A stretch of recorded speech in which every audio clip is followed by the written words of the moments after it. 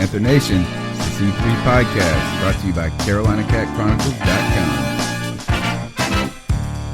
I had fun, man. Just out, you guys joking. We working at the same time. Putting the work in as a team. Like I said, I'm just glad to be with the guys. My favorite night of the week. We're gonna go out there and we're playing to win. We're not out here just to show up. We're out here to win. I don't want guys that want to win, because really, who doesn't? Nobody wants to win. Everybody wants to win. I want players that hate to win. This embodies everything that we are as a team, as an organization. Our motto is keep pounding, and that's what we do. You know what I'm saying? Hey, what's up, Panther fans? It's your boy, the Professor, a.k.a. Tony Dunn. This is C3 Podcast. Well, it's not the podcast. It is the C3 Live Draft Party. It's the fourth one, and we are going to commentate the NFL Draft to you from the fan perspective. It's where Panther fans come together. They unite, and we have a good time. I do it here. I'm here with guys from all over the world, all over the country. Mel Mayock in Charlotte. Are you excited for Draftmas? Oh, man, this is my Christmas. This is football Christmas, man. Waiting for it.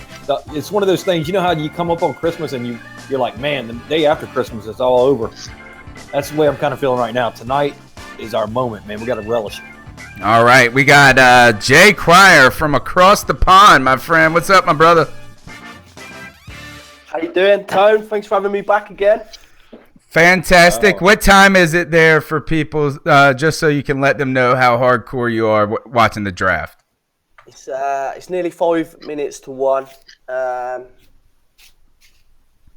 So right on. Heck yeah. All right, and we got Ken Dye here with his Panther cat. That's right. That's his name, Panther. He's the unofficial mascot. He's about to bolt at any time, so look out. All right. Cool. Well, Mel, if you can help monitor. Let me see. I see some people in the draft chat. Let me see. I see Shaquette in there, Relly, Corian, Owen, Gene. Thank you so much for joining us. If you could give us a thumbs up and let me know that the sound is okay, because that's really where, I have, guys, the studio has got 3 cameras rolling right now. Our boy Shaquette is in there. None of them seem to be working, but oh well. Anyway, guys, the draft is finally here.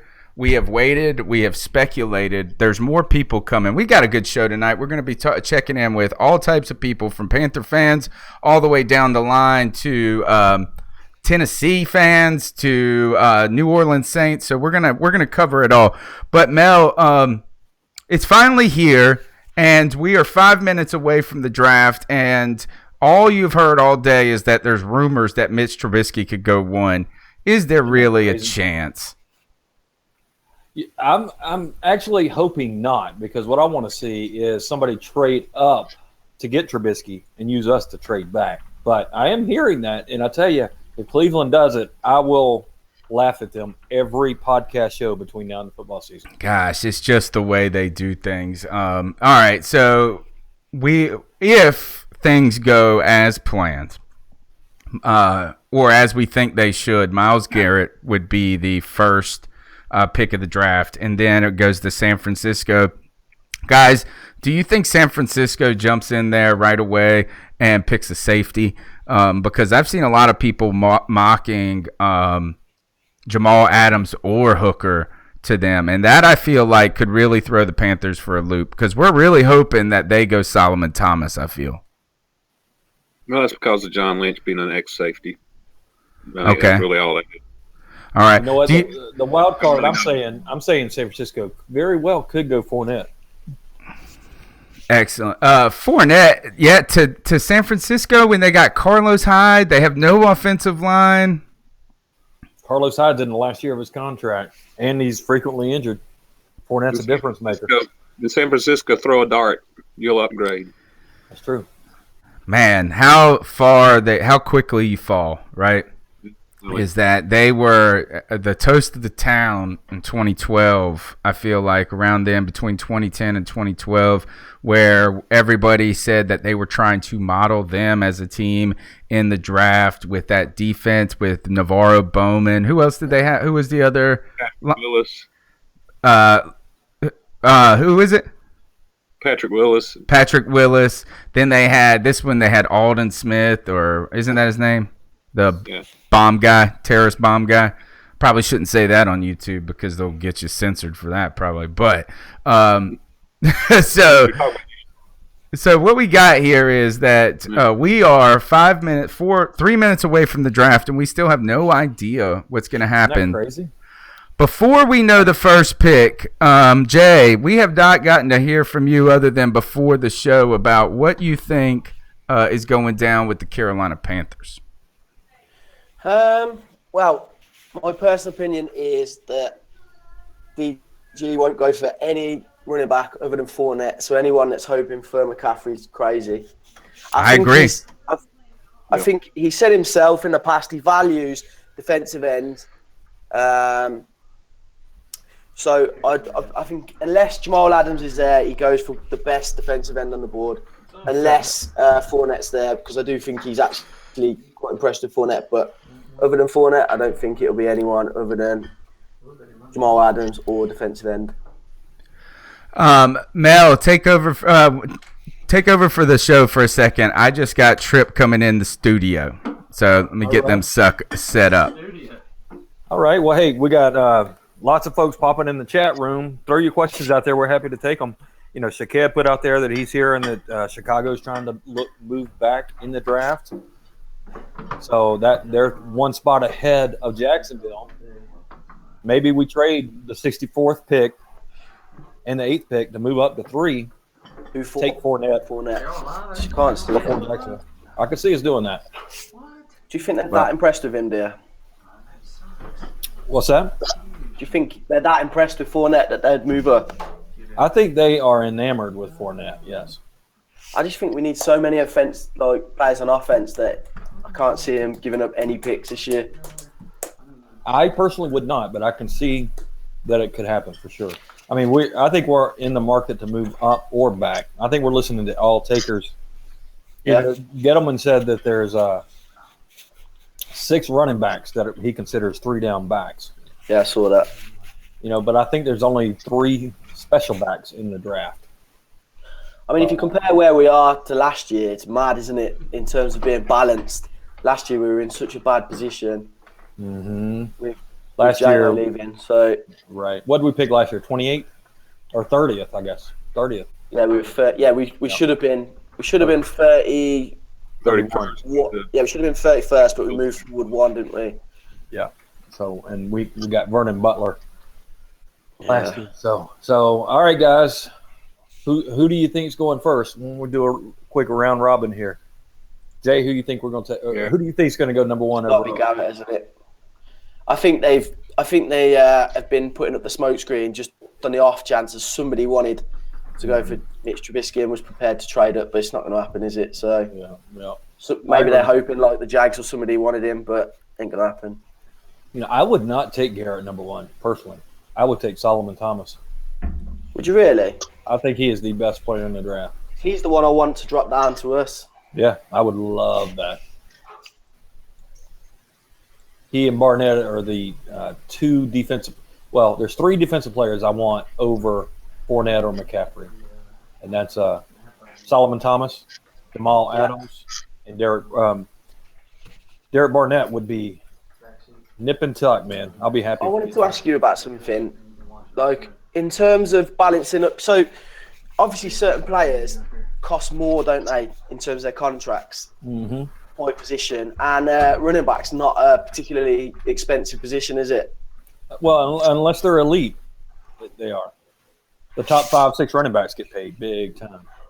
It's what we're talking when we say big time. We're talking 13, 14 million. Oh, see, I didn't realise that. See, that's what I was thinking. You go defensive end just purely because the running backs are so much cheaper. You're better off just trying to get a running back in free agency. No. I mean, somebody like Adrian Peterson, Jamal Charles. Get yourself a cheaper defensive end. That's the exact reason why I'm saying, double down on getting Fournette at any cost just about. I'd give up a couple picks for him. Really? Just because get him for 4 years, you can take him for his 5th-year option. See, the value, and then he's 27 years old. You might only have to pay him once. Might not even pay him at all. Except for that fifth year option. You're going to call me crazy, Ken, but I'd be more excited if we take McCaffrey than I would if we take Fournette. You're crazy. I love your friend, but you invited me, so I said it. All right, we'll see though. We'll see. 4 years, right? I see McCaffrey being a poor man's Jamal Charles.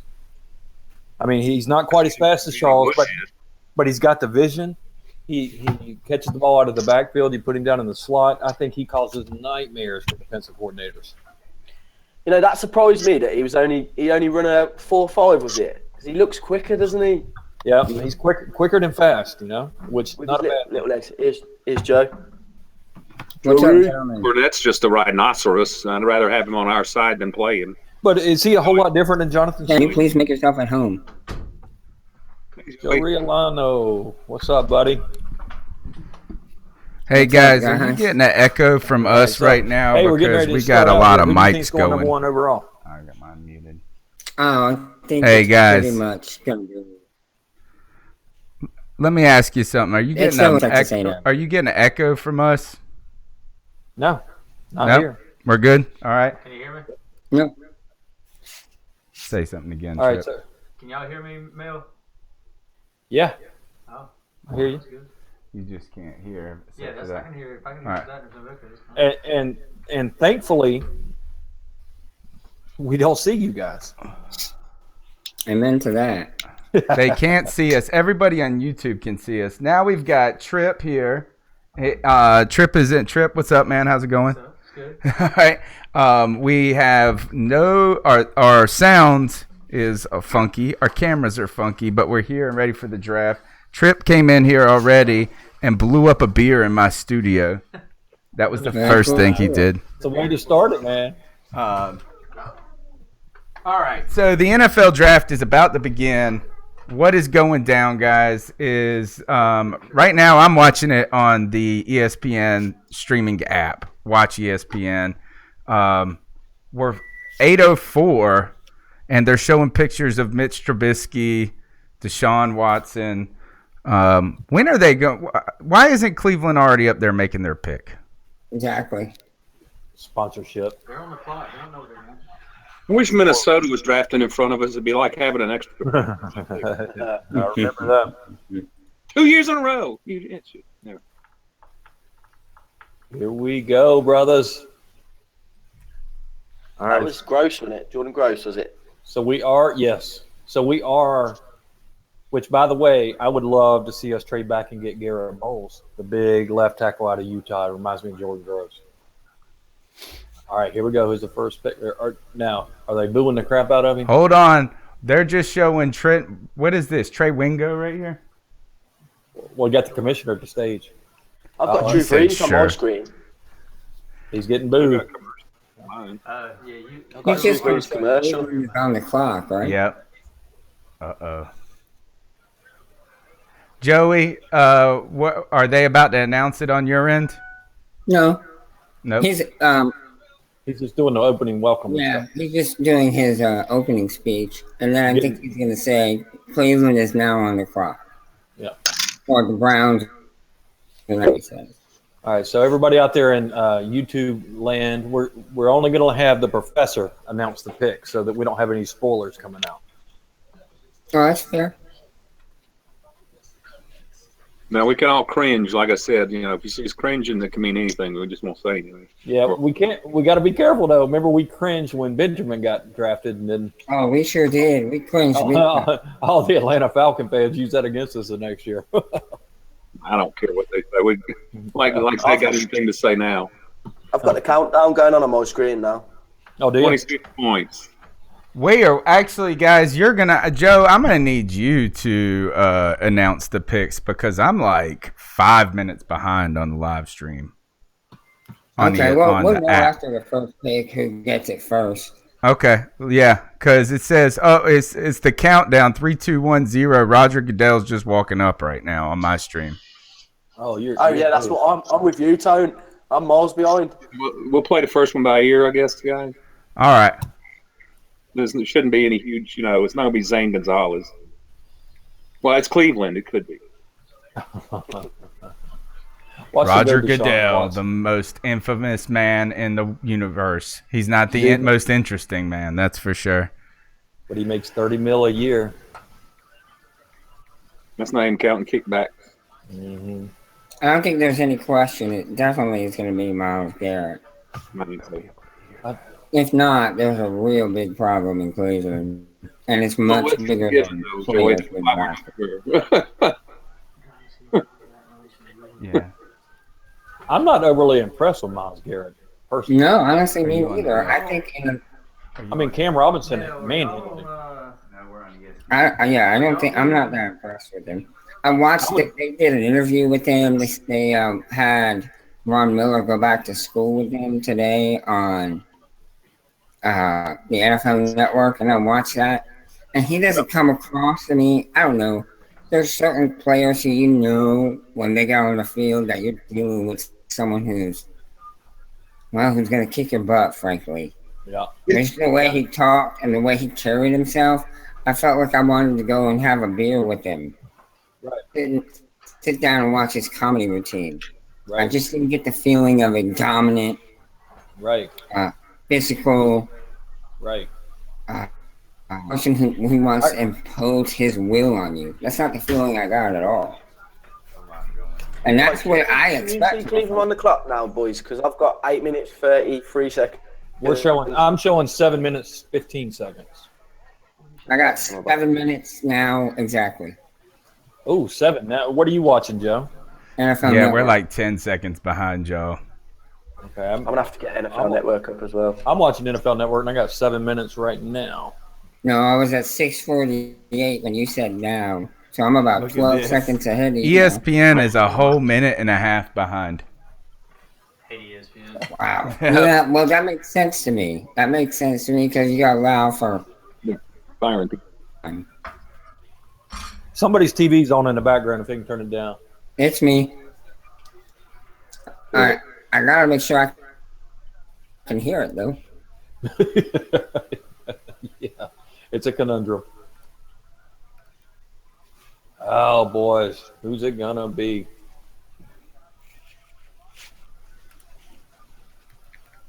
Darren Gant on WFNZ today. He says he's very confident the Panthers are going offensive heavy in this draft, including the number 8 pick.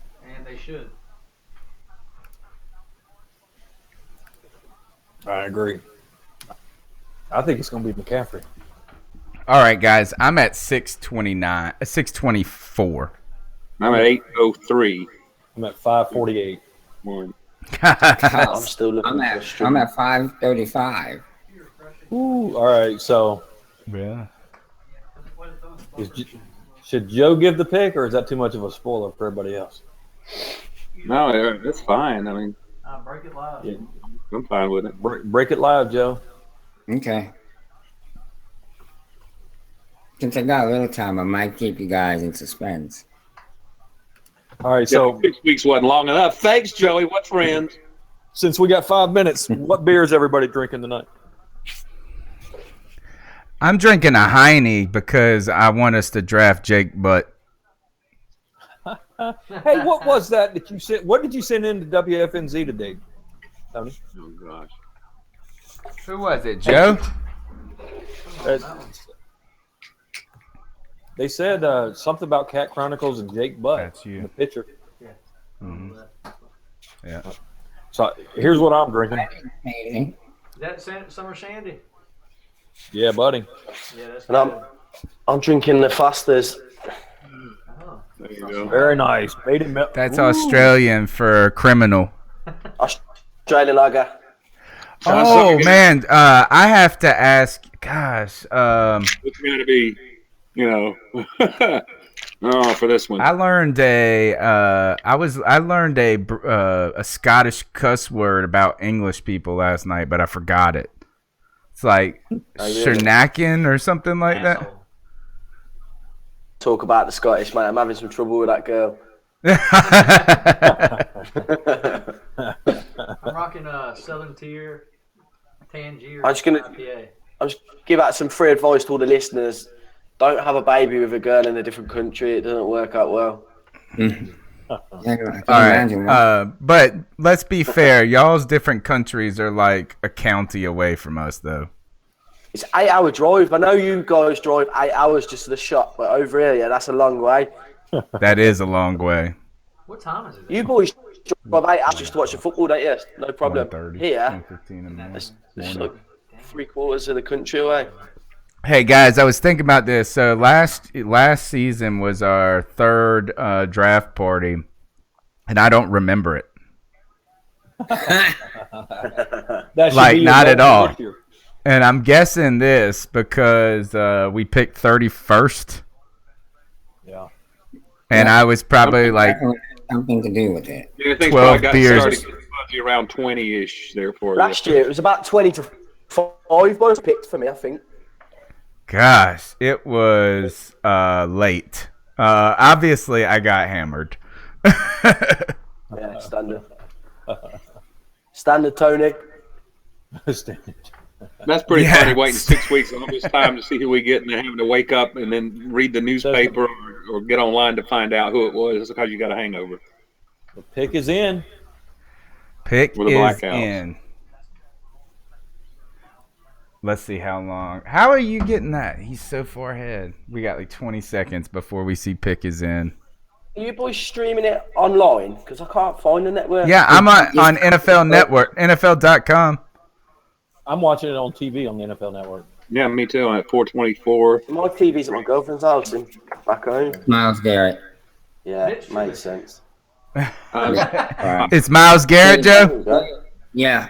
Okay, so Myles Garrett. Why do you think it's such a hard? Why is it so hard to travel 8 hours in England? Because you got goats out on the street and stuff. You couldn't screw this up.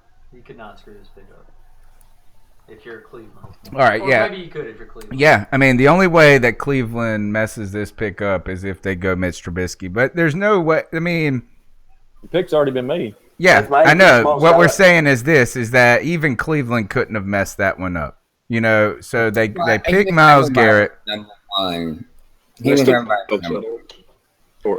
So what does that do for San Francisco is the ultimate question, or it doesn't actually do anything to them. It just I think they had to solidifies. assume- Yeah, I think they had to. Yeah, it probably reinforces their pick. I mean, Or I'm sure trade. they take Garrett here if he was all.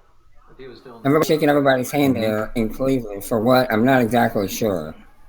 Because they all of them should be sitting still with their hands on the table, praying that next season goes much better than the previous, 20?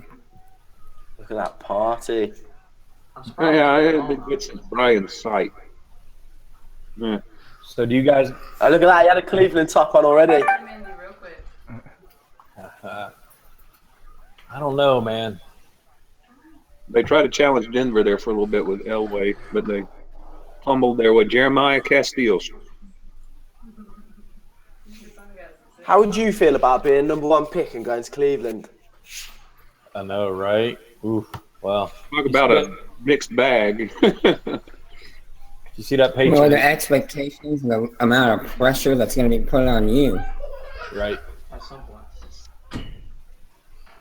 He's just been given a package. Laundry, too. Oh, it's a jersey.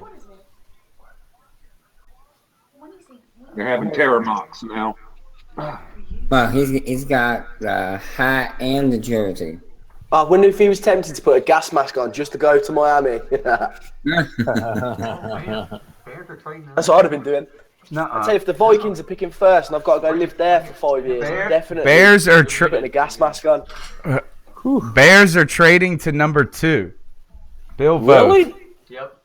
Bill Voth just reported the 49ers are making a trade. It's the Bears up to 2. Wow. They're the Bears giving Or and Solomon who they want. They're going for Jamal Adams and That would make sense. But man, why give up collateral to go up one spot? You're gonna get a great player either way. yeah, but they must have felt like the 49ers are going Adams. No, they Yeah, can't be like that. They can't say that it was the 49ers who were going to take their pick because the 49ers just traded with them. Yeah, I know, but the 49ers said, well, we're happy with either of the two, and the Bears probably fixated on. But there were probably somebody, San Francisco probably called Chicago and said, hey, we got an offer here from somebody wanting to get ahead of you. And they said, okay, we'll up the ante. Guys, we've got Sharona here. Sharona, what's up? Sharona. I know. Oh, Sharona. I know. Thanks for having me. Oh. We got Ninja here. How you guys doing? We're fantastic. So, we're all like, look, my whole room, you guys can't see me, but my whole room, my wife is in here, Trip's in here, Billy's in here, Mindy's in here. We got a whole dang, and we're all in this little office, crowded around, watching it was a studio. It is a studio. That's right. See, they come in here and they got jokes too. Yeah, the night is young. I heard you say that before as well. Yeah, I got how in the studio. This doesn't make. All right, somebody explain to me how this makes sense, guys, about the Browns moving up one pick. The Bears. I mean, Bears.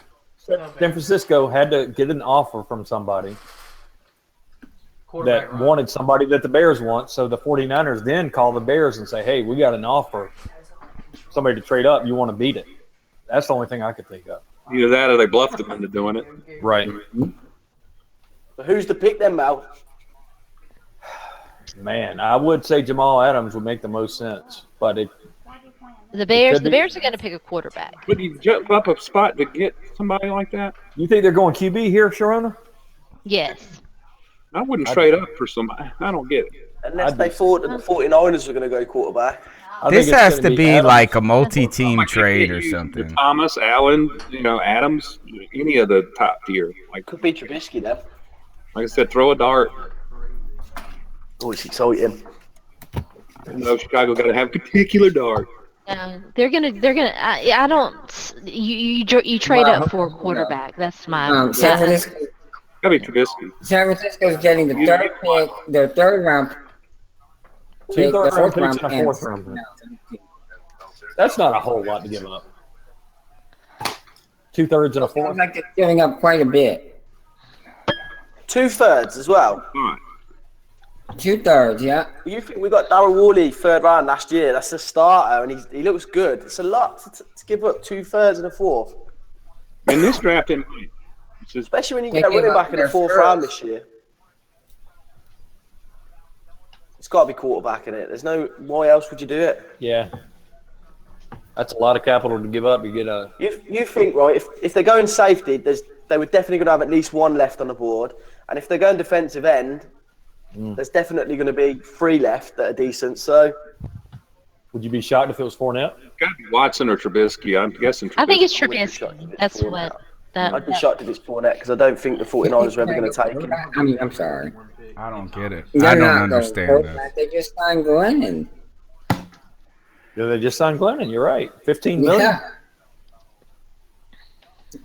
And it's John Fox, folks. It's John Fox. John Fox cannot take a Mitchell Trubisky and do anything with him. For him, it would be Solomon Thomas would be the guy that excites him. Right. I'm thinking defense. Or Jonathan Allen. Leo. I mean, I know how the Windy City, they love their big running backs. I mean, you are trading them one pick back. So Walter Payton. I guarantee you it's somebody that played college football last year. Wow. Thank you for that. You're welcome for that expert analysis.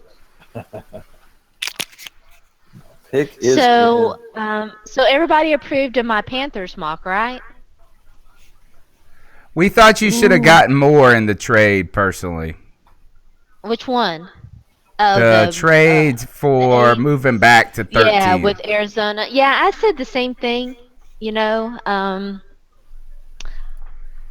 Because they obviously he was moving to get a quarterback when you see, but yeah, I was still happy because I would have taken Christian McCaffrey anyway. Right, exactly. And I said that. Yes, I told you, it's got to be in it. Well, Domino effect. You're moving up. Who was it, Joe? Come on. I told you, Trubisky. Trubisky. Hey, that's good. That's good news for us.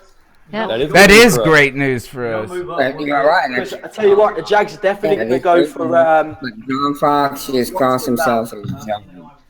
I want Solomon Thomas or Jamal Adams really bad. I'm fine with anybody being drafted whose name does not rhyme with T.O. Tourette's. God, why have they spent so much money on the backup from bloody? Because they're gonna try to ease them in. Yeah. Do you reckon Actually, this doesn't make any sense. The Bears just tried to pull the Browns. They did. That's exactly what they did. The Bears just pulled the Brown. Wow. Well, I mean, Sympathetic magic. They had Mike Glennon, who was going to be, their starting quarterback. If you think he's your guy and you don't have a franchise guy and it's not a really good, I like Deshaun Watson the best of all of these quarterbacks. I agree. Yeah. I agree. So, I mean, it really reminds me of the year that. Oh man, they're showing the Bears fans now, and they're pissed. It reminds me of the year, that the Titans took Jake Locker, the Jaguars took Blaine Gabbert. What are you gonna do? You don't have a franchise quarterback. You need one. Right. You're gonna try. You're gonna pull All right. the Let me plug ask you and this. try. Let me ask you about that, Sharono. When you say try, though, like it's one thing for franchise guys that we think are going to be franchise guys to be there, right? Yeah. But like last year with Marcus Mariota and Jamin, or the year before, whenever that was. Yeah. But this is, it was 2 years ago. But isn't this like manufacturing franchise quarterbacks a little bit? Well, they don't grow on trees, I mean, they don't grow on trees. It's hard to get them. And, when there's such a small offering out there, you're going to try and try again if you fail. And, when you look at the teams that are still struggling, you have to have a franchise quarterback. You just do. I mean, look at the Titans. Look how the Titans, improved. And it's too much of their draft to give up for a guy that only played. Look at what the Rams did with the Titans to get Jared Goff. I mean, it is crazy. I agree. You're taking a huge gamble, but A little bit of desperation. Yeah. That's what it feels like to me. It feels like a hell. You might as well be spectacularly wrong. Yeah.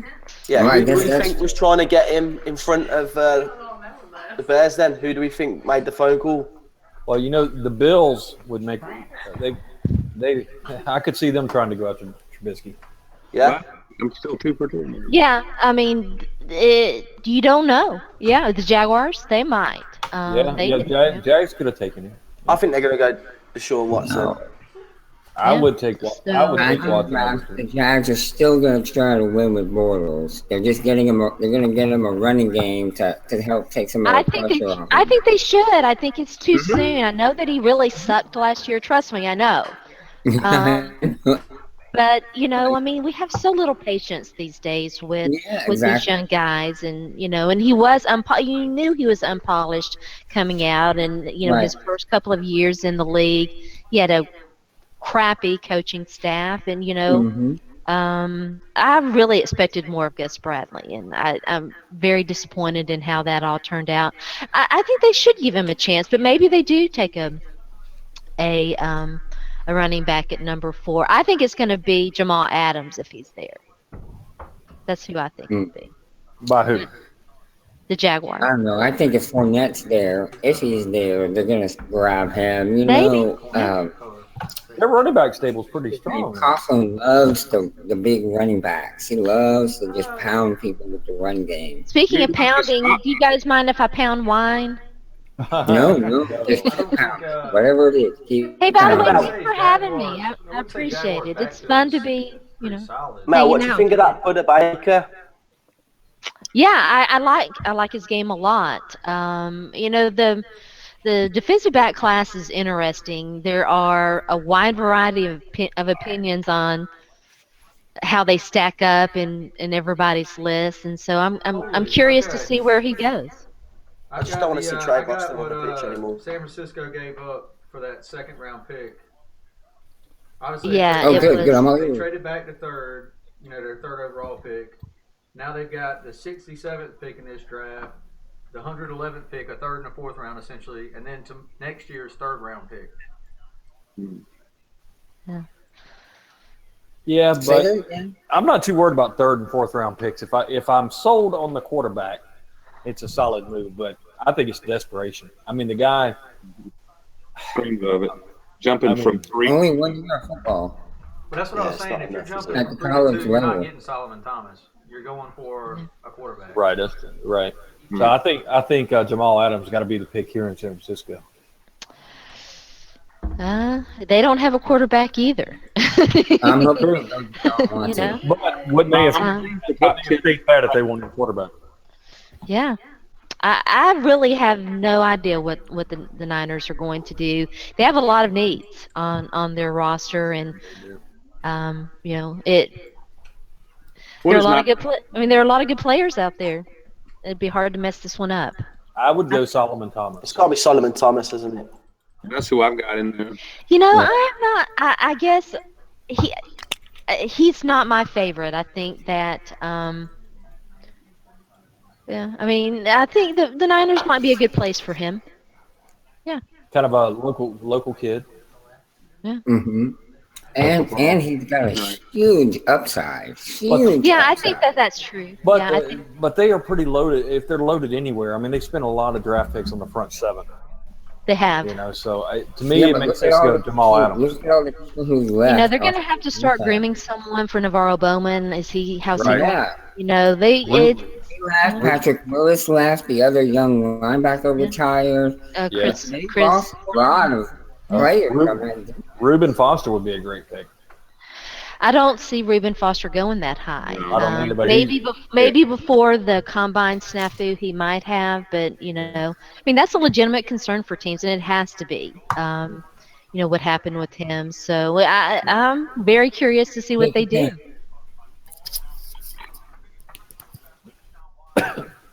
Solomon Thomas.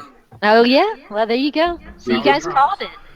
Okay, so they get their guy anyway. They move back one, right? Because brilliant move by John Lynch. Bears are trading. They're going for a quarterback. You're not trading up one defensive end unless you get Myles Garrett. Probably isn't going to be that much value to you to give away that much, right? Yeah.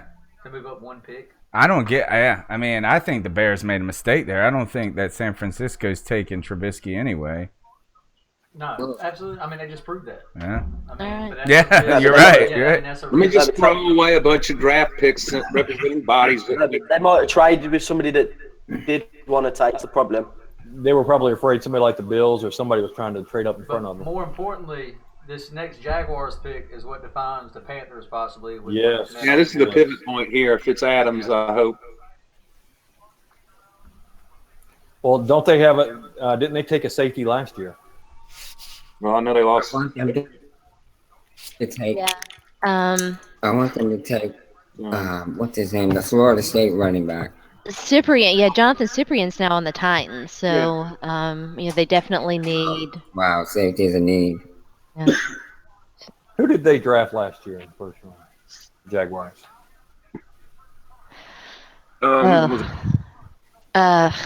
There's the kid that tore his. It was the Notre Dame. Wasn't it the kid from Florida State? Yes, Dante Fowler. Wasn't it? Fowler. No, that was 2 years ago. That was 2 years ago. So it was, I'm still back in that draft. Was it the kid from Notre Dame? I don't remember. Lord, don't ask me. How much wine are you in? I just started. Yeah. All right. When you cover the draft, it's you're tweeting. It's so crazy. It's so nice to be just chilled out and not. So what do you guys think? Everybody, you think it's going to be Fournette here to the Jags? That's the consensus. Because if it's not, I don't think so because everybody else thinks that it is. And every time everybody thinks the same thing, it's always wrong. That's very true. Here we go. Picks in. They didn't take long. Okay. We'll see what it is. I'm hoping it's Jamal Adams. But yeah, hey, I wouldn't mind Jamal Adams falling either. That's who I want, Jamal Adams. So I hope it's not him. Yeah. Yeah, I want him going to Carolina. Well, he won't. Yeah, I doubt he gets past St. Louis. L.A. We're just now seeing Solomon Thomas going out. There's only one thing that's going to settle the McCaffrey Fournette debate between Panther fans, and that. They got Miles Jack last year. Oh, that's right. Man, I so hope that. That was second round. Oh, my mic is mute. I so hope that McCaffrey and Fournette are on the board at 8, and they pick Jamal Adams. Hey, I'd be happy with Jamal. I'd be happy with several guys. That's what I'm saying. It'd be really hard for the Panthers front office to mess this one up or not. I mean, I think we're going to get a player no matter what. You know, we're going to get a guy. This is interesting. The fellows from Over the Cap are saying that the Bears will now have about $47.5 million guaranteed in Glennon and Trubisky.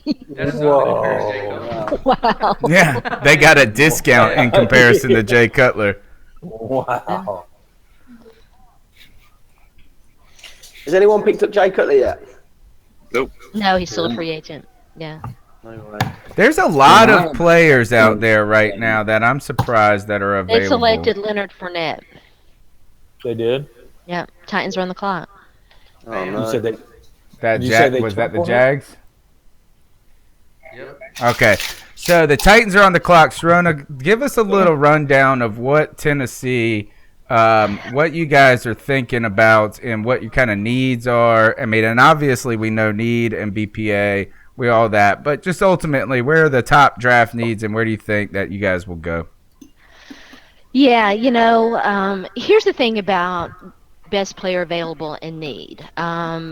If you're not looking at your roster and looking at what you need, you're a pretty piss poor general manager. Okay, you definitely want to pick the best, the best players that are going to fit your your team schemes and what have you. But you're not going to pick all cornerbacks. You're not going to pick all running backs. You have to keep roster construction in mind. Right. Now, in terms of what the Titans are going to do, cornerback is a big need. Inside linebacker is something that they've got to address. Wide receiver. Goodell's coming up to a microphone. Have they picked already? Okay. I'm Let's see surprised what it that the is. cornerbacks have dropped in this. Like, I felt like the Lattimore. I thought Lattimore was going to be the guy. He said. Oh, you Who? suck. Who is it?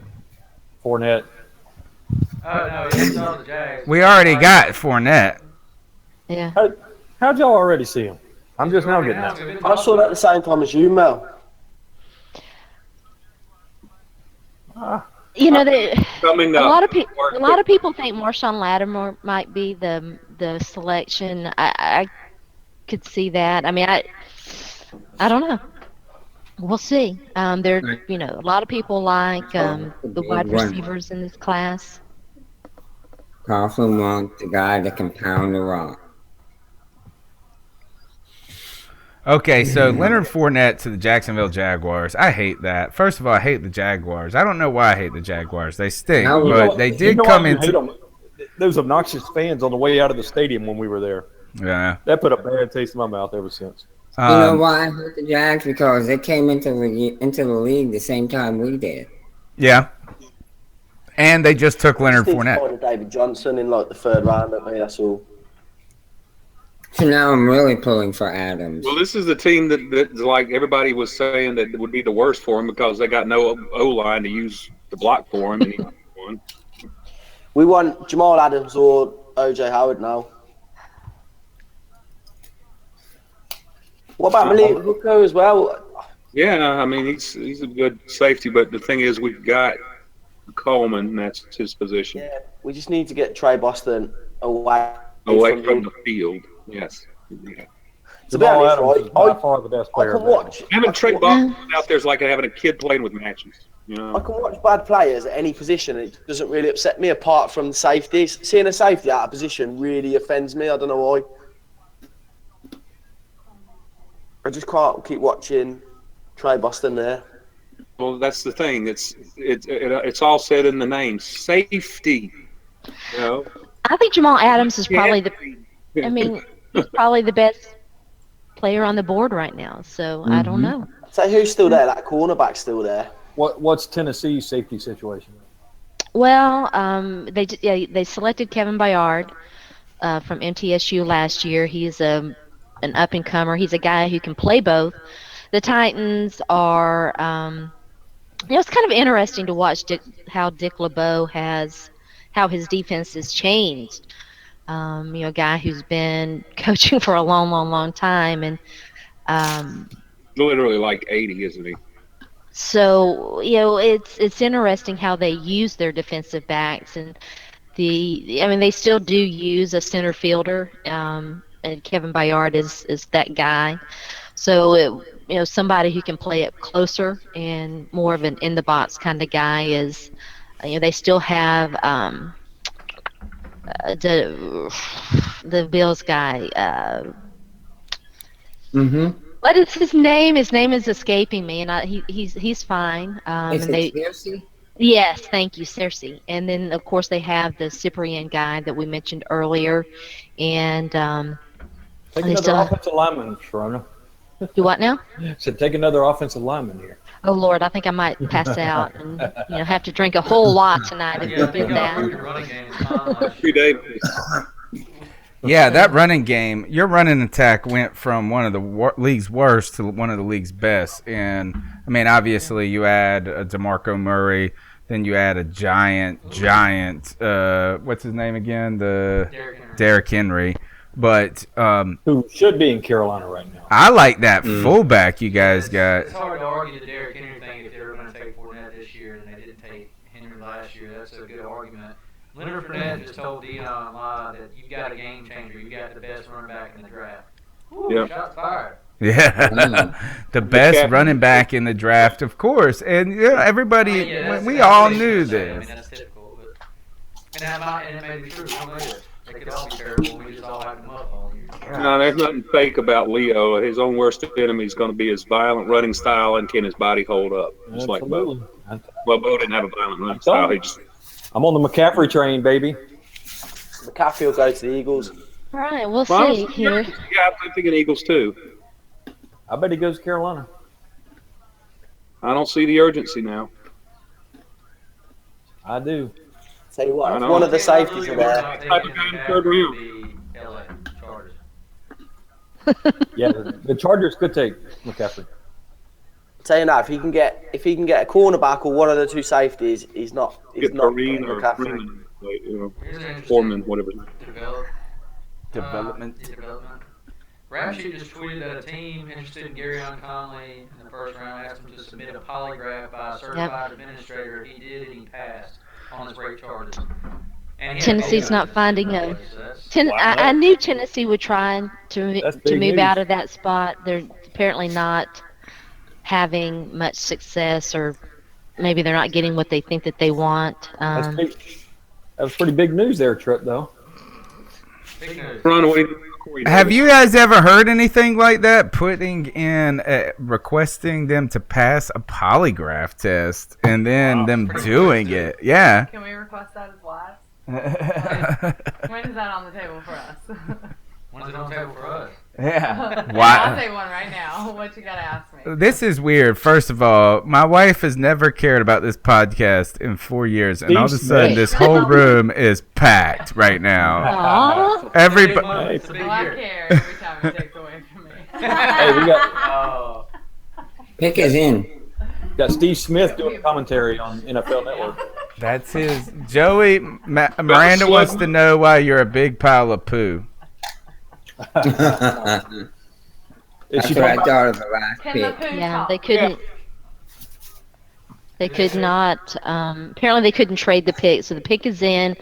We'll see who it is. I'm saying it's going to be either Lattimore or Adams. See, I'm miles behind here again. Doing what I did. Yeah, they still have 1:04 on my screen. Minute 34. Why'd you go from 5 minutes before me? I'm watching it on Okay, Twitter. guys, while we get the Tennessee pick in, we got Peter Panessy in right now. Pete, what's up, my man? What's going on, guys? How y'all doing? Hey, Fantastic. what's going So you trade out of the 2 spot to the 3 spot, and then you get the guy you're going to pick at 2. That's pretty dang awesome, isn't it? Took Corey Davis. That's highway robbery right there, if anything. I mean, you look at Oh my God. the 49ers weren't going to take Mitchell Trubisky. Everyone knew Hey, that. tell you what, Jamal Adams is folding. Yeah. Corona, I was trying to ask you twice about Corey. Oh, well. Okay, so hold on 1 second. Corey Davis at 5, it sounds like. Wow. That's what I had. Corey Davis? People Yes. said there's no wide receiver worthy of top Shut 10. that is. I had Okay. All right, we'll talk about this Corey Davis pick in 1 second. Here, let Pete just tell us this, because I know you can't stay long, but tell us why the heck the Bears would do this. I don't know why they would do that at all. I'm starting to think about this. I'm like, okay, if I'm trying to figure out what happens with the Bears, they had to read the smoke from the 49ers knowing they weren't going to go at quarterback at number 2. But apparently the smoke screen worked. The Bears, for some odd reason, must think, hey, look, this is our guy. There's a chance the 49ers take him. And the 49ers wind up with 3 mid-round picks, 2 this year, 1 next year. They need players, and they just got a chance to cash in on some prospects in at deep positions like cornerback, running back. So excellent move by John Lynch. You get the guy that you want at number 2, a pick later, and highway robbery, absolutely. Any idea why the Bears would do something like this? If you know, I'm all ears. It's a weird move, but hey, I'm not complaining. Okay, well, if you hear something, will you tell us? Yeah, absolutely. Okay. Not a problem with that. Yeah, let us know for sure, please. Because it looks like they just spent a lot of money on draft capital to go get a guy who was 8-5 in college. Yeah, and that was a weird thing. I mean, if you're going to invest all that money in Mike Glennon, who hasn't started a game since 2014. Yes. And I mean, hey, I get trying to find his replacement, but it looked like they were going to commit to Mike Glennon for the long term. And if I were the Bears, I would have thought, okay, you get your quarterback maybe in round 2, or just say, hey, you know what, we're going to worry about this next year. Kind of like what the 49ers probably would do. But hey, you find somebody that wants to move up. Plus now Chicago's jacked up in the salary cap at quarterback. They're spending a quarter of their cap at quarterback. Yeah, and you wonder if that's going to come back and bite them.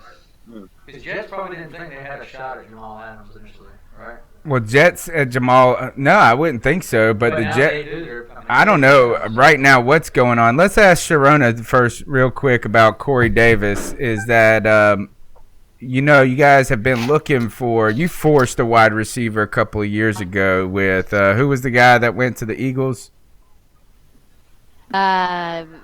DGB Dorial Green. Yeah, Darrell. Yeah, the guy with all the problems, who is a physical phenom, but just probably kind of dumb. That's what I'm guessing. But so you get Corey Davis, wide receiver out of Western Michigan University. This guy has crazy college numbers.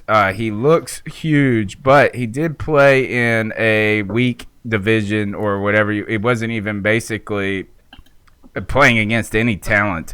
How do you feel about this pick, and are you concerned about not being able to see a lot of him prior to this? I don't like the pick. Let's just get that off the board right now. Dang. They have far greater issues than wide receiver. And he's not even the best player on the board right now. So it's just stupid. Tell us what you really think. So yeah, we'll see what they do now. All right, so who would you have rather go with? Look, right now, we just saw on Twitter that say that again? Cleveland is trying to trade for Kirk Cousins right now. Whoa. Out of Washington. Whoa. And okay, so all right, so Pete, any last words before you got to bounce out about what you guys are thinking now? Well, now it's going to be all about value because you got, assuming the 49ers don't trade back into round one, which I don't know if they will. I think they're going to be more about acquiring draft picks. You look at what happens at number 34, and if all the talk about Reuben Foster falling, that's a possibility. There's Buda Baker, safety. That might be a good fit at number 34. So that's probably the projection. You're still going to see more defensive upgrades probably over the next 2 picks the 49ers use, and then they'll tackle a running back probably in the middle rounds. All right. I know you got to go right for the Bleacher Report. Tell everybody how they can follow you, Pete. Hey, go check me out at Peter Panacy. Panacy. Go check out my stuff over at Bleacher Report right now, 49ers Draft Tracker, as well as NinerNoise.com. You can find me both there. And as always, a pleasure, guys. It's always fun coming on. All right, thanks a lot, Pete. You have a good one. All right, Sharona. So let's go back to Sharona now. The Tennessee Titans have their first pick. You guys picked a wide receiver. You said you were upset about this. Who do you think could have made, maybe not who do you think could have made a bigger impact, but why? Because it does seem that wide receiver has been something that you've had difficulty filling. I guess the question is, is your concern that we just don't know enough about Corey Davis to say that he's this top guy? I just think that when you look at this draft top to bottom, you can get a Corey Davis later. Okay, he's not he's not a number 1 wide receiver. He's a fine player. At number 5, it's absolutely insane. Too high. It's way too high. And again, he's not even the best player on the board right now. So I don't like it. It's a mistake. It's going to end up being a mistake. You can mark my words right now. And so. And now, we'll see what they do. Trip. I mean, Trip right here. We've got Trip in here in the studio, and Trip is a big Corey Davis fan. I won't argue he wasn't the best player on the board because you're right there. He wasn't. But I completely think Corey Davis could end up being a wide receiver 1. Now, obviously, your Titans better than I would know the Titans. But I don't think, like I said, I agree with you. He probably wasn't the best player on the board, and y'all definitely needed some defense in the secondary.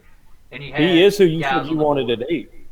He is who you said you wanted the Panthers to take. Yeah, a couple months ago, I was wanting him as a wide receiver playmaker. But I think he can be a wide receiver 1, and he could really actually help Mariota. You already got a run game. You put him in a play action. I think it could help the offense. But I know you're talking about secondary. Your team. I heard compare him to a John Taylor. If he could become a John Taylor type player, then sure, I'm sure you'll be happy. But he doesn't have Joe Montana nor Jerry Rice. Or Jerry Rice on the other side. Jets just took Jamal Adams. There you go. All right, Jamal Adams is off the board. So does the pick. All right, this is crazy for the Carolina Panthers because now everybody who has slipped and nobody has slipped. Hooker and Allen. Unless I heard somebody today on the NFL Network said if Marcus Lattimore falls, the Panthers could be real interested. Marcus. So basically, does that mean that McCaffrey's off the boards for Carolina? No. Why do you say that? No. I think he never. I'm just wondering if you guys think they're going to go defense now. No, I think McCaffrey is like 50% chance here. Oh my gosh! What about O.J. Howard? Is there any chance for him at Carolina? Yeah, right now in the YouTube chat, Kevin Ketchy is saying that he believes it's down to Howard or McCaffrey. I still think that the Panthers could surprise us with Derek Barnett. I think it's down to Barnett or McCaffrey. Barnett, then I hope. Man, you mean for the Panthers? Yeah.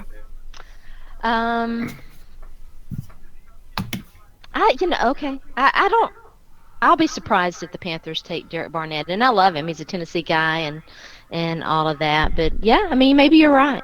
They need an edge rusher for the future. Right now, they're starting Charles Johnson. Yeah, and you're talking about this isn't just an edge rusher. This guy is the most productive player in Tennessee history. broke Reggie White's record when you got somebody in the same conversation. Yeah, he did it in White. 3 seasons.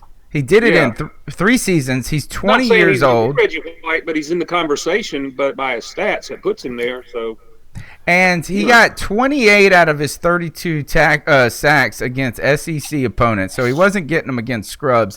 And then on top of that, he put out this letter. Did you guys get an opportunity to see the letter that he wrote to NFL? He put out like essentially a cover letter talking about why he would be a good selection. And I'm going to tell you this, is that all the people have been saying that Christian McCaffrey is the squeaky clean prospect where he's smart, he's physically gifted, he's all of this. And O.J. Howard. Yeah, I put Derek Barnett at the top of that list because this guy does every single thing that a team has asked him to do. He is unselfish. He's motivated. He's a team guy. And he then goes out there and puts out a well-written – I mean, I'm sure he had some help, but, I mean, I would have had some help too. But the point that I'm making is that ultimately you've got a guy who the numbers are there, the work ethic is there, the attitude is there. I think that Derek Barnett is going to make a fantastic NFL player. I do too. I mean, I do, but I just thought that, you know. Hopefully, our Panthers, and I don't mean to interrupt you there. I just hope our Panthers are on the phone trying to trade back here. I just think that from the guys that I've seen the Panthers draft, he doesn't fit their. I think he's a fantastic player. Don't get me wrong, but you know, he doesn't test well. If that makes any sense. And from my review of the Panthers draft and what they've done, they seem to go for more athletic types, like the Mike Williams to the Chargers via Twitter. What's his name? Allen's always getting hurt.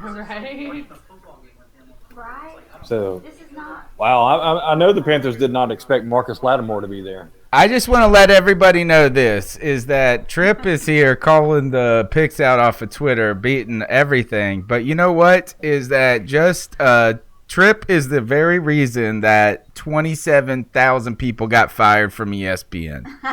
Because everybody stopped watching television and just started watching Twitter.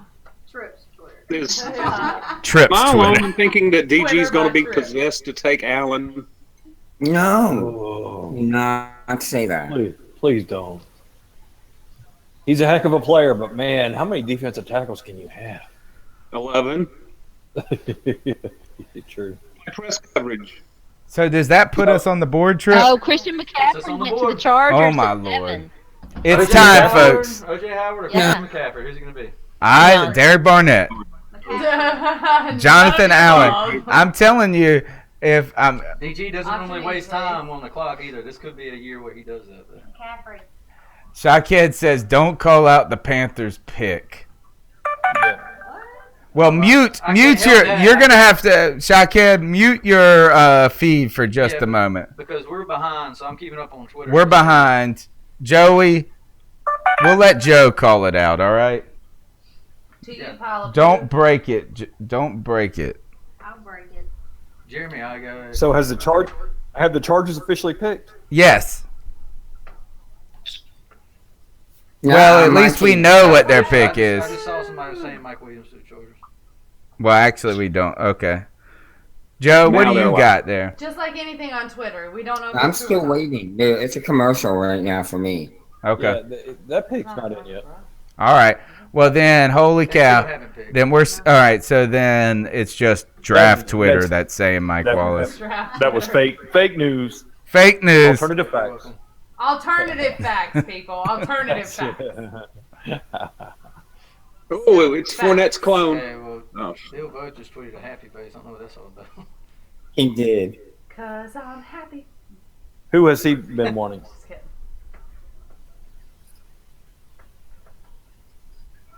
What? We're all nervous, man. We're so nervous right now. Yeah, somebody said. Don't forget the folks on YouTube. Somebody said that David Newton account is fake. What's that, Joe? I don't watch David Newton news. I was hoping he'd be one of the ones fired off ESPN. No, you know they don't pay him squat. Right.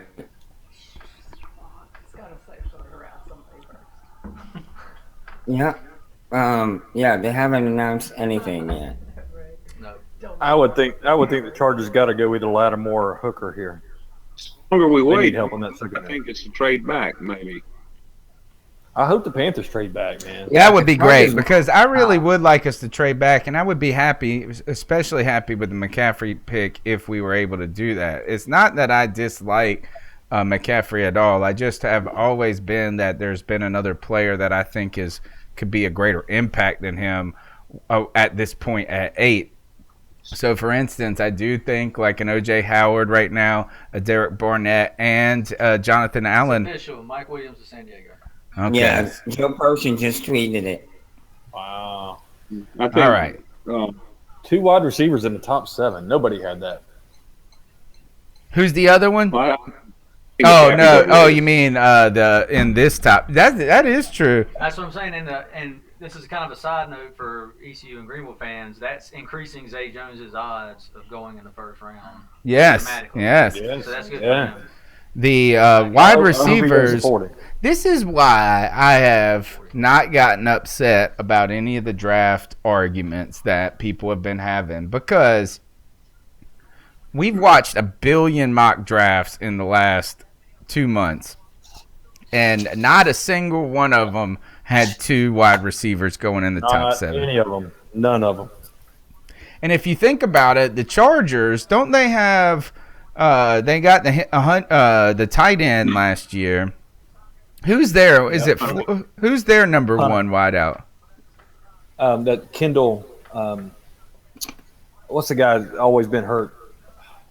Anyway, Keenan Allen. That's what I was saying. Allen. Yeah. That's Yeah. So those guys. All right. So I'm just seeing the Chargers selection on my screen right now. I'm just now seeing them on the NFL Network. Yeah, coming up, Chargers pick live. Really? All right. So nobody So not say really the live. Panthers pick.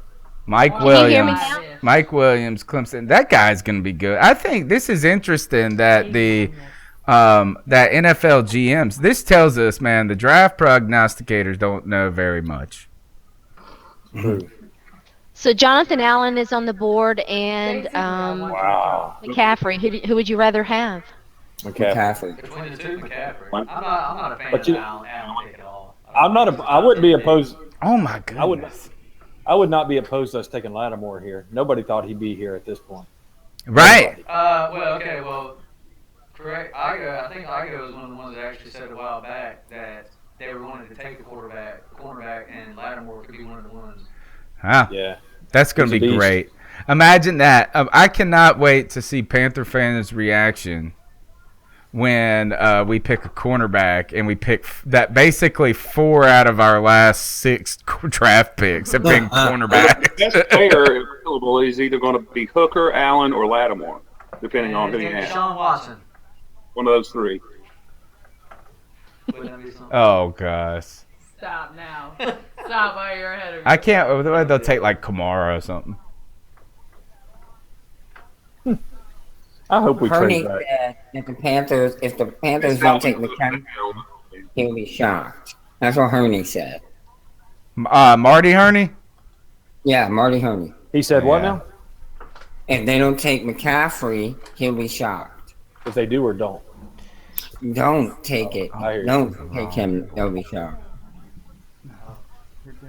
I think McCaffrey will set us back. I don't think he'll help. Oh, you're so wrong, my One of the man. things here is here's to Marty Herney, is that has he not been watching the Panthers draft for the last 3 years, is that you don't have any idea what Dave Gettleman's going to do. That's true. Come Definitely don't. Well, he could take Allen here. Oh, I'm telling you, watch out. There's a chance.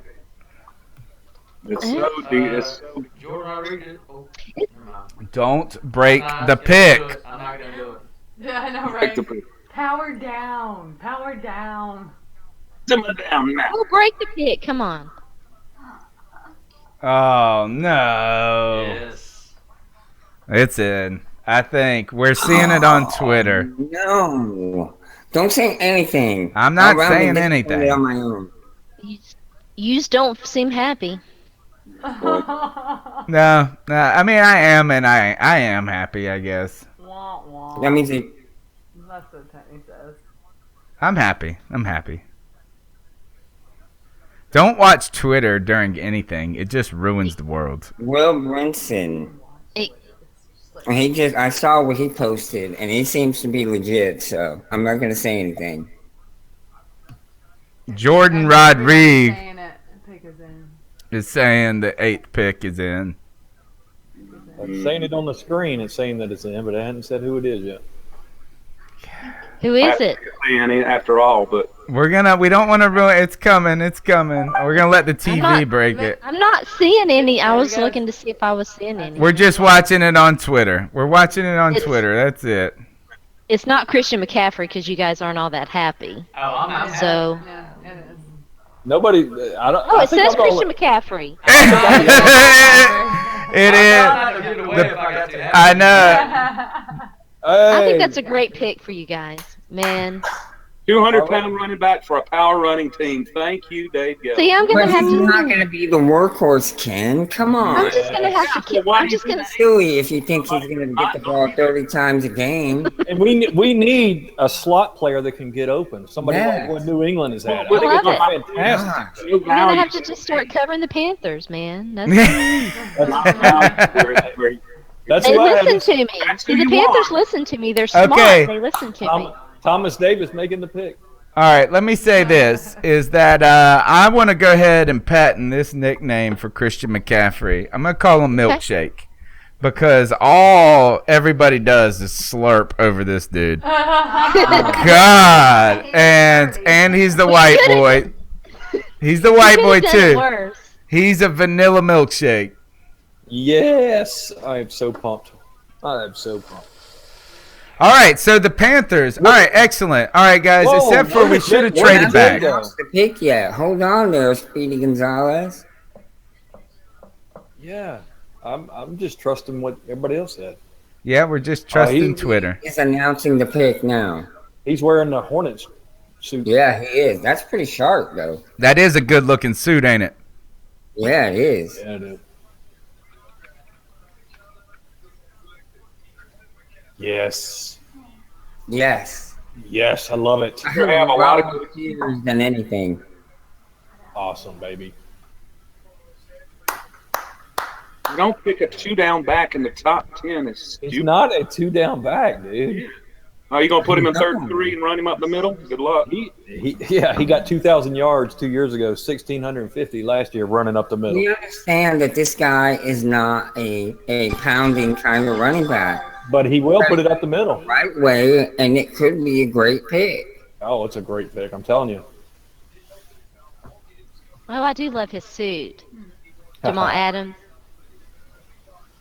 Okay, so Christian McCaffrey, 205 pounds. He is, as NFL.com is describing him, the Swiss Army knife of picks, of players.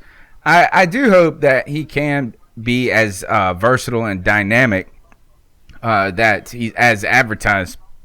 I will go ahead and say this. My one fear about McCaffrey, and maybe Dave Gettleman just alleviated it, and that is that as it's not about his talent, but as defenses as he faces in the NFL are a little bit more are faster linebackers, faster cornerbacks, faster defensive ends, that makes his game look a little less dynamic. But it seems like Dave Gettleman believes that this guy can be, maybe it's not play the speed on the 40, but the speed in the pads. Yeah, that's where you come up with that quicker, more, quicker, better than more than fast, or whatever that motto is. But I think this is a great pick. It opens up the offense so much more. It's going to take pressure off him. It gives him that option of just dumping the ball off, and that's something he's going to have to incorporate because he has gone through struggles of doing that. And that's something he'll have to do. But lining him up and getting him in mismatches in the slot, the outside, possibilities. It's endless. Right. All right, Joe. Look, they're calling him a 4-down back because he can return punts. So there you go. Take that. See, I'm not on the necessary notion that he will be maybe the first year he'll play some special teams, but I don't think with them taking him in 8th, they're looking at him mainly as a running back, and they're not going to want to risk an injury at Sure. special teams. So I think that might be a little bit maybe overblown. If they use him that way, that's great. He's great at it. But you're risking injury there, and that's not something you want to do with a guy you took at 8, primarily as a running back and motioning out to the slot receiver position and so forth. Mel, I know you've been high on Christian McCaffrey the whole time. And you know what is I do want to caution people because I think everybody's going to be like, oh, Tony's the Debbie Downer and all this. No, it's not that I don't think that Christian McCaffrey is a great player. Is that I just had my own other favorites that were, in that 8th spot. I was really hoping we could have traded back. It doesn't seem like though, Mel. I'll ask you this: is why is it that we picked Christian McCaffrey, and second, how come nobody else wanted to trade with us for a QB? Well, that's a great question, and maybe they did, and maybe we didn't. Maybe they didn't offer as much as we thought was needed or deserved for that pick. I mean, who knows what? I'm sure they took some phone calls. I'm sure Cleveland was calling in, Buffalo was calling in. I think Cleveland would have made the most sense there, but it sounds like they want to go after the Redskins quarterback, so that may have slowed things down. But McCaffrey, I tell you, the hint was given away when Coach Herrera talked about evolving this offense. And the reason I even am more excited about McCaffrey than I would have been about Fournette is he changes the offense. Lattimore is Jonathan Stewart 2.0. He's a great running back. Fournette. Yeah, I'm sorry, Fournette. But McCaffrey brings something the Panthers have never had, and that's somebody who can catch the ball out of the backfield. That can, you can use Stewart and McCaffrey at the same time, and then call the plays at the line of scrimmage depending on the personnel. So it's going to be exciting. Go trade up and get in Jokic. Yeah, I'm with you. So I think as with Jay, I was with you, Jay, before this went down. Is that I didn't think that McCaffrey was going to be a DG type of player, right? But I just got to say, he just goes to prove that we just can't guess what he's going to do, can we? Well, he's just gone completely against everything that he stood for. Some of us can guess what he's going to do. No, I'm with Jay. Is that I think I agree is that he has always said that type of player isn't the way I think you win. Yeah. Christian McCaffrey. Basically stood for he says you run the ball, you stop the pass, and you. Who said McCaffrey can't run the ball? We're not saying that he can't run the. Well, okay. I mean, he carried the ball on average of 25 plus times a game. He had 2,000. 2,000 rushing yards 2 years ago. He had over 1,000 last year. And these were he shredded Washington's defense, who had the number 11th ranked defense. Rushing in the nation, and he shredded them on the not just through the air, on the ground. All right, so but what he stood for the last few years though is just he likes the big players, he likes the big players, he likes defense first, and then he goes and invests a number 8 pick when there's a number 1 cornerback, a good defensive end still, and he goes and puts it on a tiny running back. I'm not saying he's not going to be a good player, but it's just against what you'd expect him to do. It's almost like he did it to spite us. Yeah, but you know what? Lance Taylor, isn't it? That's what it is. But you know what? The new wide receivers coach was a coach at Stanford. Yes, Lance Taylor. Yeah, but he had to have known McCaffrey better than anybody, and apparently get him and listen to him. Oh man, John Ross goes number 9 according to Twitter.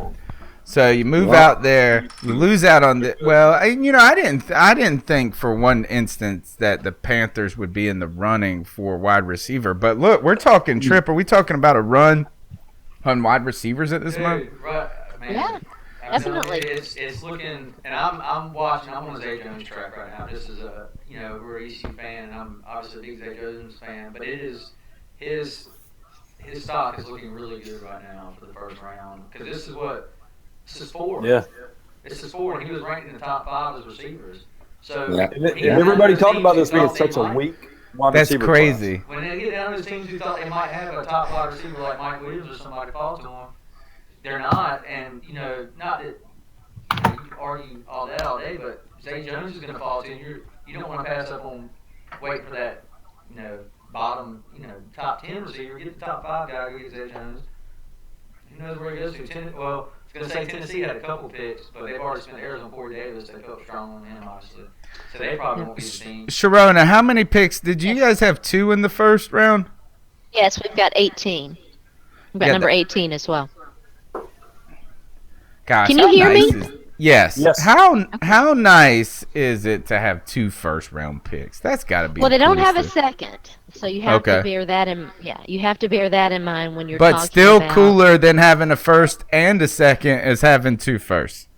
Well, it's better than not having a first or a second too. So which I mean, there's a team. Is it the Vikings that only?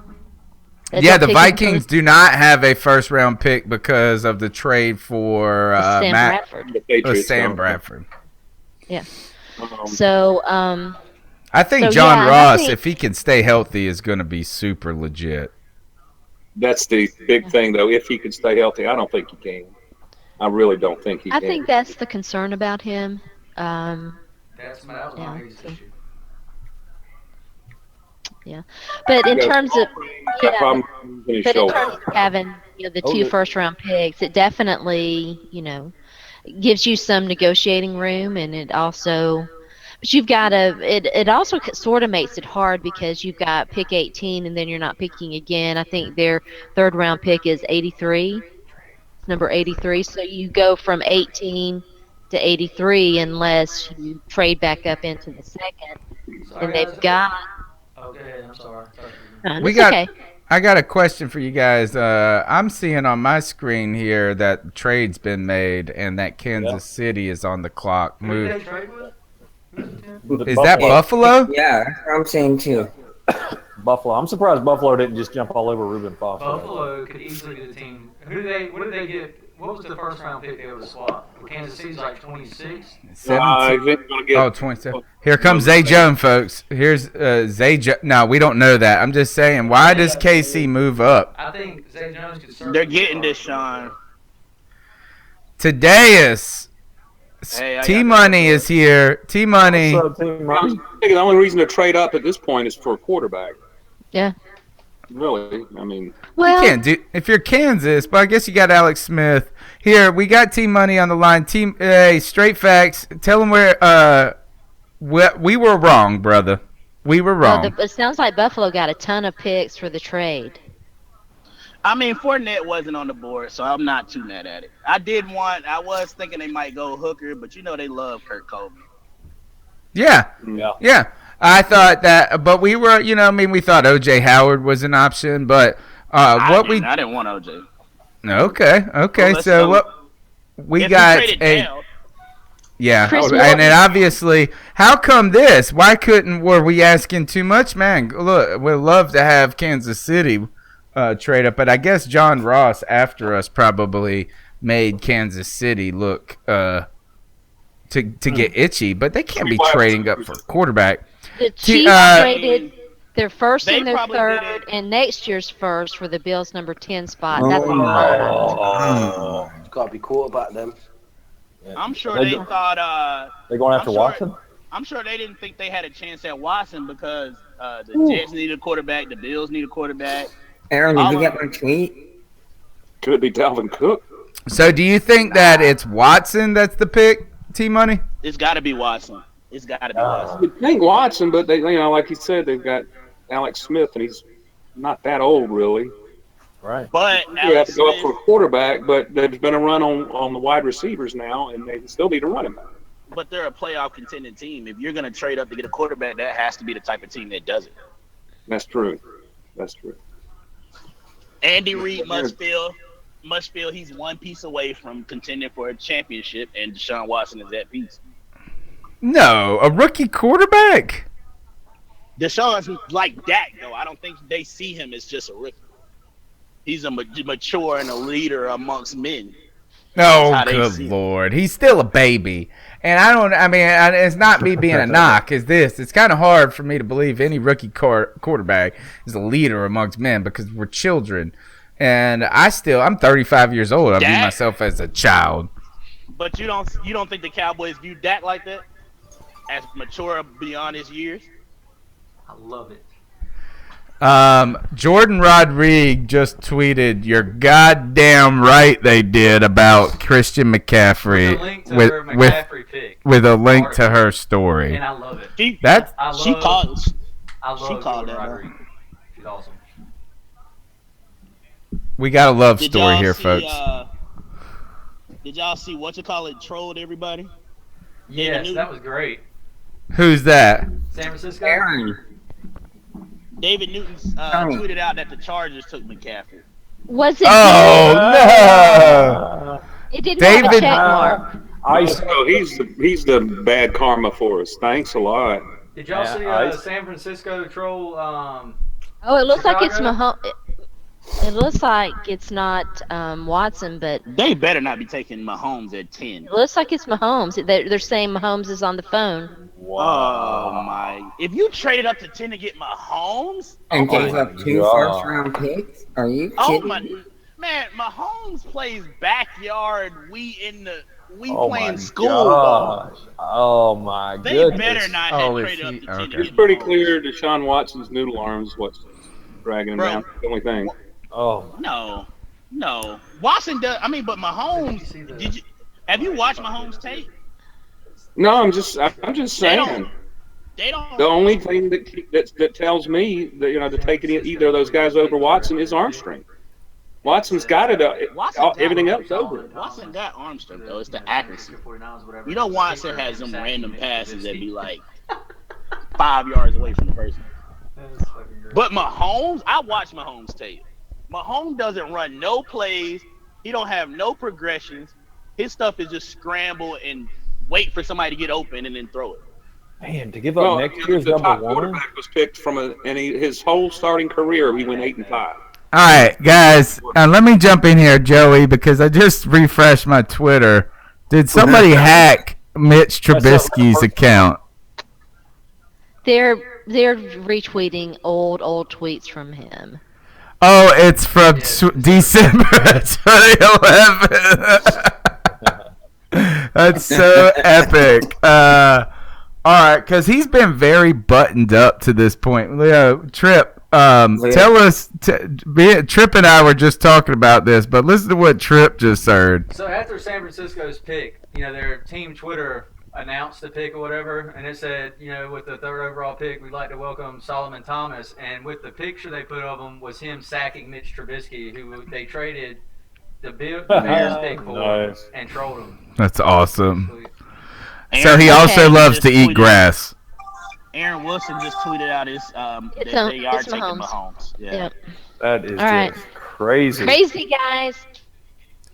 All right, Sharona, you got to get out of here. Sharona, tell them where they can find your work real quick before you go. Well, you can find me on Twitter at Sports by Sharona, and you can check out all the draft coverage that I've done to this point at Inside the Pylon, and that's pretty much it. So thanks again, guys. It was fun. Thanks a lot. You have a great evening. Take care. Good night.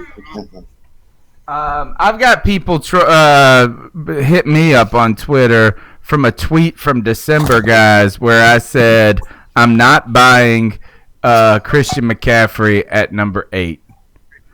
December. Well, he sure has risen up way big time. He really has.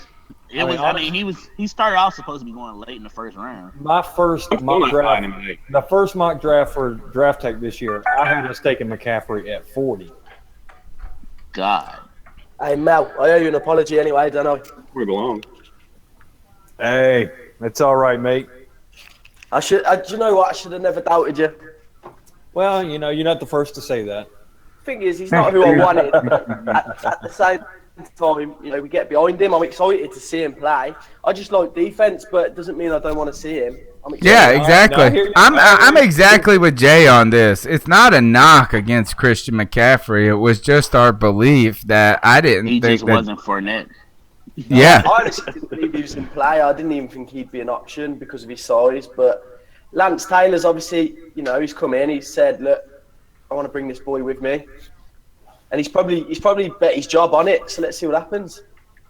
What gets me is a couple people made the point defenses are getting lighter and faster, and I'm thinking, okay, so we're followers now getting lighter and faster. No, if you want to lead, you get heavier and stronger up the middle and travel and get Fournette. They don't have an answer for that. If they're getting lighter, we did look slow last year, though, didn't we? We didn't. This is, you know what? This is something that we've never seen. I've never seen the Panthers. Yeah, it's exciting. Like so it's exciting for a change because, to be fair, last year, going back to the Super Bowl, watching us, we just looked useless on offense. Yeah. At least he's got someone completely different, and at least we've got a slot receiver now as well, haven't we? So let's see what he does. Absolutely. You got to be able to spread these defenses out these days. I watched him running routes at the combine. What was not on Fournette? Not a shotgun runner. Well, it's out the window now, but that was the thing. And what's that? That's the spread, baby. Well, but if you watch Stanford, they're technically in shotgun, but it's still power football. Right. If you watch Stanford, they still have fullback and all your linemen and tight end and all that. McCaffrey is a between the tackles runner, believe it or not. He ran between tackles more than not. Let's look at it this way. I'll say about that. Who would you rather have running the ball this year, McCaffrey or Mike Tolbert? Say that one more time. I said, who would you rather have running the ball, McCaffrey or Tolbert? McCaffrey, because I've been against Tolbert for like 4 years. Yeah, I can't stand him. Tony, you hate Mike Tolbert. Because he sucks, man. He does suck as a blocker. Than we were I this did time notice that last year. The more I watch games from last year, he does suck as a blocker. I told you. I want to see him run the ball He was again. awful as a blocker, man. I just never want to see Trey Boston. I never want to see Mike Tolbert. Whoa, don't diss Trey Boston like that. That's my dude.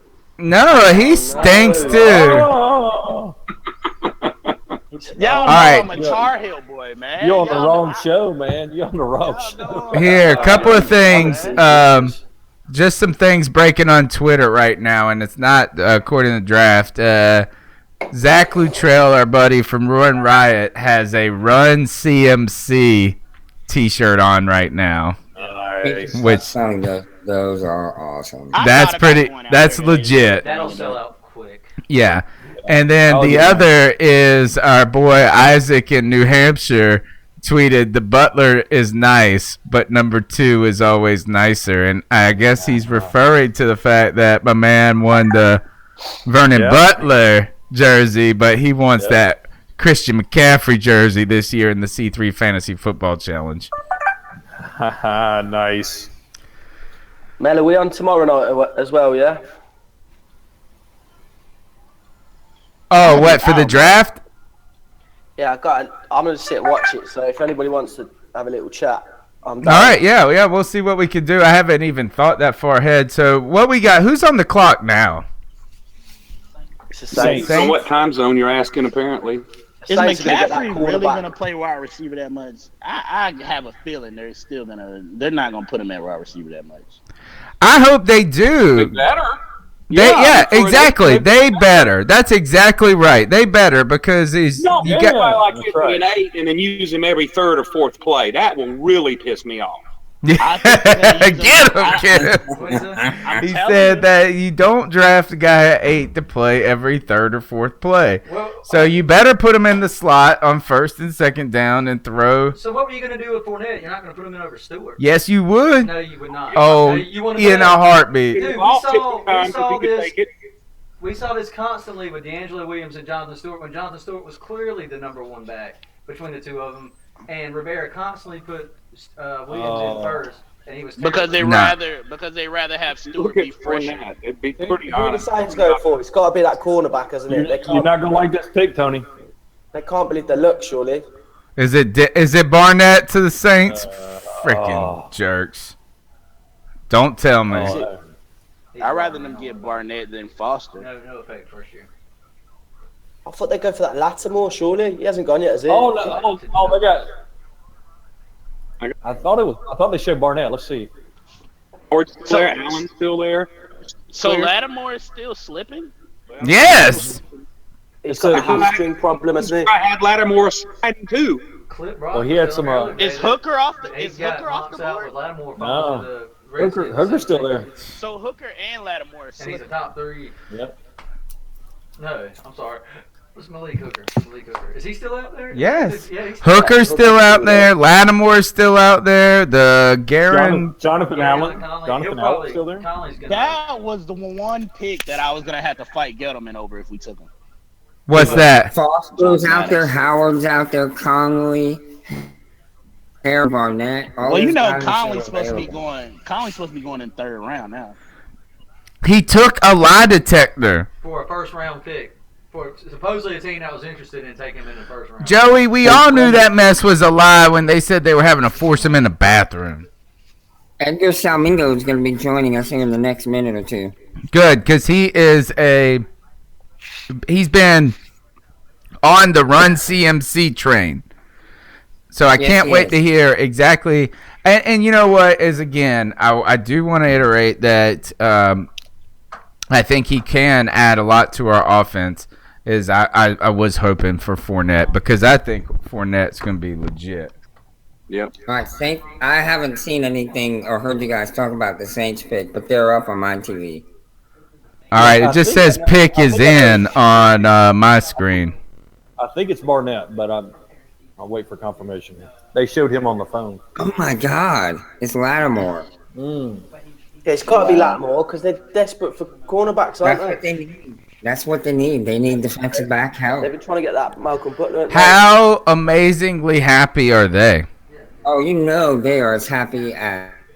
Well, I know one Saints fan that wanted. I know one Saints fan that wanted Tre'Davious White. I can't believe that. But they could not have thought that Lattimore was going to be there. No, they could have not thought that Lattimore was going to fall to them at 11. Well, everybody had him going to the Bears at 3. Right. That's where I thought the Bears were going to go, was defense. Yeah. I still don't understand that Bears trade. I don't either, man. Yeah, the Bears. Why did the Bears do this to everybody?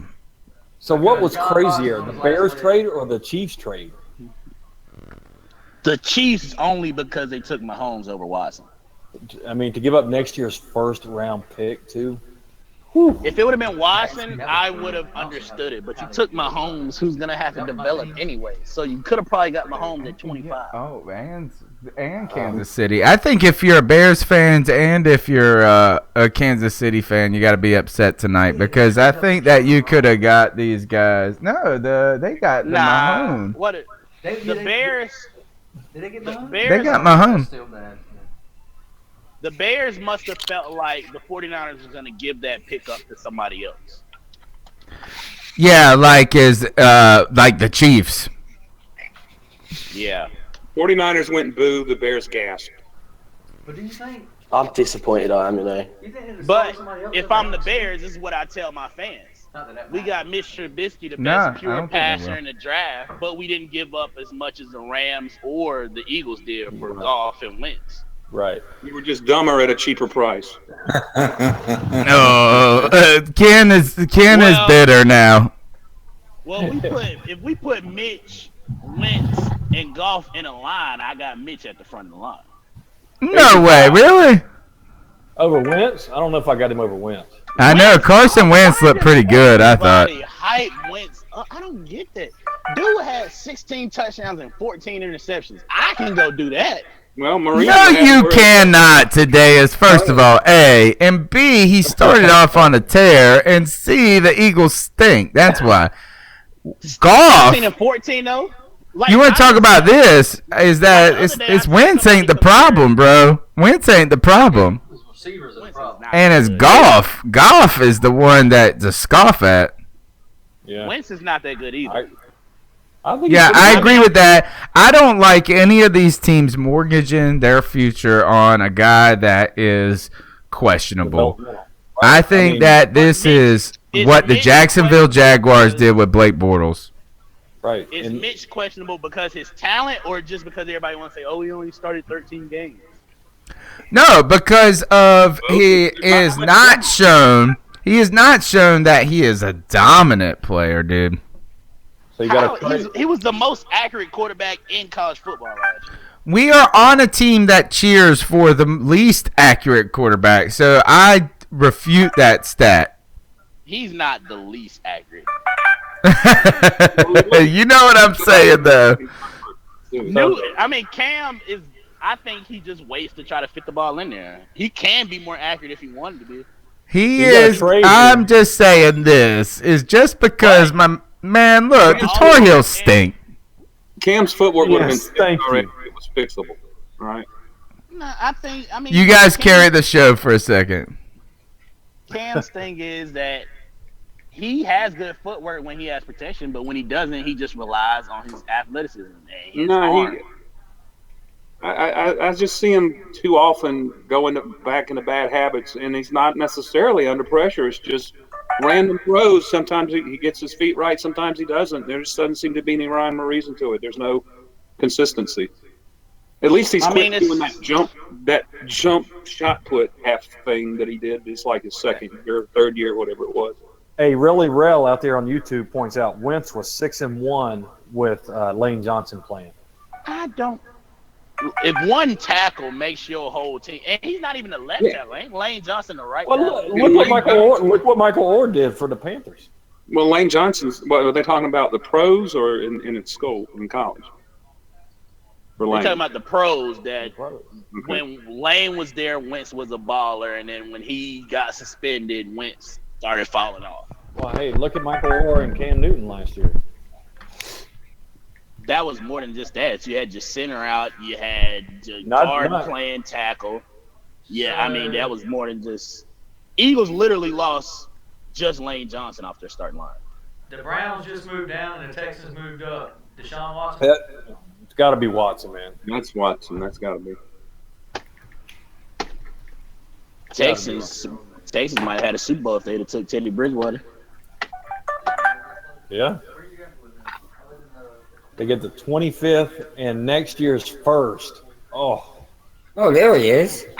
Hey, guys. Yes, sir. Edgar Salmans. What's happening, buddy? How are you? Hey, what's up? What's up? I'm great. Good. This is our fourth annual draft party hanging out. I think most of us are happy. Well, I'd say consensus, most of us are happy with the Christian McCaffrey pick. Some people would have wanted to go another direction, but I'm still happy about it. One person in particular thinks it's a bad move. But I wanted to get your thoughts.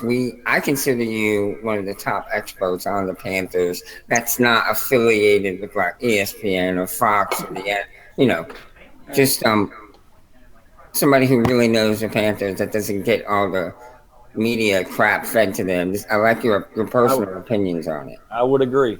Oh, thank you guys, and thanks for inviting me to the party.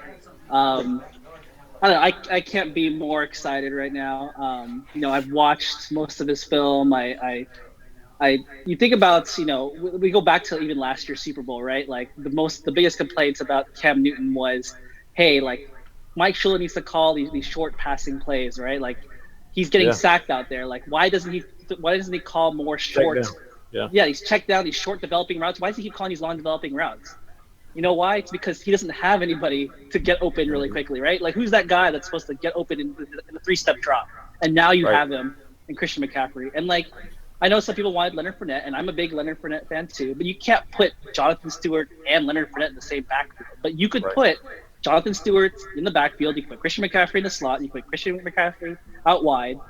And I know, and I get this, this concern that Mike Shula won't know how to use them. Like Mike Shula doesn't know how to do this. Mike Shula doesn't know how to do that. I don't buy that. Yeah, I don't buy that either. Really. Taylor, I can't see it. Yeah, and you know why I don't buy that? It's because of Lance Taylor, the new wide receiver coach that's on the offensive coaching staff. Like, if anyone knows how to use him, how about the guy who gave him an average of 30 touches a game and knows how to use him for, almost 3,000 yards beyond scrimmage? So I just can't be more excited.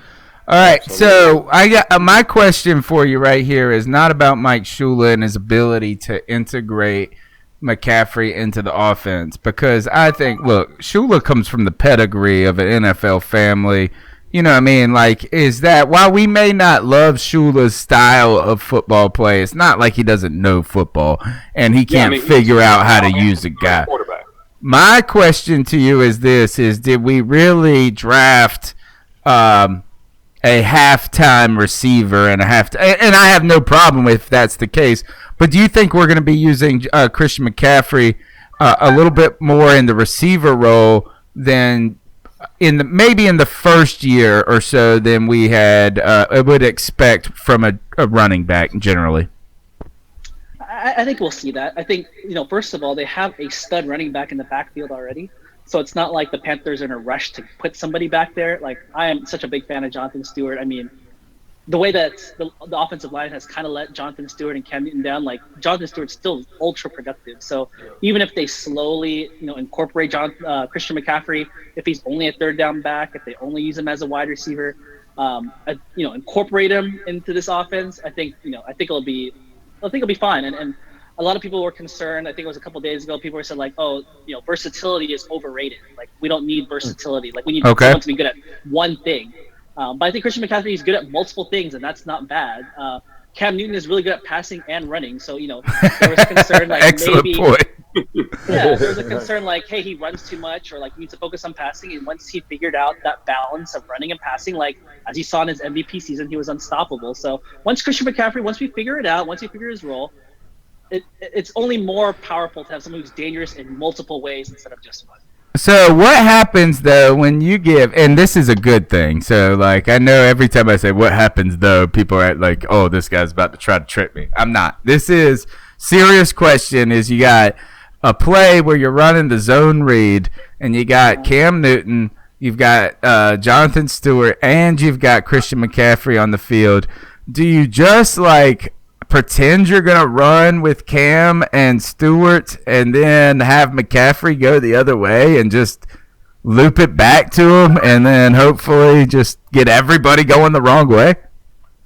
Yeah, definitely. Or I've seen those plays where it's a complete play action and they run McCaffrey on a wheel route, or they run McCaffrey just, a vertical route down the field, and who can stop them, because you have to account for keeping a linebacker back for Cam Newton. So, we've always talked about Cam Newton needs to lessen his touches or lessen the hits he's taking on. So that example you gave of a sample formation. And look, the Panthers draft isn't even done yet. Like, if they come away with another tight end, like a David Njoku, I don't know if he's drafted yet, or Evan Ingram, like, put that on the field with Greg Olsen. And now what do you do? So it's just very exciting about where this offense could evolve. And they talked about evolve a lot, and it's very exciting.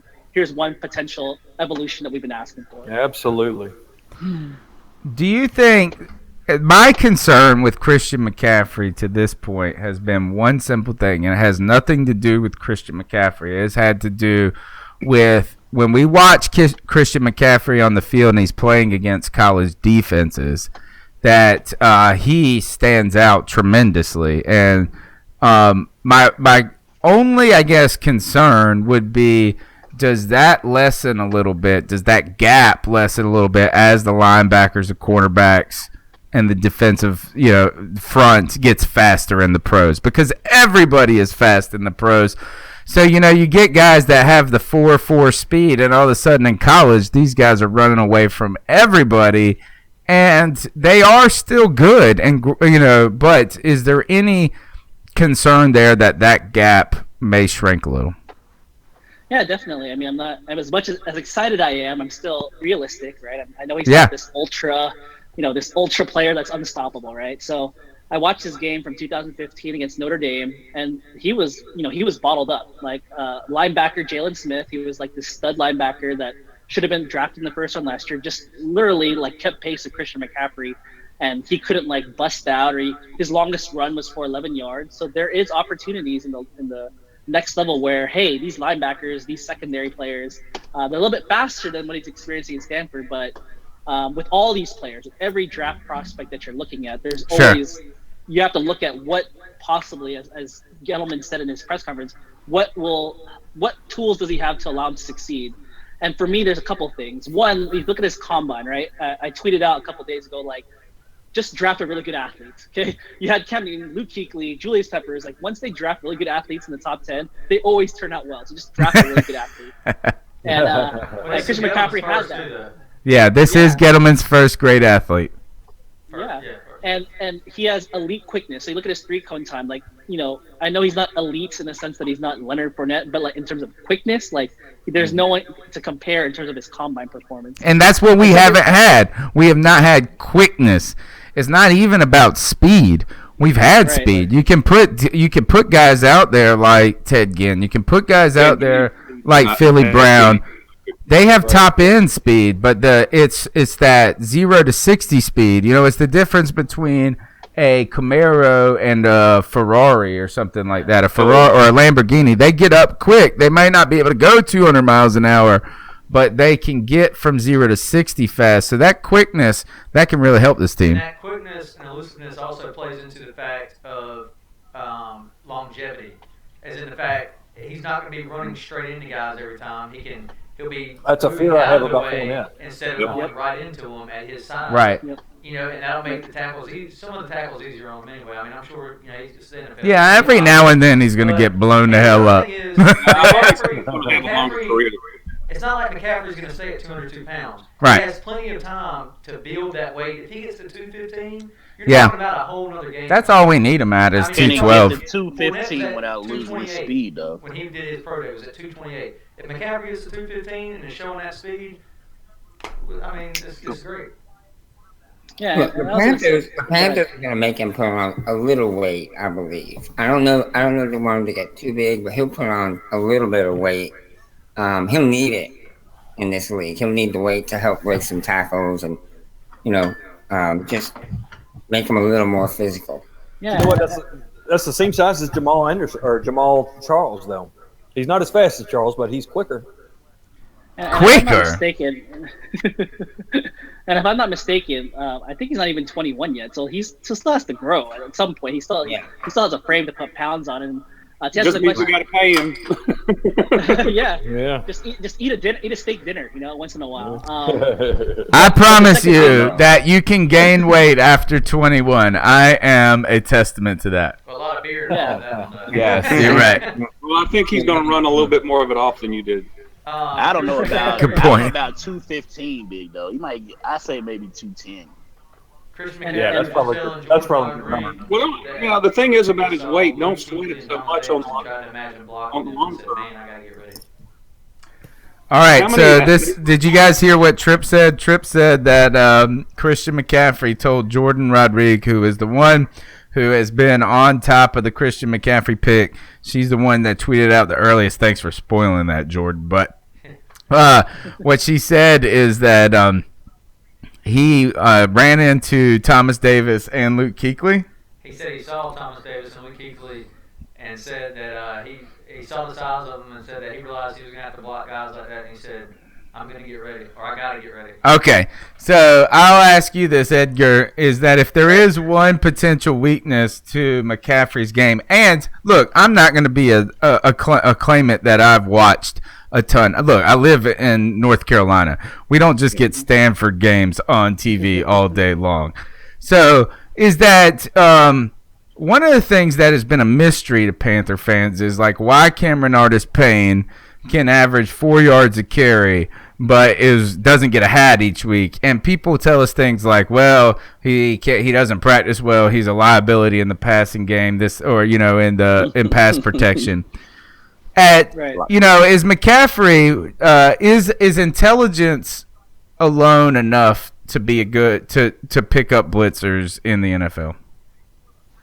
Well, I'll say this: that it's a common I want to say misconception, but a common train of thought when running backs come out is a criticism will be, hey, this kid doesn't know how to pick up blitzes, or this kid doesn't know how to run block. And literally, at least in this modern era, like literally every running back struggles with how to pick up blitzes at the next level. Like it's a part of like them being small. It's part of them coming from spread offenses. It's part of it like the experience.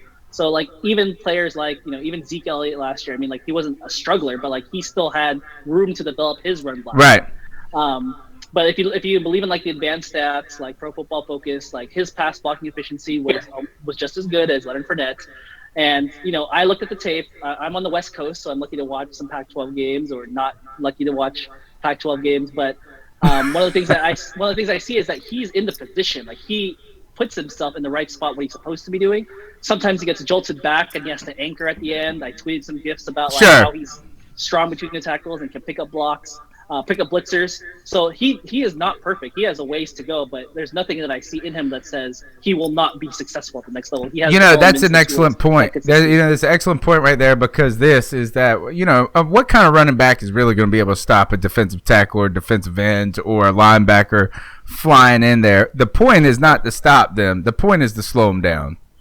Right. And as long as if you're in a good position at that point, how many good running backs in this league do we see just fall on the ground when a linebacker comes running at them full speed? We just dealt with a fullback for 4 years who didn't know how to block. So I am totally okay with a guy who can do everything. I'm still waiting for the running back to come that can lay the hit on a guy like Sean Merriman that Maurice Jones-Drew did years ago. Remember that one? Yeah, but he was also 5'2" tall and 5'2" wide. Yeah, he was a fire hydrant. He was a bumper ball. Zeke can block if you watch Zeke. Like Zeke versus Tampa, he was getting pancakes. But the guy blocked 70, so And if he's gonna practice, like he'll practice against Julius Peppers, he's gonna practice against TD, he's gonna practice against Luke Kuechly in practice. So if he's gonna get ready, there's no better way to practice against some of the best blitzing linebackers, edge rushers that the Panthers have to offer. Oh, I was supposed to. All right, you guys go ahead, take over the show, guys. All right, so Hassan Reddick just went to Arizona. Now Philadelphia's on the clock. So I'm curious. 18 to Titans, but oh well. I'm curious, man. Who do you think the Panthers are looking at second round? You think they're looking offense again, or do you think they're looking at somebody like Obi at safety or Zay Jones on offense? Or what are you thinking? I'm thinking their dream is to get a pass rusher. I think the need for pass rusher is a little bit, or a defensive end is a little understated. Look, Julius Peppers, theoretically a 1-year contract, so I don't know how long he's going to be here beyond here. Charles Johnson just came off back surgery, and just knowing, Chuck no pass rushers under 30. Yes, he's been injured. Now he has a back surgery, so how much can we deploy? He wasn't that great. You got Mario Addison. That's about it. Yeah. Yeah, Mario Addison, who was a part-time player. You have Coney Ely, who's gone. So who is that young defensive? I don't know if it's Wes Horton. I don't know if it's Ryan Dallaire. So who are some names? Who are some names? That they brought in, and they're hoping that drops. You're looking at Derek Rivers. You're looking at Jordan Willis. Charles Basham might be a little early at 40, but at least those are names that they'll want to drop. But if they don't drop, again, there's not going to be a dream edge rusher waiting for them in the 3rd round, in the 4th round, 5th round. So if they don't get it at 40, they're probably never going to get it. But that's probably what they're dreaming, is hoping the pass rusher falls to them at 40. Or Tack McKinley, too. I think they brought him in for a visit as well. So he might be a little bit different than what we're used to, this big person that could play defensive tackle. But he's also an interesting defensive end that they brought in for a top 30 visit. Another one's Carl Lawson. Carl Lawson. So, my dream in the 2nd round would be to get Obi and Carlos Henderson. I'm hearing that Seattle's taking Obi at 26.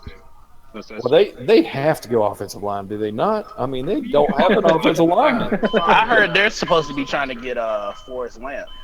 Yeah, they need a Forrest Lamp or Garrett Bowles or Cam Robinson, one of those guys. Okay, so what pick are we at right now on the draft? 14? 14. Who's up? Whose car is that? Mine. Oh, I hear you. All right. Who's on? Ask Edgar a question real quick, Edgar. Sure. If the Panthers wouldn't have had a shot at Fournette, Adams, McCaffrey, or defensive, any other guy that somebody mocked to them, who do you think they would have gone? Was Howard in play at all? I think they were. To be honest, my prediction was Solomon Thomas, and he didn't fall down to 8. But it's hard for me to believe that they didn't really like Fournette, or they didn't really like Jamal Adams. They showed a lot of interest in those guys. They fit the exact prototype that Dave Gettleman wants, explosive, leadership, character. So, and then the thing about O.J. Howard is that he's been so, and it's just what's been reported, his pre-draft process has been very quiet, or the interest has been very quiet. So I'm not sure how much in play O.J. Howard was. In fact, David Njoku, tight end from Miami, I've heard more buzz about him than I have about OJ Howard. So my gut is telling me they probably just didn't want to go tight end at number 8, and that's why they were looking at like an Njoku or Evan Ingram, guys like that, because they don't want to invest a top 10 pick into a tight end as much as they need like a skill player or an edge rusher. Right. Well, to me, he's that playmaker too. He's a matchup nightmare. Yes. So I just, I'm glad they got who they got, but I just thought as a alternate option, Howard kind of fit the bill about being a playmaker. I always felt like we wasn't taking OJ at 8. We would have had to trade that. Nathan Schneider on YouTube is saying, let's trade up and get OJ. No. Why not? You wait and take Evan Ingram and Njoku, any of them. But they're not the blocker that OJ is. If Njoku comes to 40, that would be a insane value pick. Oh Jesus! All right, I wanted to ask. I want to ask you guys this, and I'll start with Edgar since he's our guest. Is what does this do? So we get Christian McCaffrey. All we've done as Panther fans is debate for the last. Really, it's been very heated for about 3 weeks between the Christian McCaffrey crowd and everybody else. That's what I felt like. It was like I called everybody the Christian McCaffrey club. Like I felt like I wasn't in the club, but now I want to be in the club. But what does this do to the rest of the draft? You go after and you get that offensive player. And I know that we don't I'm realistic and I understand that the draft is not as simple as the first pick dictates what your other picks are. But it does probably have some sort of maybe indirect or some influence on where we go from here. So the Panthers are heading in. We're at the 14th, 15th pick right now. We have now a offensive difference maker. Does Carolina, are we trying to double down like we did last year and go offense again? Are we going to balance things out? Where do you see this Christian McCaffrey setting the tone for the draft going forward? Sure. I think that, I've always said my dream draft, if they come away with a stud running back, a tight end, and a wide receiver, if they could come away with all 3 of those, like I'm on cloud 9. I feel like the Panthers defense is solid, right? Like they've just stacked the deck. They were already good, and they added Julius Peppers. They added Captain Munnerlyn.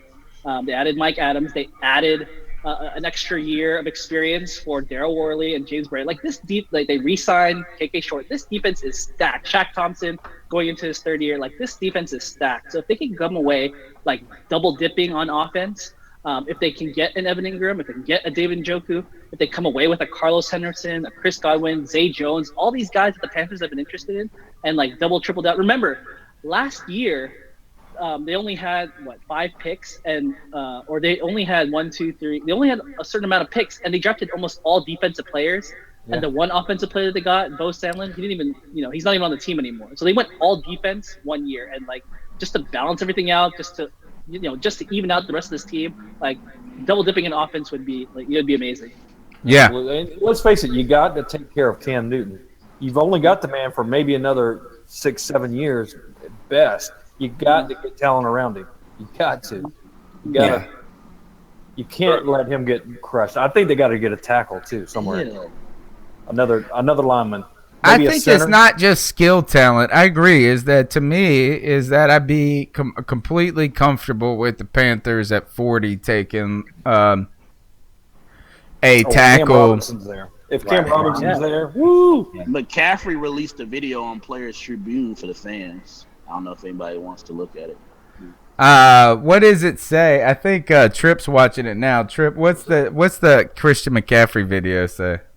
He was just giving a shout out to Panther fans. He said that he's going to do everything he can. He's going to work his tail off to help us win some football games, and then he just said, keep pounding, let's go win some football games. That was about the extent of it. It was like 15 seconds. All right, I want to throw a weird concept out to you guys, and I think it actually has more legs now. And when the lady told me, so my boss's boss, I work at a college, so the dean of my college, she's an LSU Tiger. She is a ferocious football fan. She is a Dallas Cowboys fan. This lady is not only just brilliant at her job and stuff, but she really loves sports. Like, I mean, it's crazy and awesome. So I'd stop in her office one day as the Fournette and McCaffrey debate was at its highest, right? And I said, give me a lowdown on Fournette. Is this dude really like Bo Jackson? You know what I'm saying? And she says, she's sitting there going, and all she does is talk about Christian McCaffrey the whole time, which was crazy. I mean, really, she said, look, y'all need to pick Christian McCaffrey. And I was like, all right, well, that's what everybody, I did not expect coming into the LSU Tiger office to hear that. But, okay, tell me why. And she put out a theory to me that I thought was very intriguing. And that was, look, Cam Newton was just coming out of Coachella, and my man wore a Ramba or whatever he did to Coachella or whatever. And she said, "Look, Cam Newton's personality, he's got to be the star of that offense. Not only he is the star, not only does he got to be, he is the star. And the idea that if you draft Leonard Fournette, and that all of a sudden, if this guy is rushing for 150 yards a game, 2 touchdowns, that all of a sudden Cam Shine got a little shade on it." And she said, you bring in Christian McCaffrey, you get production, you get all of this, but it's because Cam is throwing to Christian McCaffrey, because Christian McCaffrey can't shade on Cam Shine. I think that was the greatest argument to me of why Christian McCaffrey was a better pick. And that was the first time at that moment I said, holy cow, somebody broke my will. So pretty much everybody was agreeing Cam's somewhat selfish in that. Hey, Edgar. What's up? Do you remember how many visits we had with Njoku and maybe Howard? I mean, total meetings? We had OJ Howard for our workouts, but it wasn't in Carolina. And Joku, they had a workout with him, and they brought him on campus to Carolina. But he's from Miami, so. Right. T Money. I don't think she was saying that Cam is selfish. I was thinking that she was saying that, like, if Cam was going to have the foursome, he needed to have the biggest you know what. Now, don't bring Joe back in on those foursomes. Wow. That's what I'm thinking, is that, and I do think that's the case, is Cam, we want Cam to be that guy. You tell me this, do you want the Panthers to win their first Super Bowl in 2 years, and it be because a running back ran 250 yards or 200 yards? I don't care. I don't care. I don't care how. Oh, yeah. No. I want this. Okay. Here's my rebuttal to that. If we beat Denver and win the Super Bowl, who's the MVP? Coney exactly. It's not Cam. Coney Ealy. Coney Ealy would have been the MVP. Yeah. It's not Cam. Mm-hmm. Yeah. And we would have all been sad about that. Now, I would have been moping. And that's up for debate, because if we'd have won, they'd have scored more than 10 points, and Cam probably would have had a better game. So, I mean. So the Colts are selecting right now. When he fumbled, we were still in that game. We were down a touchdown. Colts I know, that's what I'm saying, though. If we win, he probably doesn't fumble there, because we have to have the points. So Cam's play overall would have been better, because Cam did not do good. Now, the whole offense didn't do good. But I'm saying he could have played bad until that last drive. Either way, Coney was. All right. Let me ask you guys this, and Edgar, because you roll with all the Christian McCaffrey club, right? All right. What do you think about my nickname for Christian McCaffrey? I want to call him Milkshake. Milkshake. Yeah. All right. Because he's white. What? No, first, that would be vanilla milkshake. That would be vanilla milkshake. First, because every Just Buddy is just slurping over this dude. That was the first one. But this is what I say. My milkshake brings all the boys to the yard. Damn right. Better than y'all's. Damn right. That's right. But I'm telling you, milkshake. White chocolate. White chocolate. Lee Hooker just went off the board. It'd be Rocky Raccoon.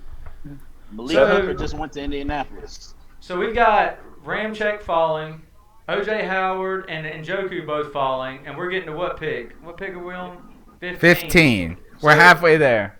We could see Jonathan Gettleman Allen's possibly jump falling, up into the first round here for somebody. I'm 5 beers deep, guys. So that means by 30, I'm going to be 10 beers deep. This may be the longest I've ever seen a draft go without an offensive lineman being taken. David Gettleman Really? doing his interview already. No tackles. There's almost always 2 or 3 tackles that will go in the top 10. Yeah, that is true. This year, there's not any worth it. All right, fellas, I got to jump. All right, Edgar, do us a favor and tell us where they can find your work at, brother. At Panthers Analyst or PanthersWire.usatoday.com. Word up. We'll catch up with you later in the season. We hope you can come on the C3 podcast, brother. Hey, thanks for having me. You guys are awesome. All right, thank you. Take care. All right, guys. Take it So easy. where we're at right now is Indianapolis just took Malik Hooker, who was projected at number 2. Well, that's got to be because of hurt. But what about Allen? Why is he falling so much? I know, right? Because his What about shoulders, Lattimore? Allen is falling because he has shoulder surgery on both shoulders, I think. I could see him going to Baltimore next, though. Well, what's Lattimore's excuse then? Lattimore's gone. Oh, yeah? Lattimore went to New Orleans. Let's see. That's right. We were talking about it, and then he went, basically, after Mahomes. Okay. So now they're going to have Lattimore and Delvin, bro. Let's see what I got. The people that's still on the board that shouldn't be is Jonathan Allen, OJ, Njoku, Reuben Foster. Reuben Foster. I thought the Saints might take Reuben Foster. Yeah, I did too. Gettleman just told in a conference said that McCaffrey was their target in the draft. So you take that for what it But is. maybe not. Is that where he's But you know what? Easy to say now. He's not a BSer though. Yeah. He's overly transparent. Yeah. Right. I'll take him at his word there.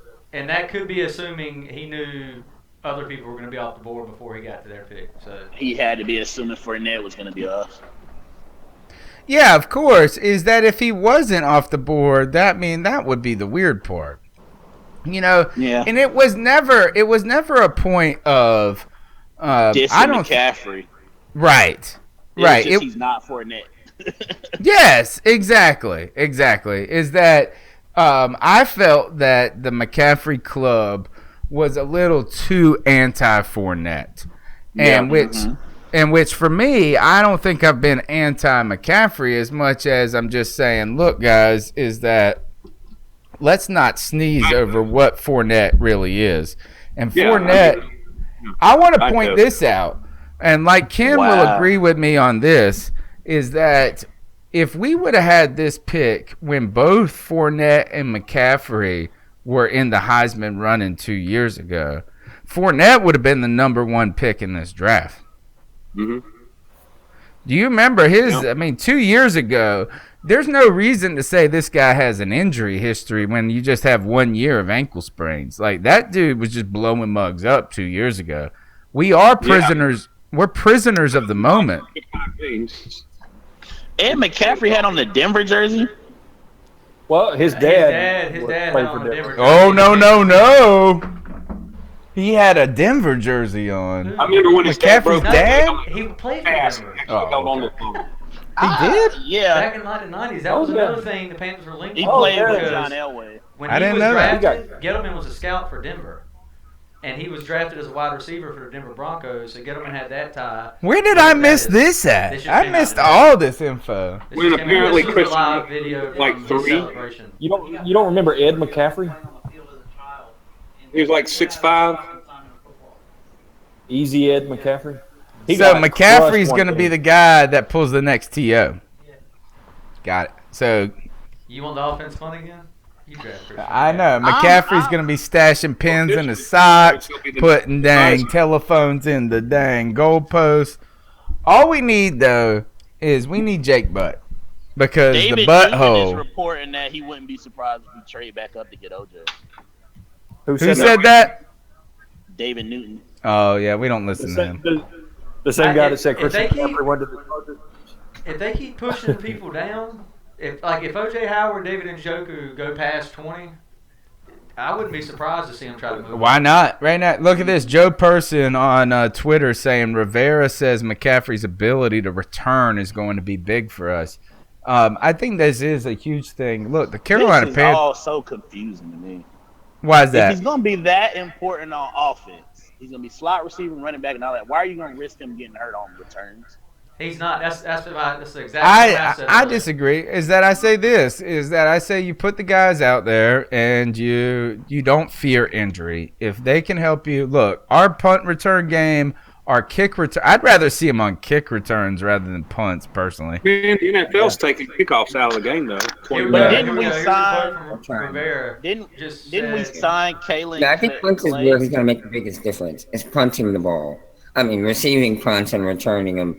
Because of that shiftiness, because of his ability to, make people miss. Yeah, we have no punt returner.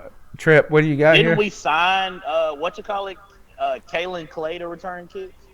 Yeah, he probably won't. He may or may not. I don't even know who that goes. Rivera just said. Rivera just said that you get a. 1 second here. Let's see. Trip, what you got here? Rivera was just on a conference call and said that McCaffrey's explosiveness in punt return and kick return can be special. You get a guy that's dynamic back there and gets the guys to buy into it. So they may have some plans for it. And I will say this, is that 2 years ago, while I'm talking about prisoner of the moment, 2 years ago, McCaffrey was doing everything. Dude. I mean, like he Barry Sanders all-purpose yard. Yeah, so this guy 2 years ago was returning kicks, returning punts, catching the ball, receiving the ball, playing soccer. So 2 years ago, I think that obviously my perspective would have been more excited about him. And so you want to talk about a prisoner of the moment? It's this guy right here. Ultimately, I think my greatest surprise just was that Dave Gettleman could resist going defense. Yeah, and look, here's the other thing about 2 years ago, and this is where I backed Leonard Fournette the most too. Is everybody was talking about his thing last year? He was playing through an injury, number one, and then he's coming off such a huge year where defenses are going to stack the box. They're going to load up on him with a bad passing game. Right. They loaded up on him, and he still got 5.5 yards per carry average. And McCaffrey went out there and did the same thing and still had a good year. Yeah. And you can't knock them. You can't knock anybody for that. They both went out there and did their thing. Was playing with an injury, yes. And they got them 5 yards of carry in two different ways, though. But my knock against Fournette is the Alabama games. Right. That's a good point. My retort for that is you don't find defensive lines and offensive lines that are that far away from each other talent-wise in the NFL. The worst offensive line versus the best defensive line is a lot narrower than, say, in college where you've got Bama's entire front seven going to the NFL at some point versus Postage and 4 bumps.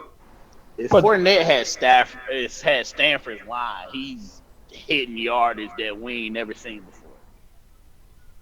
Well, he's hitting speeds we don't ever see with somebody that big. 22.9 miles per hour? I mean, come on.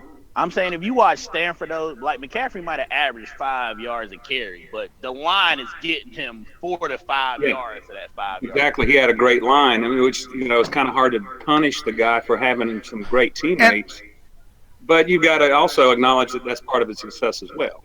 Well, look, the good news about this, the good news about this is we were right about it because Jacksonville took Fournette, right? Yep. Is that if we were wrong, Fournette would have been there at 8. But the thing that I do want to remind people that were a little bit nervous about Fournette is that not only was he playing injured and all of this, but he was playing on a team that just fired their head coach, Les Miles, who had been really a fantastic coach in so many ways, but continued to struggle to develop a quarterback, a passing game.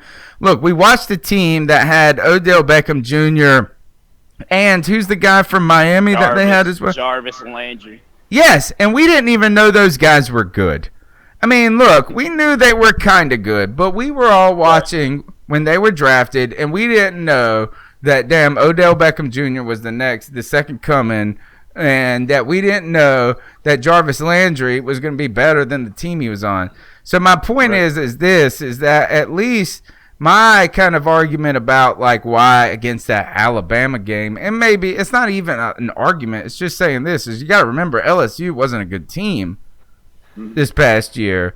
And not even, you could say they're better than some teams, but they weren't an LSU type of team this past year. And unfortunately, his quarterback decided he wants to be a graduate transfer at Carolina this year. Well, excuse me real quick. The thing about the Bama game and Christian McCaffrey, what if it would have been Christian McCaffrey and not Fournette back there? Yeah, it would have been the same thing. Been the same thing. He would have had 300 yards and 4 touchdowns. Oh, shush it. McCaffrey would be having surgery right now. Maybe not. Yeah.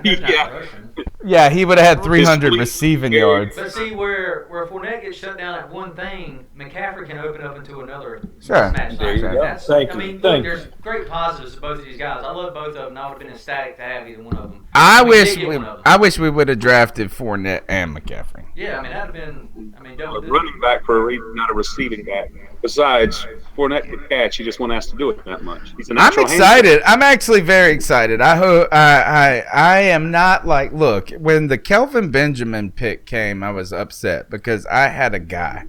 I was on the Bradley Roby kick that year. Don't Bradley Roby. Bradley Roby is like one of the top nickel corners in the league.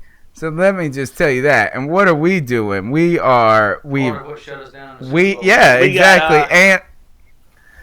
killed us last year.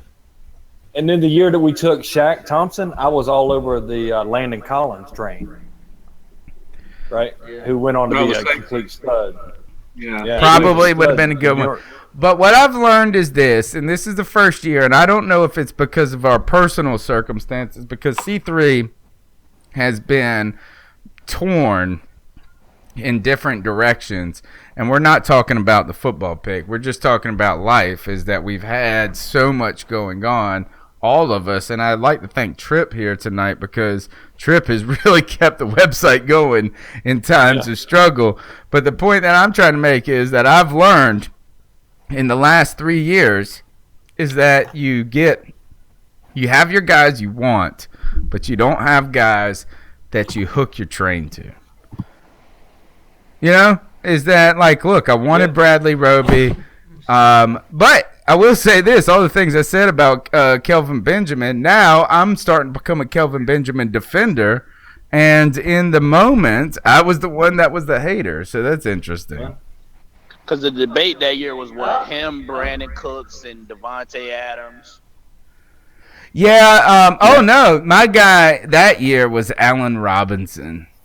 Yeah, him too. He went and that would have been nice. That would have been right. That would have been the pick. And we picked who over him? We picked Kelvin Benjamin over Allen Robinson. Yeah, I don't know about that, but I wasn't happy with that. I like Kelvin Benjamin. My whole idea was this: is I felt again the very thing that I'm most critical about. And I was screaming this, T-Money, when you were doing your Periscope today, is that if you take a guy at 12 and you take a guy at 8, does it really matter? Except for, I know you get those other picks. I know you get those other picks, but look, is that I was fine with Benjamin, but I wanted him at 48. I wanted, which screen you want? So my thing is this, is that I hate when people, or actually maybe I'm just getting older and a little bit better at my temperature, and that is, who cares if you got them at 64 or 52? Right. Get your guy. Unless you sacrifice picks. Now that's a different story. But my question would be, would you rather have Christian McCaffrey or Derek Barnett and Dalvin Cook? Now, if we could have traded back, but see, so obviously either we weren't interested in trading back or the right stuff wasn't there. Something was going on, because I really wish we could have, Yeah, I think it was the pick after us maybe that screwed everything up because that Kansas City. If we could have traded with Kansas City, it would have been a wrap. Oh yeah, I'd have took that Kansas City trade off rip. All day, all day. No debate. None. Yeah, no, I'm surprised they did that. Nobody saw that coming. Seriously? I think what it was is the Chiefs might have expected Buffalo to go quarterback. So when they went John Ross, I think they went John Ross. No, that was Cincinnati. Oh yeah, Cincinnati was right after us. Yeah. But when Cincinnati took John Ross, I think that made them think, okay, we about to jump to get this quarterback right now. Because Cleveland picking at 12. There goes Allen. Yeah. Who did he go to? Redskins. I don't care for Jonathan Allen, but that's me. I'm on that boat, buddy. They needed defensive line help. He's a beast, man. That's a good value pick at 17. Yeah, 17, but I didn't want him at 8. I think here in Carolina with Jonathan Allen have played defense end, I think he would have had to be a deep tackle. Yeah. Well, he would have been a D tackle. He's better suited for that, in my opinion. And that's just it. Why take him at 8? I know we don't have Starr locked in, and he may or may not be back, but the depth there is so much better than it is at other positions of need, and I don't see why that was ever even really brought up.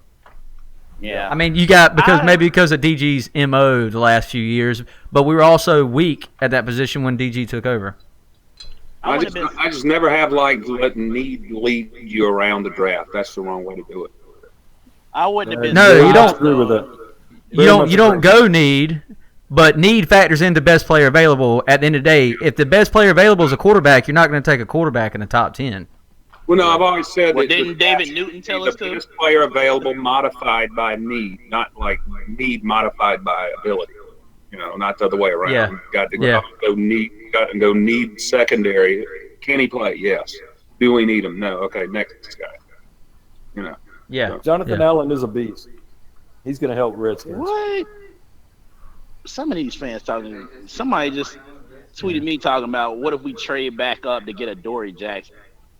Then we had Edelman along with. If we trade back up, I feel like it'd be for a tight end, wouldn't you? Yeah. And Njoku. Yeah, I can see trading Well, back in for Howard. Mel, the possibility's there for Ramczyk too. Oh yeah, I like me. Does he play left or right? He played left in college. But. Yeah, I don't know that there's a left tackle in this draft. Maybe Bowles will be the ultimate one.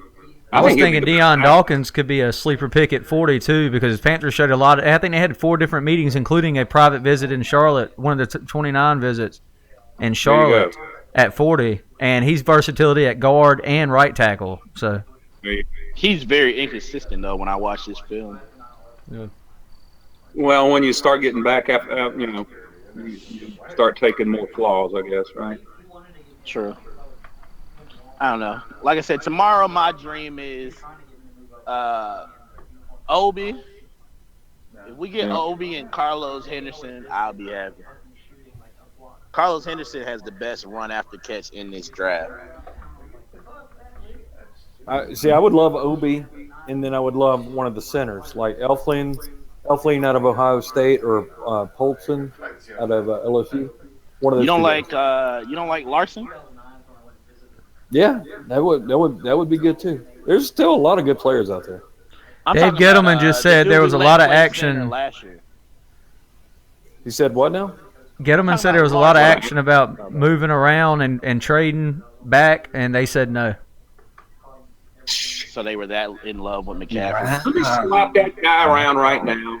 So they were really sold on this guy then. Well, I'll read this. I'll read this tweet for tweet. Bill Voth tweeted. He said, asked if he considered moving back. Gettleman said, "There's been a lot of action, and we said no." He didn't say if they were offered moving back. He said considered. So I don't know. If the Chiefs come with that offer, man, McCaffrey good, but that Chiefs offer was like, I don't know how to describe it. But you got to liking what I'm hearing this time around, dude. I'm just not. Ken's drinking the haterade. I'm the sober one. But Tony talked about not tying your train. I ain't gonna lie. I tied my train to Fournette. I'm still gonna keep up with what he's doing this year. I'm gonna watch it. There goes out of Ray Jackson. Yeah. Or the Titans. You think Sharona will like that? Huh?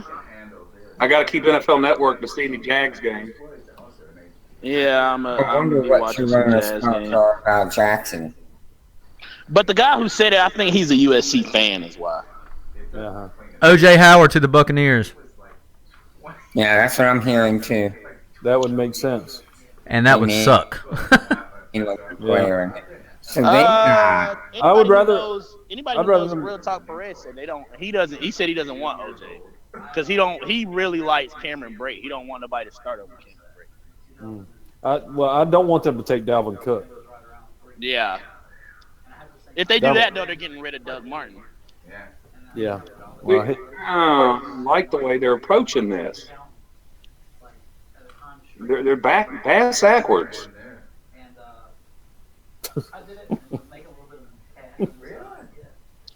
But I'm sorry to hurt y'all feelings. I have a feeling McCaffrey is going to be a third down back. He's not going to be playing wide receiver as much as everybody thinks he is. The only way I think perhaps is if we will run the same formation, different plays out of the same formation, but sometimes have McCaffrey in the backfield and sometimes have him shift out to the slot. Exactly. Like That means they're ultimately handing the wheels to Cam and letting him finally go no huddle full time. Other than that, well, that way the defense, they've just got to go on personnel group and put their people out there. Exactly. They don't know. You put them in motion to get the mismatches. and somebody said that who was on WFNZ, I can't remember. I think it might have been Mike Florio. He said you don't take McCaffrey unless you're fully committing to going to no huddle. Well, Ron Rivera y'all are right on cue tonight with the press conference they're having because Ron Rivera just said they'll use Christian McCaffrey a lot like Stanford did. So that means all over the place. Yes. I mean, if you're getting them, you're going to use them for mismatches. Okay, we're not a power running team. He's going to be selling programs up in the stand, kissing cheerleaders, running touchdowns, kick returns. Kissing cheerleaders. I got a question There you for go. you guys. My question to you, fellas, is does Luke Kuechly take a step back among the women? No. Nah. My wife has already answered this. No? I've asked her. My But mom I will say only knows this. about 3 Panthers, and Luke is one of them. The women will love the Panthers team. Right. The Panthers team Twitter account's about to get like 1 million more followers, and they're going to be all chicks. Joe, there will be no foursome. It'll just be a threesome for all the ladies. So Stanford put out a little video of them celebrating them getting drafted. All right, so I want to see who the dang Bucks get here, man. Howard. They're getting Howard. What it looks like. Frank Garcia Okay, already Howard? asking what The number Bucks? is McCaffrey going to Dang. be. That looks hurt. awful damn How about this? happy. You can hear yourself. You can't What number do y'all think McCaffrey's going to wear? hear yourself. He wore 5. 69. Are you kidding? After that conversation? 25. He wore 5 in college. All right, I don't like O.J. Howard to the Bucks. I'm gonna go ahead and tell you that because No, me neither. I don't like it at all. that's what we've been fearing with. Who I think of Joe is. It makes too much damn sense. Austin Senefari Jenkins.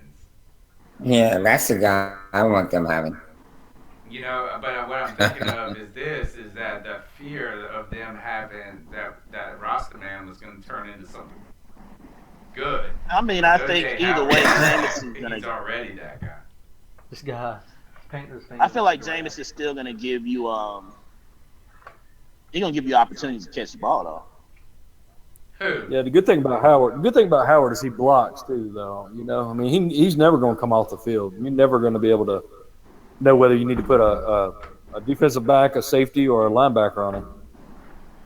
I don't think that bothers us because our linebackers can cover it now. Teams Now that's a good point. Yeah, you got somebody like Shaq Thompson that pays dividends. So, what have we gotten a Hassan Reddick or a? Reddick went off the board Who's a while Alabama ago. linebacker? Reddick went off the board a while ago. Reuben Foster's still out there. Yeah. Are those guys on the board or off the board? Reddick is gone. Reddick is gone. Foster is available. So Hassan Reddick jumps up. Who took Hassan Reddick? Arizona. Arizona. Nice. So After Reuben all that talk about Foster them getting a dropping down Who is falling in this? Jonathan Allen falls to 17 or whatever it is. Sounds like Zay Jones. I mean, not sorry, that just popped up on Twitter feed.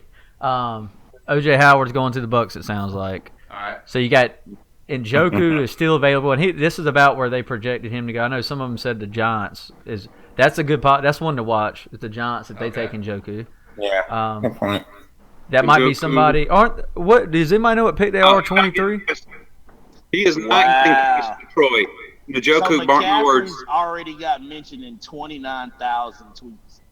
Good for him. Njoku is not getting past the Lions. And that's a good point too. Why? They have Eric Ebron. Like how many? But he hasn't. He's had one decent year, and they've talked about going a different route because they have to pick up his 5th year.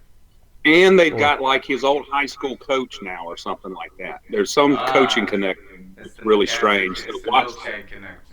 And they likely Panthers, if they were hypothetically looking to trade up, they know they'd probably have to get ahead of them. And you know what pick they're taking? What pick they are? 21. 21. Yeah, see that's right about the range. Yeah, but see, there's been some. I mean, I love to hear these things, and I agree with so many of them, and I would have agreed, but we also have seen so many weird things happen. We've seen. But I have been wrong about everything. Like all of a sudden. Yep, y'all right, man. The girls is going crazy over McCaffrey. This one girl I know just tweeted, "Now that Christian McCaffrey is a Panther, I want him to be my boyfriend." Who said that? The girls. Yeah. Milkshake. Told you, slurp, slurp, slurp. And you know what? I'm sure he's hoping the same. Good for him. Good for him. You know what? He isn't hoping for the same. He's knowing the same. Just don't get married, brother. Don't get married. Oh, did your wife just give you the evil eye there? No, my wife about is to in get this his for the first 5 minutes. 15 years. 4 years. 4 years. Mindy comes over here, guys. Mindy comes over to the house. I've got Trip here, got Billy over here. The first time ever I've done the podcast with one person in my house, and all of a sudden my wife wants to hang out. Yeah. David Gettleman said he's watched every one of McCaffrey's touches for the past 2 years. Oh, yeah, whatever. That's 700 touches. I doubt that. Here's something you won't hear.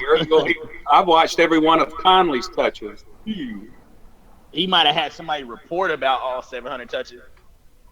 Some little poor intern they slept in like 2 months. He just watched them like this. He watched them like we listen to those podcasts, like we just turn it on 1.5 speed.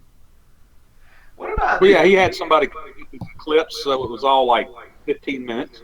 And that's what I'm saying. Some intern probably ain't slept in like 2 months. It was edited. Not like he's sitting there, flipping through channels in the middle of the night with a desk lamp. It's, good for him. I hope. Look, I'm excited about Christian McCaffrey, and I really hope we can use him. We use him the way that ultimately we want to use. Oh, so the bus got OJ. Yeah. Old news, man. I think this draft has been one of the weirder ones, guys. No doubt. Very weird, yeah. Though I think the Kansas City trade left me the most freaking weirded out, dude. Yeah. For Patrick Mahomes, man. Yeah, that's. I know. Like, could they have not? It's alright. They, That's some could they have not already gotten him? Could they have not gotten him where they were already at? I feel like they could have. Oh yeah, for sure. Well, there were talks. Some analysts were talking about Mahomes. There was hype about Mahomes going in the first round. So I mean, going to Arizona or the Chiefs is what I always heard. Yeah, the Chiefs was the other one, and I mean, I was going to the Texans in 25, but. Fact of the matter is, front offices know a lot more about where people might be going than we do, or even some analysts do. Sure. Actually, I always heard the thing that the front offices know less than us, dude. They jumped up and dropped core. They dropped all these wide receivers. Come on, man. They would have been there. They would have been there. I bet Ramsey next. They questioned every receiver, and then we have 3 go in the top 10 picks. I know. We said that this was a draft today that didn't have a receiver that was in the top 10. Like, there's no top 10 talents here. And then all of a sudden, guess what they do? 3 go. 3 go in the top 10. Because I was hearing the first one off the board might have been Mike Williams, either the Tennessee at 5, or if not, maybe Philly at like 14. Right. And so Tennessee didn't even take Mike Williams. They skipped him and took Corey Davis at 5, who didn't. First tackle off the board. And then John Ross goes at 9. Bowles to the That was Broncos. Oh, And great Corey pick. Davis did no offseason workout. He didn't do combine like that. He didn't do the pro day like that, and went top 5. As much as I was unhappy with Christian McCaffrey, frankly speaking, I can warm up to him because he is talented. He does a lot of things well. He's not great at anything, I don't think, but he does a lot of things well. So, okay.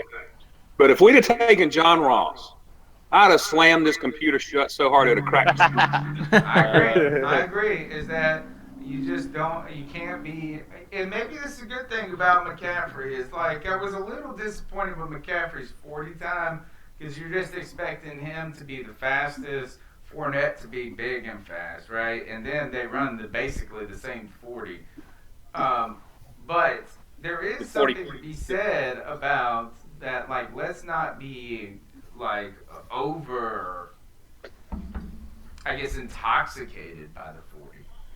But I mean, we knew that. We knew that. But a 4.47, a 4.49 aren't that much. And it's like DG said, he doesn't look that much into the 40 anyway because they're out there in tights.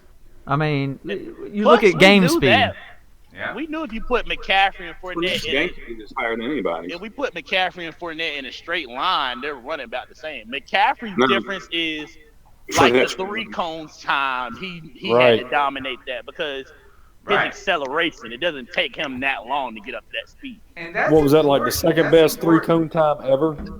Whose? McCaffrey's is the second best 3-cone time ever. Yep. That's where McCaffrey had to dominate. Is he doesn't need that much. Like even if you watch him at Stanford, his line gets him 5 yards. He jukes that one person and then he's gone. His acceleration doesn't take him that long to get up to his top speed. But the thing is, I see we're still behind because we're following what Atlanta's doing. He's our Donta Freeman, whatever his name is. But this is what I say about that. Atlanta did that on accident. They didn't do that on purpose. Right. That's when true. they drafted Telvin Coleman, they drafted Telvin Coleman to replace Devontae Freeman. Right. That's what I'm saying. But then Coleman had the situation with his hamstring. Then he had a situation where he gave himself a concussion because he fell in the shower. And Freeman was balling. And Dan Quinn didn't play a part in both of those picks either, did he? Well, Freeman got lucky in that he got playing time, out of the situation and could show what he could do. Exactly. And all he did was take advantage of it. Exactly. But even now, that's why. Oh, go ahead. I was going to say this. I just saw a tweet about it's time. Chris McClain said from Mac Attack. By the way, I love Mac on Mac Attack. I know that people rag him. He did change his pick every 2 seconds. He did. He changed his pick from Barnett to O.J. Howard to McCaffrey. But he said it's time to trade up for Njoku.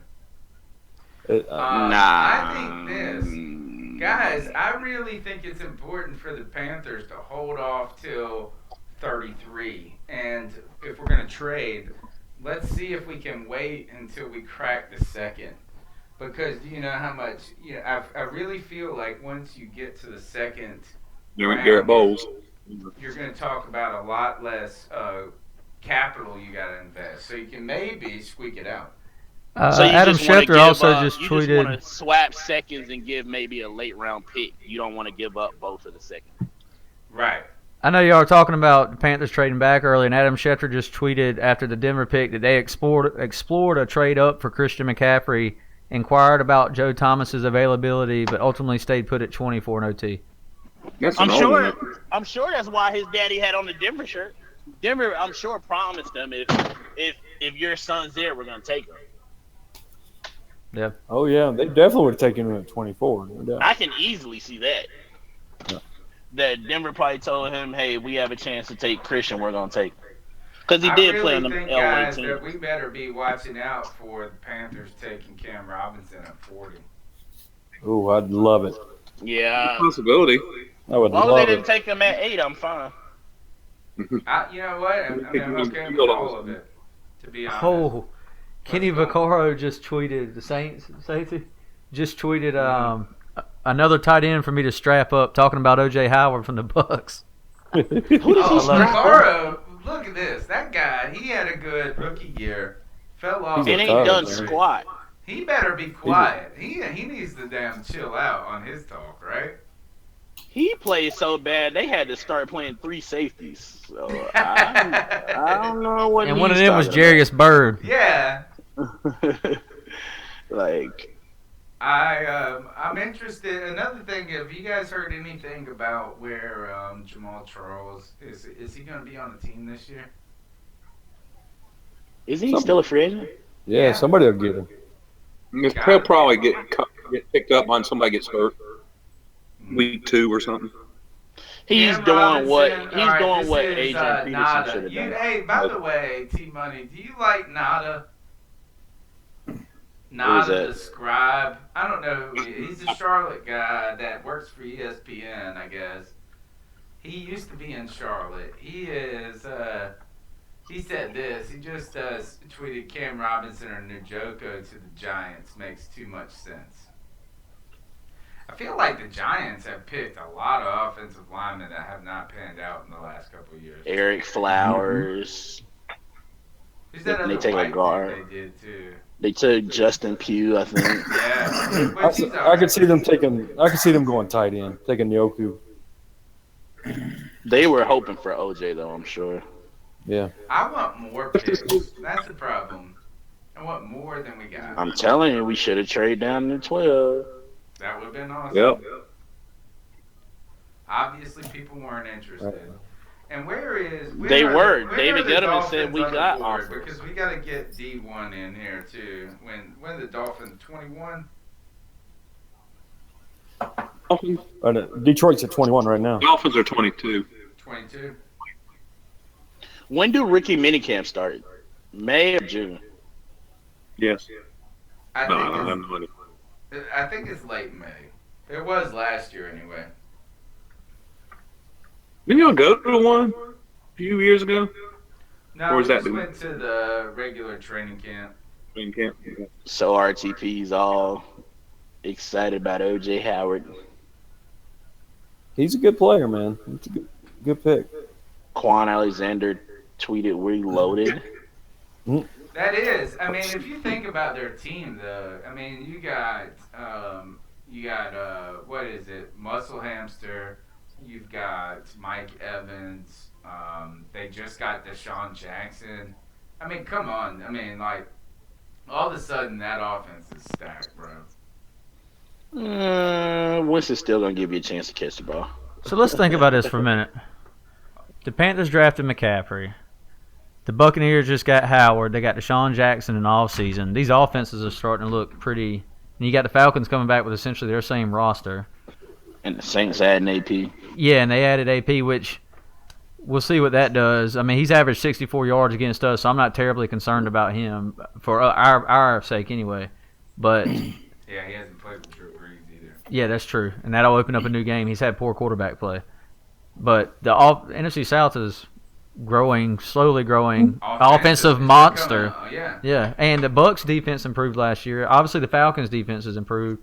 We made moves in free agency to improve ours some more, and we're We going got to the get best healthy. division in football from top to bottom. I am with Ken on this. Back-to-back I feel Super Bowl like appearances. we should have. Well, you know what? I'm not upset that we went McCaffrey, but what I'm saying is that while everybody in the division, like you're saying, is loading up offense, maybe it's time for the Panthers to load up on defense. Hey, Ken, Detroit. It's a long draft, my friend. Yeah, it is. Where were you- draft. We've got where a were you special gonna- guest, guys. We got Sean Williams, Taz. Taz is here. Hey. He's drinking a Powerade. He's extremely excited because you guys got your guy. Is that what happened? Not so much. You got a guy that you didn't think would be available. Yeah, I'm sure you didn't think Lattimore was gonna slip. Well, let me put it this way. I'll be completely honest with you. We in all of the mocks and everything that we did preparing for this, we saw absolutely no scenario where Barnett, Foster, Reddick, so on and so forth, where all those guys were going to be available at 11. Me personally, I would have put a higher emphasis on the edge rusher, but Lattimore is not a bad player by any stretch of the imagination. He's going to be an important piece to the puzzle, absolutely. Let me break in here for 1 second. Cameron Curry in the YouTube chat just says, "Nice, Detroit passes on Njoku." The Lions took Gerard Davis. So the Falcons are trying to trade up right now. Didn't they just take a tight end last year? Who do you think they're gonna get? And they're getting one of them tight ends. All right, Sean. So Lattimore drops to you guys. I mean, you got to be excited how excited are you as the Saints fan that you actually picked a defensive player? Well, yeah, there is that. I did breathe a sigh of relief when you guys took McCaffrey. I'll be honest. Why is that? Tell us why. Oh, because you guys would have picked him? There is the very likely possibility that could have happened, absolutely. Okay, all right. So you guys go out there, tell us a little bit. All right, so how did free agency help you guys? I mean, obviously this pick with Lattimore is something that fell into your lap. Not so much. Yeah, absolutely. Something Yeah. that you're, oh, look at this. Did they get him? Yeah. Miami just picked Charles Harris. I like this guy. Did you say you had somebody to? Yeah, we're gonna bring we're bringing D1 in next. All right, let's go ahead and go through with Sean. Sean, were you at a draft party tonight?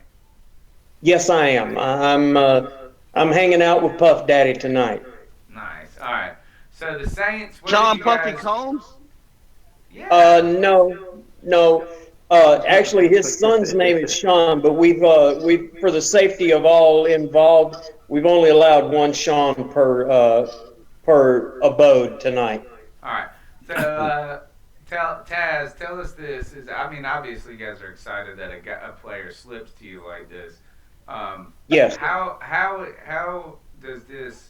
You sign Adrian Peterson, you add a strong rookie cornerback, which we think could be. I mean, obviously, he's gonna be a 5-year player for you guys. But there's this. You trade away Brandon Cooks. Really, we don't know what to think about when it comes to the Saints. So tell us, what should we think about the Saints right now? Because you guys are a team that has an aging quarterback that is always great. You've got a defense that is never great, and that's it. Like, what else should we know? I think that there's a major emphasis for a change being put on the defense. There's not all this mad scientist crap of what kind of offensive toy can we possibly locate it early in the draft and play with. And I'm saying this only this far into the first round, obviously, but there's a major emphasis not only through the draft but through free agency as well, being put on the improvement of that defense. And that goes from Lattimore tonight to picking up Klein from you guys, Okafor, and the other pieces that Manti Te'o, all these things. Very specific pieces being put in very specific places to try and improve this team. Are you surprised? Why do you think Lattimore slipped? Because no one envisioned all these this defensive draft becoming an offensive draft. Amen. The way that it has. What in the hell? What in the hell? We don't understand. I don't have a clue. What? And as of right now, a guy that just a few months ago was being put up by some as a possible first pick in the draft in Reuben Foster is as of yet unpicked. Yeah. Garen Collins still out there too. Yeah. All right. So I know you've got to go, Sean. So tell us ultimately where you think that the Saints will go from here. Well, we're going to win the Super Bowl, didn't I tell you? Oh, God. Well played, sir. Well played. No, at this point, it's all about trying to go to Minnesota in week 1 and taking that game and then going from there week by week and just trying to improve and put ourselves in a position where we can get better. Okay, Taz, tell us where they can find your work, and I know you got a great podcast too. Well, thank you very much. We like to credit that to our sponsors, some guys that you guys are familiar with. You can follow us on Twitter at Under the Dome PO1. Individually, my co-host Alan Ulrich and I are at Drew's Dad 3721. Myself and Alan Ulrich is at 79 Saints, and you can also find us on Facebook on the Under the Dome podcast page. We just surpassed 1,000 followers on that, and there's always some cool stuff going on. Man, thanks so much, guys. We got to get better at Facebook. We are Twitter people, and we have a secret weapon, though. What's that? Pinto. That's John Pinto. John Pinto. I love a pinto bean. Me too. John Pinto is absolutely, without a doubt, he is the MVP of UTD. He is. I'll give him a butt slap with a He knife. is like the opposite of antibiotics for your urinary tract infection. Every time I think of UTD, I feel Get like the I'm low-hanging fruit, man. I'm sorry. I'm sorry. All right. Any last question, guys, before we let Sean get back to his party? I'm curious to know how you guys feel about picking up McCaffrey. Joe, you there? Super excited, man. Super excited. I couldn't be more happy about getting McCaffrey. Ecstatic. I think that McCaffrey probably fits your, outside of possibly Fournette, I think that McCaffrey is probably the best running back that you guys could have landed. Even the Saints guy is trying to get us back into the Fournette McCaffrey discussion. What do you think? He think we should have traded up for him? I was a Fournette guy. No. That's what I'm saying. I thought that's what he was saying. I am saying this is that I'm sitting here wanting more picks in the first round, not less. Evan Ingram went to the Giants. He went over. I'll be completely honest with you. Oh, so now it's the tight end run. So it's he went over Njoku. So the Falcons were trying to trade up to get Ingram, and then the Giants didn't do it. They took Ingram. So now that's two teams that would have taken Njoku. So Ingram's smallish and Njoku's younger. So. All right, guys. Well, hey, I got an early morning tomorrow, so I'm heading out. But I'll be all over Twitter in the morning. Catch y'all tomorrow night. That's some weak sauce. Good seeing you, Mel. All right, good night, Mel. All right, guys. Run the website, Tony. Run the website. I got to be in court at 8:30 myself. I didn't know that. That's not against me. Court. Good Lord. All right. Okay. So I'm not the guy when Taz, you got to run, or you sticking for a second? I can hang for a second. What you got? All right. My question to you next is: we're gonna bring in a Miami Dolphin guy in just a second. In fact, while I work on that, tell us where you guys pick next and what you think. Somebody's got their phone against the microphone. By the way, somebody's phone. Yeah, that's probably me because I'm working without my headset tonight. I got you. So I never get many texts, so I know it wasn't me. Tell us this last thing, and then we'll let you go. Where do you think the Saints go from here? We have one more pick as of right now. We pick again at 32, and I really am quite hopeful that we're going to go on to edge rusher. I feel like having gone to corner with number 11, that edge rushing position, it should be the next thing up on the agenda. Excellent. All right. That makes sense. I mean, that's really the route they should take. T-Money, I believe just that's sent what they're T1 the link, brother. If you could just hit him up and just tell him don't share that link and tell him jump in. Come again?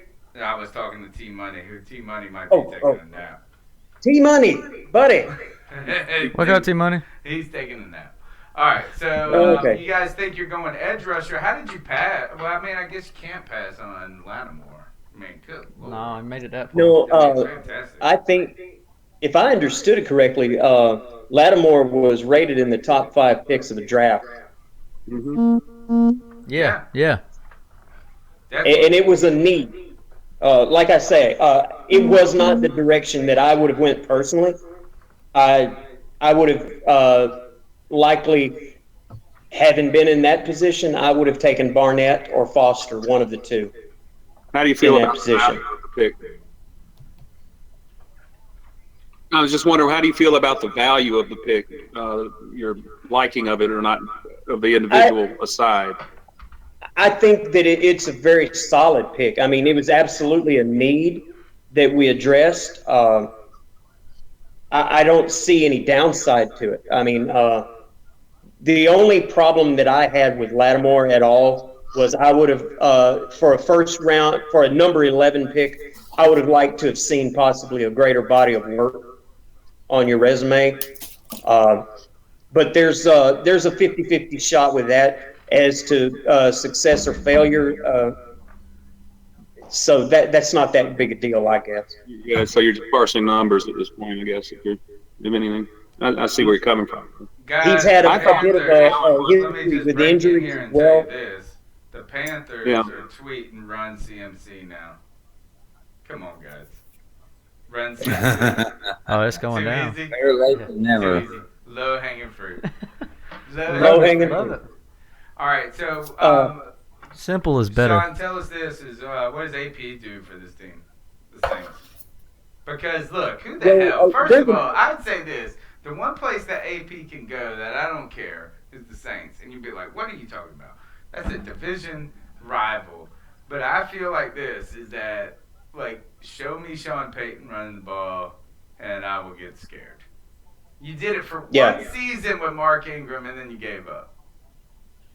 Well, there's a lot of reasons that go into that. Obviously, this past season, for example, 5 minutes into the game, you're 14 points behind. That kind of limits your play calling.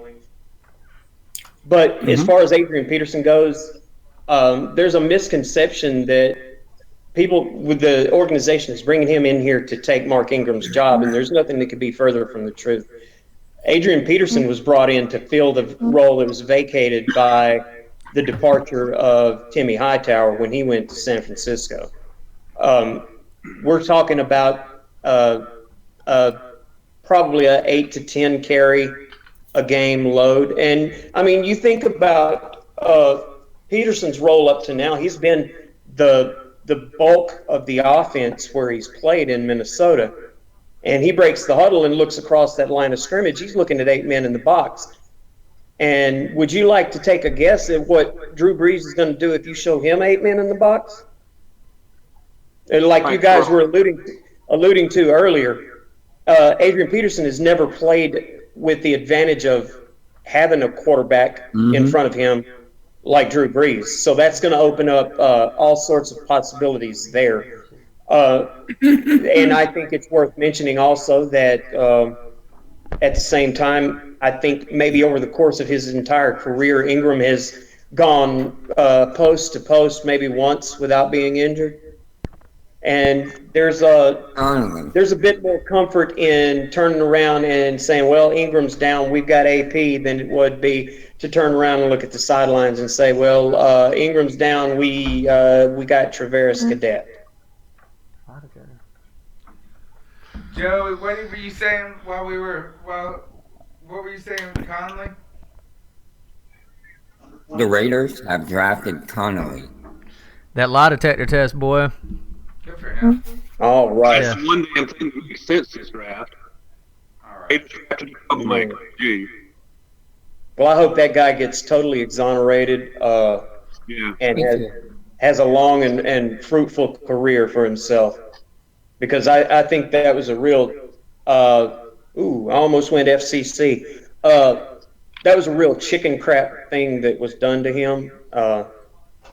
Yeah, And then a week from now, we'll find out that he was fully guilty, and I'm gonna look like an idiot. But there is that. I'm with you on this. Lacking knowledge of anything else. What does a woman think is on a guy's mind when she's invited to a guy's room at 4 o'clock in the morning? Absolutely. Come on. And at the same time, whether he's guilty or innocent makes absolutely no difference whatsoever at this point. The mere allegations damage is done that have been brought against him have cost him untold millions of dollars. Mm-hmm. That was the point. And now videos, and now he's got videos, witness statements, and some of them being female that were there when this took place. And then he took that lie detector test and passed with flying colors. Chances are all that's going to go out the window. But it's like you said, all it takes is 5 words or whatever it is. What's his name? Raped me, and boom, just like that, shot. A question here, because we've talked about we've seen a presidential election that could be influenced by news, right? Fake news or whatever it may be.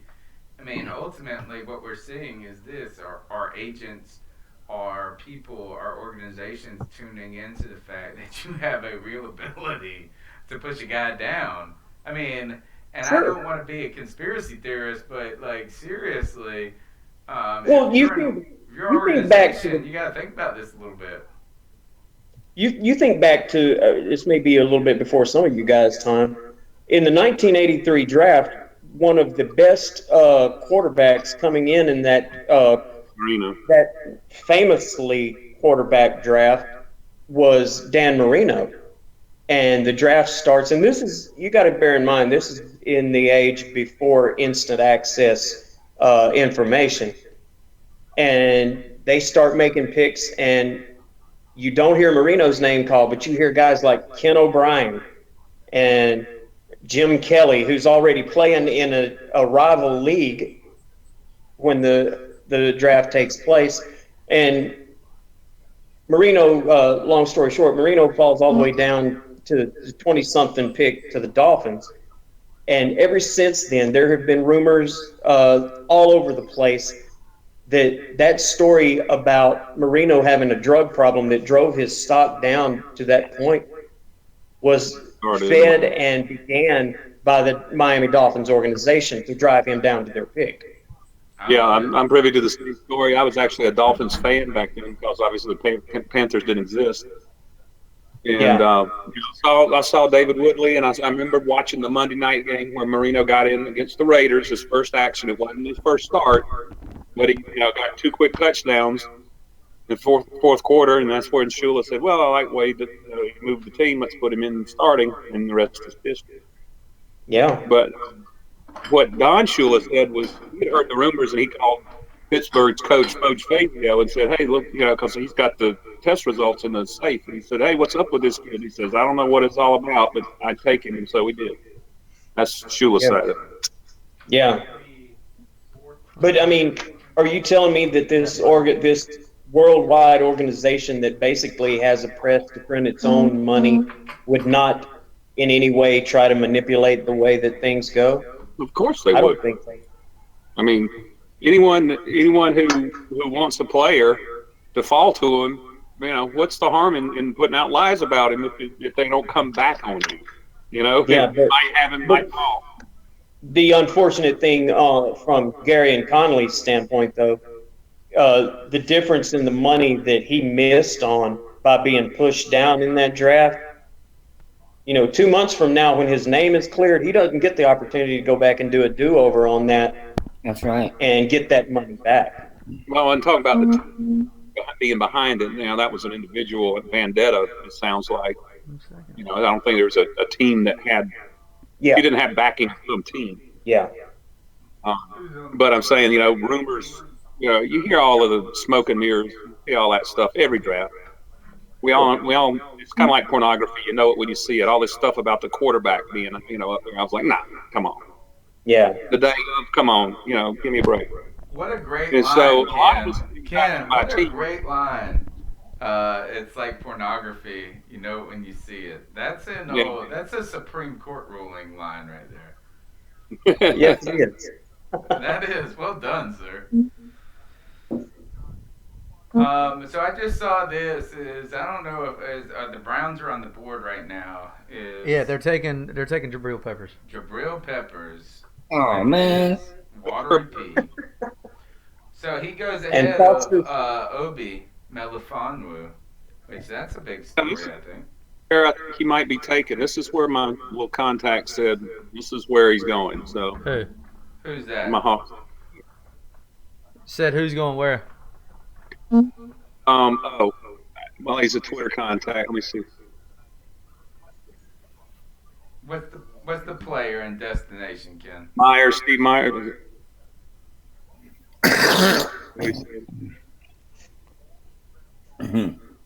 Well, we're going to get to number 32, and Reuben Foster is going to be really pissed off.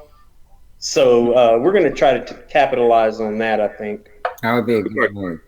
Yeah, I'm surprised that well, but see here, and it's where there's smoke, there's fire. I think a little bit, and it's not the test. It's not the whatever. It's not one thing. I think it's a little of the accumulation of things when it comes to him, which is strange though because Hassan Reddick went so early, which I think, I mean, really early.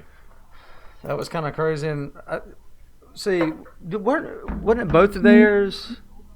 Not that it really makes that big of a difference, but wasn't both of theirs diluted? No, I think it was Jabril and it's Foster. Jabril and Foster both tests. Oh, okay. I see what you're saying. Yeah. Is that Jabril Peppers and so why did they go Jabril Peppers And over Foster Foster? going after Peppers is just so Browns. It's so Browns. Yeah. Well, I mean, he did have the incident, which we don't know very much about, at the combine, where he got in. My office mate at work, which this is awesome. He's the best person in the world, but he loves some Alabama football like crazy. And this dude, every time, and he's like a super goody, like a clean cut guy. You know what I'm saying? So he doesn't give people a lot of slack when it comes to being sucky. But he straight always finds a silver lining in his Alabama players. So he'll be like this. He was the one that said this to me. He was like, Cam Robinson, he was just in the car with those guys that had the gun. So I was like, yeah, hell yeah, there's no problems with Cam. And then he goes this. He's like, when it comes to Reuben Foster, he's like, what I heard is that nobody was helping him at the clinic. And he was at the health institute, and he was trying to find where he was supposed to be at. And everybody was kind of dismissing him, and he got loud. And I'm sitting there going, yeah, man, yeah. So, like, this guy finds the silver lining and all that, but I'm starting to think that obviously that combine thing had. I mean, look, diluted P. He gets sent home from the combine, even though the NFL said he shouldn't have been sent home. Maybe there's some idea. It starts making you think. Yeah. Reuben Foster still ain't went yet. Nope. Not yet. Yeah, we can see today as he's got a picture. I saw it then for his face for the first time ever tonight. Shit. Ironically enough, the incident that you were referring to with Cam Robinson happened about 2 miles up the street from where I'm sitting right now. Really? All Yeah. right, so Cam Robinson is still out there. Is that correct? Yes. Yes. See, that's what Isn't somebody, that Cameron right, Curry was just saying. Robinson and Remchek are both dropping. Self is saying, Jacob Self said, I want Zay Jones or Obi or an OT. I don't think we're going to get Zay Jones in the first round. Might have to wait for tomorrow possibly. Obi could be a possibility. Offensive tackle, maybe. And Njoku's still sitting out there, and they really showed a lot of interest in him. And they wanted, Panthers wanted Hunter Henry last year with their 30th pick. But Butler fell to them, so they took them. So the Panthers want a tight end for the long haul. So that's something to keep an eye on, especially with the other ones being taken up, back to back to back. And I want Carlos Henderson. Yes. Oh my God, dude! I would love Carlos Henderson. You don't think that another Louisiana Tech dude? Who are you talking about? Isn't that the wide receiver? Yeah. Yes, Carlo Henderson. Oh my. He is a playmaker. Yards after catch. Killer. Man, you're talking about. I had season Dude, tickets. he is nasty. You know what I had season tickets to Louisiana Tech. Carlos Henderson had about a 3 or 4 game span there where he was over 200 each of the games. Dude, like you put this ball in this kid's hand and he just makes people miss. Like he is gone. I mean, this is what I would tell you. We have visits with him. We did have visits with him as a team. So there's some I want interest him there. I'm going to tell you, I don't care if it's John Ross. I don't care if it's the kid from Carlos Henderson is the Western, best with the ball in his hand. Corey Davis. I don't care any of those guys. There is not a receiver available in this draft that is capable of doing with the ball yards after catch what Carlos Henderson does.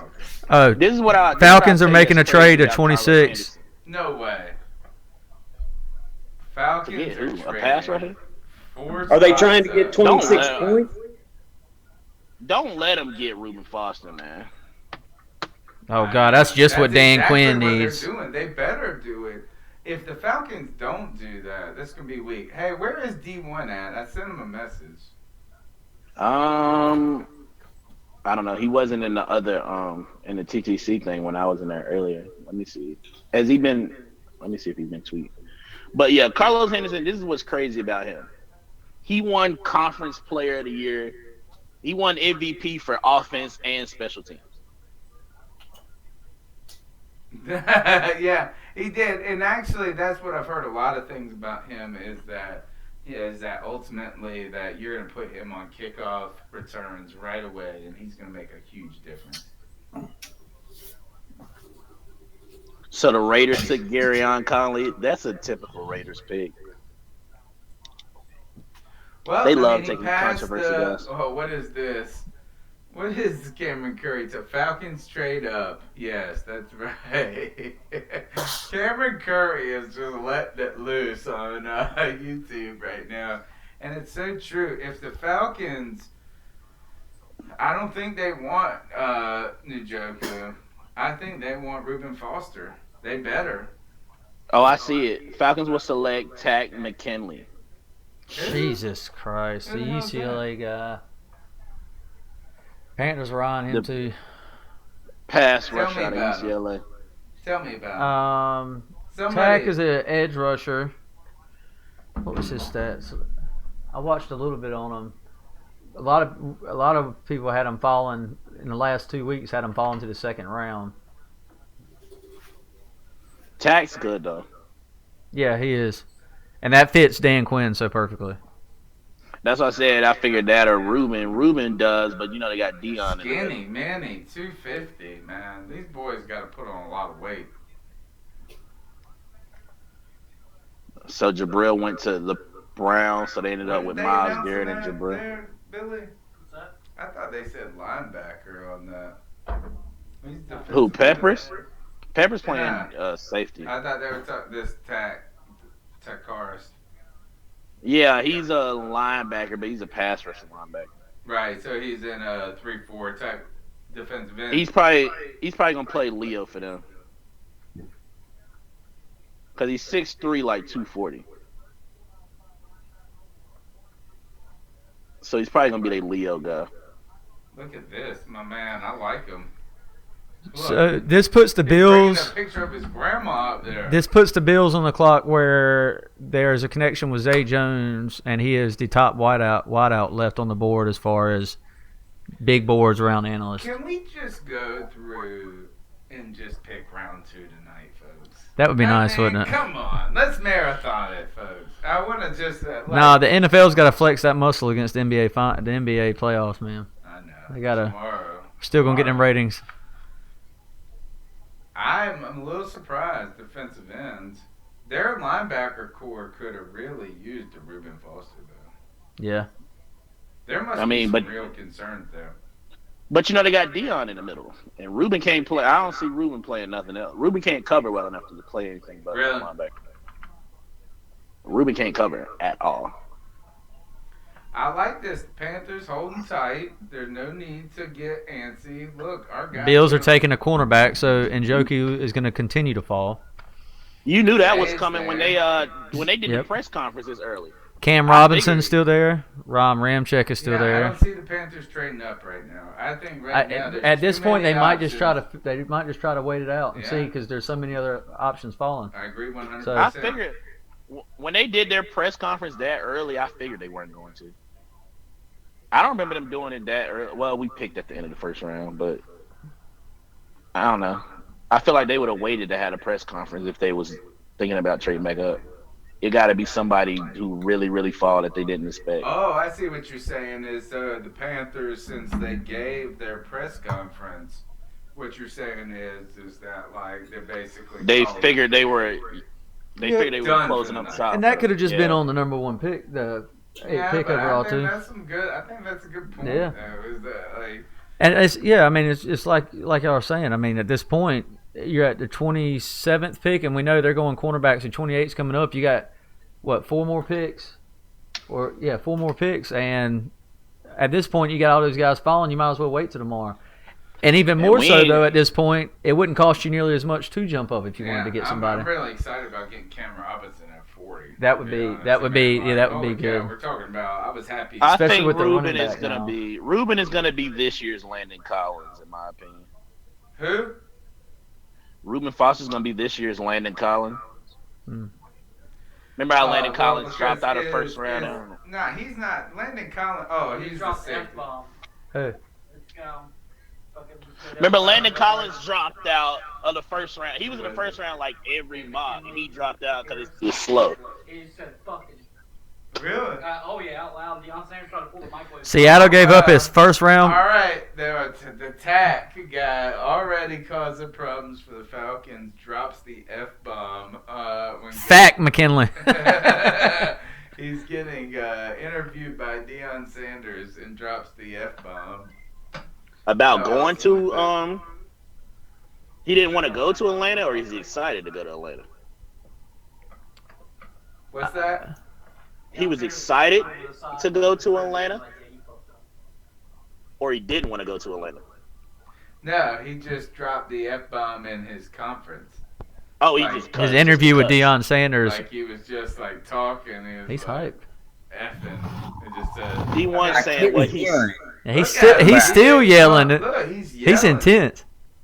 This dude. I thought he did. I was watching his, I was watching him talk, and I thought he said.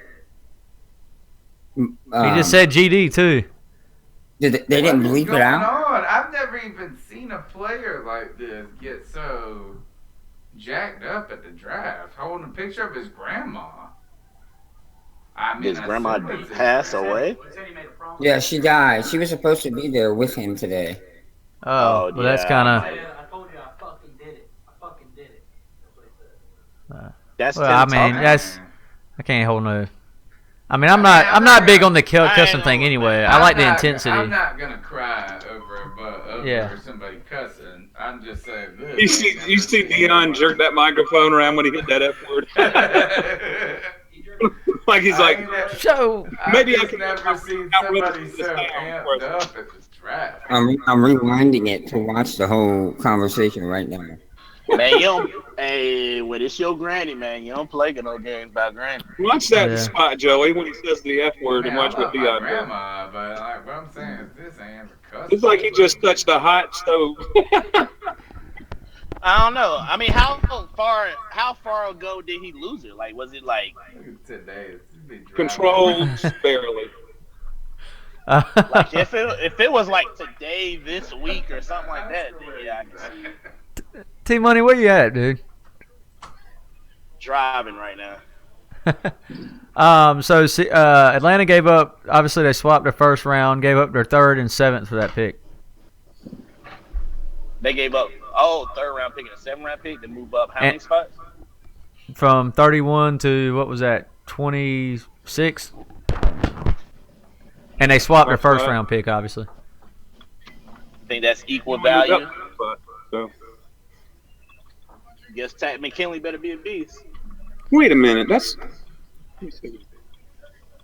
So I had taken a 30. He did drop the F. I had them taking McKinley at I think 31. he did it on purpose too. I don't think it was pure emotion. I think it was pre. Yeah, that's what I'm saying. It was kind of weird.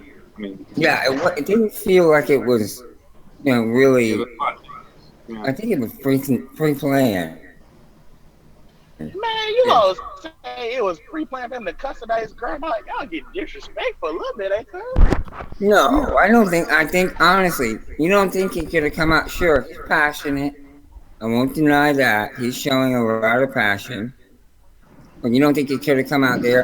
Why, when you're talking about your grandma, you're going to use the F-bomb? Yeah, no. I wouldn't talk about my grandma and have an F-bomb anywhere near that. No. I effing love my grandma, Joe. He might. I mean, I effing love her. I'm not getting twisted on words. I'm not big on You're the. on national television in the first round draft. Come on now. I'm just glad to know. Hey guys, I'm just glad to know we have a defensive coach with such good self-control. I mean, they traded up to get him, but good lord, my man was intense, was he not? Like he looked was intense. No doubt about that. You cannot. He looked like he was coming out of a pregame like pep talk. Okay, what did the Browns just do? Y'all can hear me? Yeah, we hear you. Yeah. They traded it? Traded up. Oh yeah, they had 11 picks, Browns are dude. trading up. They've got 11 picks. They got to get rid of some of them. Well, good for them. Didn't they? Oh, no, they didn't trade back earlier. Yeah, they did. They traded out of the 12 spot, didn't they? Well, they bought their second rounder for like $16 million, right? Come on, Bills, mess this pick up. All right. So, holy cow, who's this? Is this D1 here in the house? Yes, sir. Yes, it is. What's good, Cat Chronicles? All right. My name is Tony Dunn. Thank you for joining us tonight. First of all, we brought you on. We want to know this. Tell us a little bit about what happened tonight with the Miami Dolphins, and just set us up going into the draft, first of all, where you guys were at, and before we get into your draft pick, what were you thinking heading into tonight? I thought heading into tonight that we needed a defensive end. We needed that defensive end to replace Wake in the near future. That next pass rusher that's going to be with us for the next 10 years. That's what we was going through. That was our mind state of going into the first round. Wake is 35 years old. We lost Olivier Vernon last offseason to that ridiculous contract that the Giants gave him. You signed Andre Branch. He's just another guy. He's not really that great of a player, but he's depth. William Haynes. These are all players that are, veterans and making a good amount of money. It's time to get young at our defensive end position. And I won't be surprised, and we're probably going to draft another defensive end in the second round just to replenish the defensive end position. Just a double dip. So tell us a little bit about the player that you got, and what is your immediate reaction to him? My immediate reaction is I actually watched Charles. He was like one of the first players I taped Was it Charles or highlights Harris or whatever I was the saw. pick? It was Charles Harris. And he was like one of the first players I looked at like months ago. And I didn't think he would be there sitting at 22. So I didn't really pay much attention to him, from then on. But to have him there slide, for some of the Dolphins, we love undersized defensive ends. For some reason, they just prosper in Miami, whether it was Jason Taylor, whether it was Kevin Wake, who's 6'2.5", whether it was Olivia Vernon, who was 6'2.5". We just always prosper with short, undersized defensive ends. And in this wide 9 scheme, you need that hybrid outside linebacker, 3-4 outside linebacker, defensive end playing in that scheme. Yeah, when I saw Charles Harris's tape, for some reason, somebody had tweeted this. They said, Carolina Panthers interested in Charles Harris in the top 10. And I was like, who is this dude? And I started to and I'll tell you one thing is that, he does look a little undersized now, but he's got an NFL frame. He really... he's long, he's athletic, but his frame, you can look at it, and he can put on 10, 15 pounds, 15 pounds, and he'd still be the same guy. You know what I'm saying? Like, where it doesn't really change his stature. Cameron Wake is like the D-line, like, nutritionist. Like, our players go to him to give them their plans, their meal plans and stuff like that. That's what he went to college for, got a degree. So, and that's how he also built Olivier Vernon. Olivier Vernon was also undersized, but he put on 20 pounds and everything, and got on the Cameron Wake, workout plan, and he just beefed up while keeping all his, strength and burst and athleticism. The Browns just took David Njoku, by the way. Oh, the Browns jumped up and take David Njoku. They just picked up 2 New Jersey people. They picked up 2 what? They just picked up 2 players from Jersey. Oh, really? Jabril Peppers and Njoku from Jersey. Well, Miami is good at jump in there today.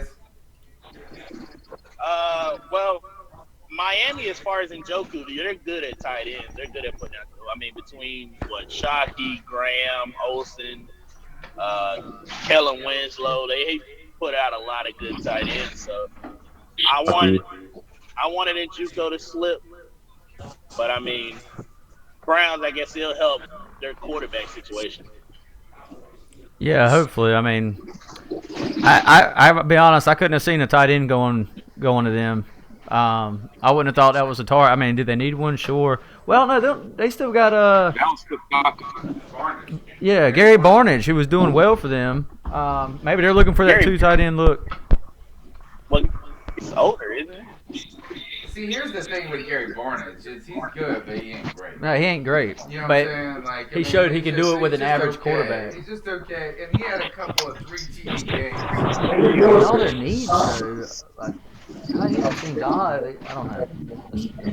Yeah, I mean, I think I was also pulling for Njoku to fall to the second. If you're a team like Cleveland, I feel like you just draft defense. But maybe that's just me because I'm a Panthers fan. They did just get Myles Garrett. Yeah, Taco Charlton to Dallas. Taco? Dallas Cowboys. That's a great pick. So they're going to build the other side of the line now. All right, so let's get back to D1 here and talk about the Miami Dolphins for a minute before this draft closes up. So the Miami Dolphins, you're coming off one of the better seasons that you've had in a while, I would say. But again, this insurmountable obstacle of the New England Patriots. How do you ultimately see yourself positioning? Like, what do you need to do in day 2 and day 3 of the draft to continue to chip away at that stronghold of the New England Patriots D1? Well, when you ask that question, I don't understand what you mean by insurmountable about the Patriots. I only play the Patriots 2 times a year. The last 5 years prior to last year, I've split with them. So I have to worry about the other teams, on the schedule more than anything. The best thing I can do is split with the Patriots. We love the Super Bowl, we split with them most of the time. So what I need to focus on is beating these other teams so I can compete with the Patriots when it comes to the division. Yeah. I think, all right, so, I think he just meant from the sense of the Patriots are pretty much a lock to win the division every year. What'd you say? I think he just meant more so the Patriots having a hold on finishing first in that division and making everybody else feel like they got to shoot for a wild card spot. Oh, of course. I mean, the Patriots win 12 to 14 games a year. I mean, and the Bills usually get swept by them, and the Jets usually get swept by them, and we split with them. So and the Dolphins are the ones that give them the biggest fits every year. Yeah, I mean, the Dolphins normally win in Miami. Gase, we always win right. Home. And if you can split with the Patriots in the division with them and still win out the other ones, I mean that's still doing solid, and that's a potential wild card you're hoping. This is the first time in a long time. This is the first time in a long time where we swept the Bills and the Jets. You know, and that has been like a thorn in our side during the Philbin era with these Bills and Jets, and Gase was able to do that 1 year to get over the hump. Even the Jets were really horrible. So we'll ask you these last couple questions. D1 is number. You said you wouldn't be surprised if the Dolphins double dipped at defensive end. Where do you really need outside of defensive end? You've got Ndamukong Suh is obviously one of the premier defensive tackles, but aging. At the same time, you've got Jarvis Landry on the offensive side, who seems to be the leader in many ways. Where do you see this team position itself going forward? Do you see them trying to become a defensive team behind a Suh, or do you see them orienting themselves to an offensive team? I mean, like, what do you do from now? I guess my question is, when you got this stupid Patriots team in your league, like, I would freaking hate that. Like, I mean, obviously, it's like, this is the dumbest thing ever. We got the Patriots to deal with. What do we do now? But obviously, you got to have a plan. You got to try something. You beat them with offense, you beat them defense. Where do you go from here, I guess, I'm asking.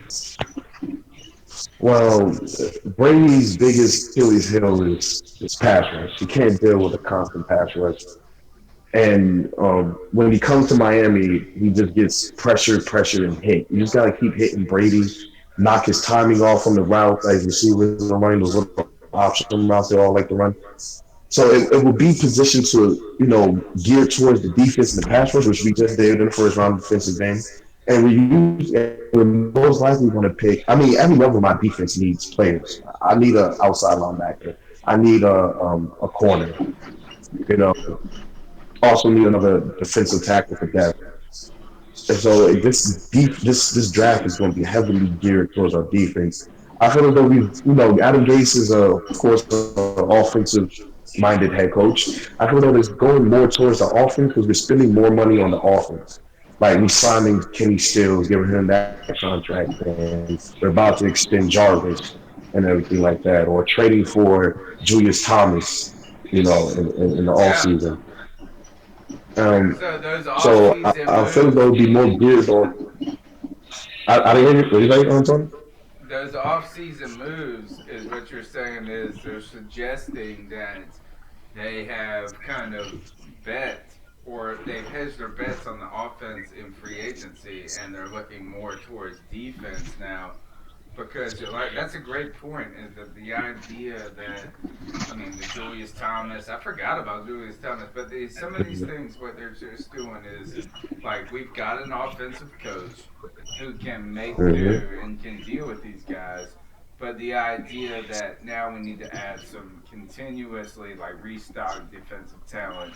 And that's the way you beat offensive teams. That is the way you beat an offensive team like the Patriots. Exactly. And so we just, we've neglected our defense. Yeah, that's totally true. Today, is you got any last questions for D1 before we get on out of here?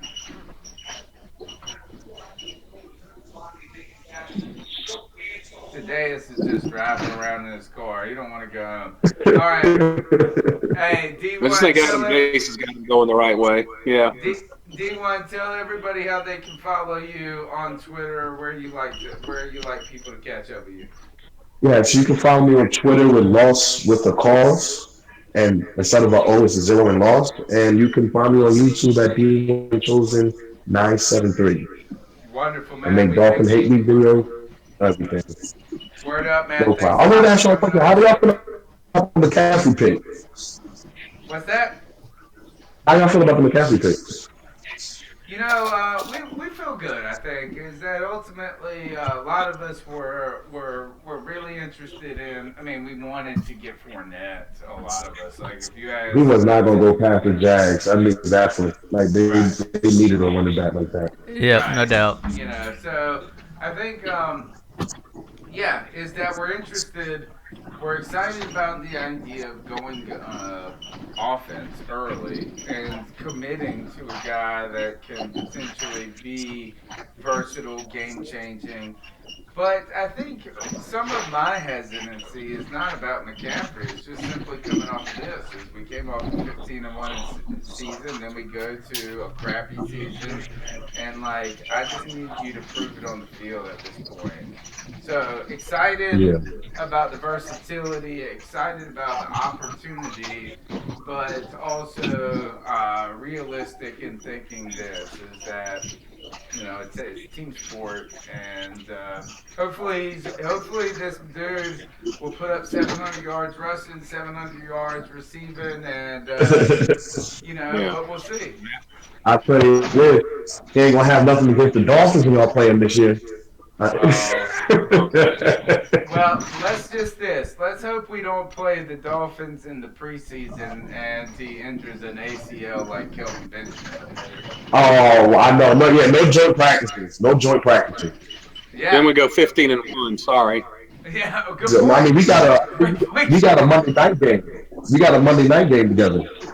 Well, look, here's the thing, D1. We want to have you on before and after that Monday night game on the C3 podcast, which is Tuesday nights at 9 p.m.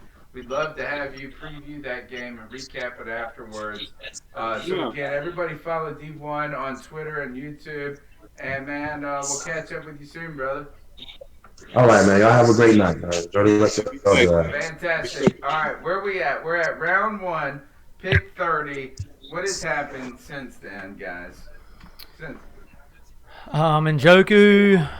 Njoku to the Browns. Steelers pick is in. I'm trying to figure that one out. Steelers, and today is, where are you driving around at right now? I want to know that. I'm just now getting home from Greenville, South Carolina. Greenville, South Carolina. You should have came to Greenville, North Carolina. Yeah. It's way smaller. Yeah.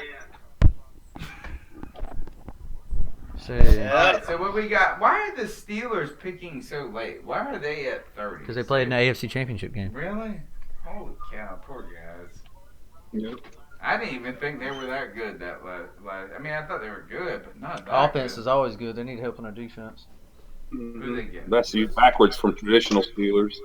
Steel curtain. Yeah. Steel curtain, yeah. They're like, Twitter giving up on giving us conference the championship news? Like, I feel like we had picks like 8 minutes Well, ago. I'm hearing at Come 30. on, man. I'm Where you hearing. at? No, the 49ers are going to make Reuben Foster the pick next. You got Jerome Bettis and Franco Harris. So, up there. But the thing about something like that is it's like we made the conference championship game and all we got to show for it is this lousy draft pick. Exactly. Any Travell Wharton tomorrow? Oh, I'm excited about Travell Wharton. I love Travell Wharton. I thought he was a great Panther player. TJ Watt? That's who I'm thinking. Could be Foster, though. Foster is going next to the 49ers, I believe. Ooh. Sorry. I think it's Watt, too, though. The Bills like Come on, Tre'Davious man. White. We're waiting. You're just drawing it out. Replace him. I got 5 of 32 correct so far. That's Look, about a lot right. of people. Look, we're already asked to get a podcast for the second. Is it tomorrow night, guys? That's the second round and the third, or is it just second? I think it's second and third. Second and third. Third. Oh, man, Is it we 5 might minutes? have to. We might, Times it start. Can you come over? I don't know if I can come over. Why not? My wife is gonna be out of town. What time's it start? No. They're going to talk about Dan Rooney the next I 30 gotta minutes. put the kids to bed and make sure that they're asleep. Don't come in. But yeah, the people I'm really looking for that haven't been selected yet is, of course, Obi, Cam, Zay. There's so many good picks out there. I mean, yeah. We gotta trade up and get 7 of them. I'm looking like this. Give me 4 guys in 4 picks in the second round, and I'm happy. I just want 3 more players in the second round and just quit. You know how we could have got closer to that number? If we would trade back. Exactly. Yeah. Yeah, but then we wouldn't have That's the McCaffrey. thing, So I'm I'm not happy. saying, I like. There's a lot of things about Christian McCaffrey to like. You could have still maybe got McCaffrey at 12. Well, yeah, exactly. That and No, you just heard how many teams are clamoring to get him at 8. So Oh man, that's what they told us. yeah, not a value there. That's not how you draft. I would think that David Gettleman would know you get as much value as you can in the top 10. you take your guy. If you have a guy, they said they targeted him. If they target him, Yeah. you take your guy where Right. you know you're going to get him. If you trade back, you risk losing him, and then you're going to be upset about it. So Yeah. that's how you look at Well, it. you got always you can prior. have- So. Another Would you- awesome Yeah. player. I mean, Would and you- we were talking would about this you the other rather day, have- where you don't let 4 picks decide. I agree. You You're decide right, your thing. You're right, but trading back gets you an extra one. Yeah, but But in a running back draft, I'm fine with it. I don't think Because I just don't see the urgency. obviously. I think we would have traded back if we could have. Yeah. we didn't. Gettleman said he had I it. don't think that the what people were offering were worth enough. You know what I'm saying? Yeah. And I mean, that's probably what it came down to. Yeah. Either that or they were just barely, and he still said no because he wanted All this McCaffrey. falling does excite me too, though. And I've talked a lot about him, TJ but Watt. Terrell Basham out of Ohio, defensive end, I thought TJ could fall now to 64, possibly, maybe. I would love to have that Who's kid, that? Terrell Basham out of Ohio. He's a motor. A name like that on defense, come on, Has it anybody fit. picked Barnett yet? Yeah, he went to Yeah. Saints. Saints. Yep. Didn't he? Dang, jerks. I thought they got Lattimore. Eagles. Derek Barnett went to Eagles. Eagles. That's right. That's who it was. Yeah. You're right. Jerks. I'm sitting here right here with my Where buddy in is the Eagles Joey chat. at? Not even looking at him. Joey left. Yeah, they got Barnett and they got Fletcher Flocks or whatever his name Fletcher is. Cox. No, Yeah. Fletcher Cox. I just was messing around. They're just getting so many defensive linemen. It's almost like Andy Reid never left. Yeah, they seem to stay with that front rush. Shockhead, yes, the Panthers do follow us on Twitter. I don't know if you're talking to us, but At least the John Ross pick following us made me feel better. So. dude, there's a Yeah, lot of it's a good good picks line. with Panthers left out there. And actually, this is what the now. So my anxiety goes from this. It goes from us, do we pick McCaffrey, or now my anxiety is shifted to who the heck do we pick at 40? There's so many. Obi Melifon. Oh, if it's Obi, it's I'm loving. Obi's out there. I'm loving this draft, dude. You know how big this is coming off of what we had last This is year. amazing. So It's then you great. got Zay Jones is out there I still. think we're going the wrong direction, guys. I just Why? Why are we going in the wrong direction, Ken? Come on. because half the glass defense full, is getting Ken. lighter. Defenses are getting lighter and faster. So what we do to counter that is get lighter and faster with them. No, what you do is you do something that others can't do and that they can't stop, and that's get stronger. We're a power running team. Now what are we? We're a team with no identity. So how do you adjust this now then? Oh, all right. So look, I mean, Well, it's you not can't. over. Look, we're The one time pick to in. adjust it was hours ago when you trade up with Jacksonville or somebody and then make sure you get Fournette. Okay, well, You know, that's gone. if you really want to gone, put Ken. the offense. You're basing the whole team's success around Leonard Fournette, and I think that's just kind No, of. what you do is you run the play action off of that, and just think of the deep balls because you got the linebackers in no man's land. You got to screen downhill to stop a guy like Leonard Fournette, and then they throw the ball over the head. here's Well, the you thing. sit All back, right, and then you get look. Fournette up the gut for something. We agree with So. you. We agree with you. But the problem is, this Fournette was not there, and the Kings ransomed Fournette for Fournette. That's hard to say. A Kings For Fournette, for yeah. Fournette Yeah. is, you know, I mean, there is an argument. Like, look, is that it's not like we picked Christian McCaffrey over Leonard Fournette. We're not willing No. to give up the rest of our life Get all that. for Fournette. I just don't think a guy like McCaffrey is a value at 8 with his skill set. Now, all right. Well, I mean, I can understand that. I think you have a valid position. What I'm Had saying him at is the top this. 10 pick. Go ahead, Joe. So, I'm sure you have reasons for your opinion, but he's got talent, and you cannot deny that. There's talent there, And he has something that a lot of the players in our offense don't have, and that's lateral quickness. Yeah. Lateral quickness in spades. Go on, Well, my Joe. point is, you can find somebody like that later. You're not at 8. Well, You don't have to pick yeah, an 8 you on them. can. And I think this is that. I mean, look, and I've been with you on this for the whole time. Ken is like Fournette is real deal, but at the same time, I don't think you should mortgage your future over a player outside of maybe a quarterback. And that quarterback better be like damn good, not like Mitch Trubisky, but like Cam Newton good. So I think what you did is you hope to see if Fournette falls. He doesn't. The question is this now that You trade back, like we're talking about. Yeah. right? But the trade has to be there. That's another thing. Well, that's subjective. We got Dave Gettleman's word on it, so Or we just have to know it's there. Like I mean, like the fact is this: we didn't do it. Like I mean, you can't trade back if it's not there. And I don't think that. Unless it's the chicken or the egg thing, we'll never know. Well, but also we saw the team that traded up was in the pick after us. Who it was after they saw another quarterback or something. Something else happened. It was Ross. It was that receiver. It was after our pick. And then the Chiefs. Yeah. So I'm thinking we could have done something with the Chiefs to get them to 8 instead of 10. Come on. If like you said, if he's your guy, that's who you go after. They did. You think they wouldn't have gone to 8 instead of 10? Nah, I'm not buying that, Dave. Sorry. I don't know. And so, all right. So, well, anyway, we got McCaffrey, right? I mean, he's our guy. Well, the thing is, you can look at 10 and see what they gave up, and say, would that have been worth it at 8? And if it's yes, that really calls it into question. I do not know the terms, but the way you were reacting, everybody was saying, "Man, if that was a Kansas City trade."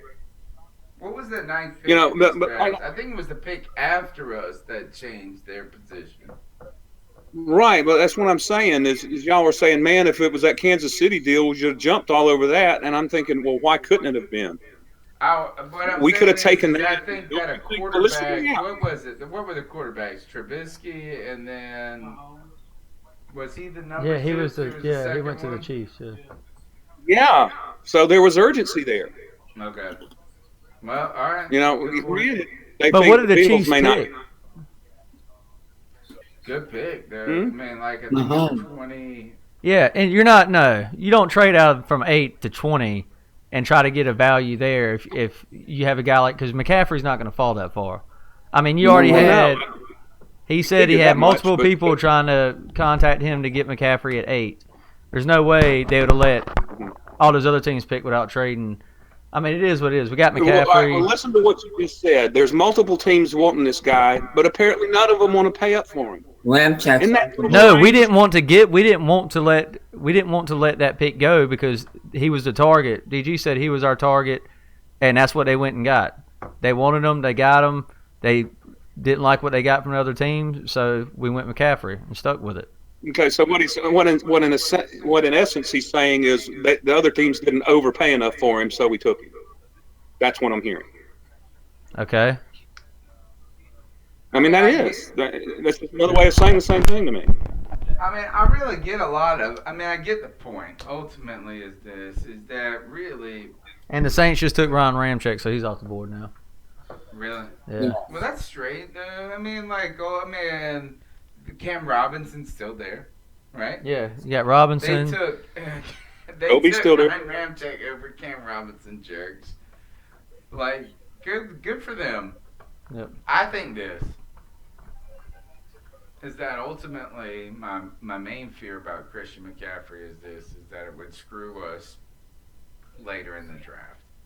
And not screw us, like where it would mess everything up.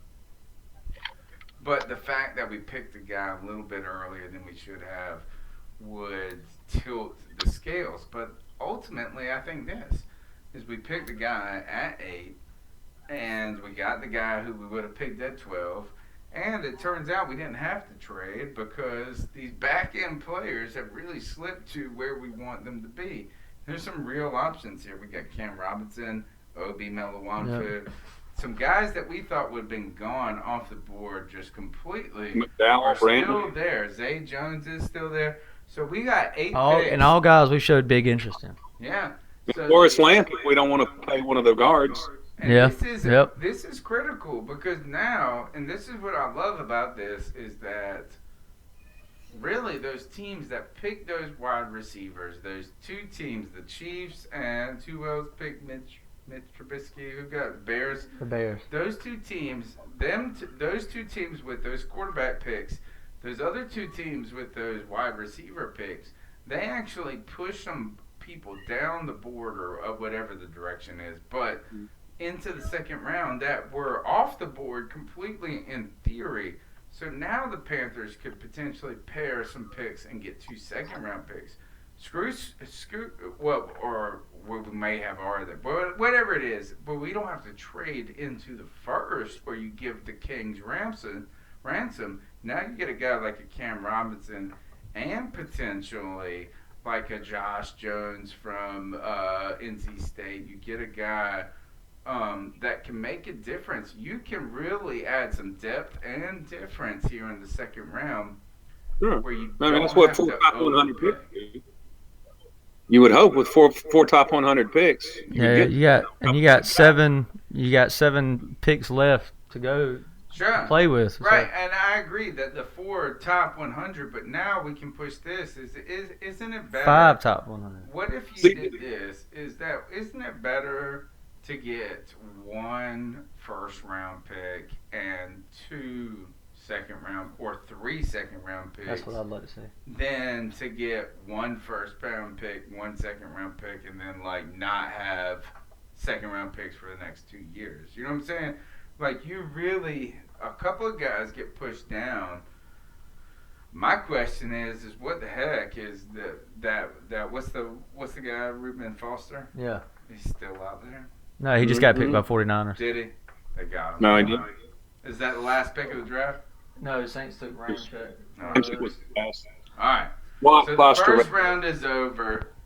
Everybody's getting tired. Ultimately, we got this. Here, let's close up everything. Joe, are you even around? I'm here. Okay. Hey, Joe, give us your immediate feedback of the draft real quick. I'm surprised. The draft didn't go anything like I expected it to. I think some teams really overpaid for the people they went and got. They gave up a lot of stuff. And then at the same time, I think teams in our division made some really good picks. I really do believe that O.J. Howard to Tampa is a real steal. Yeah, That really that's scares scary. me. And I am happy about McCaffrey.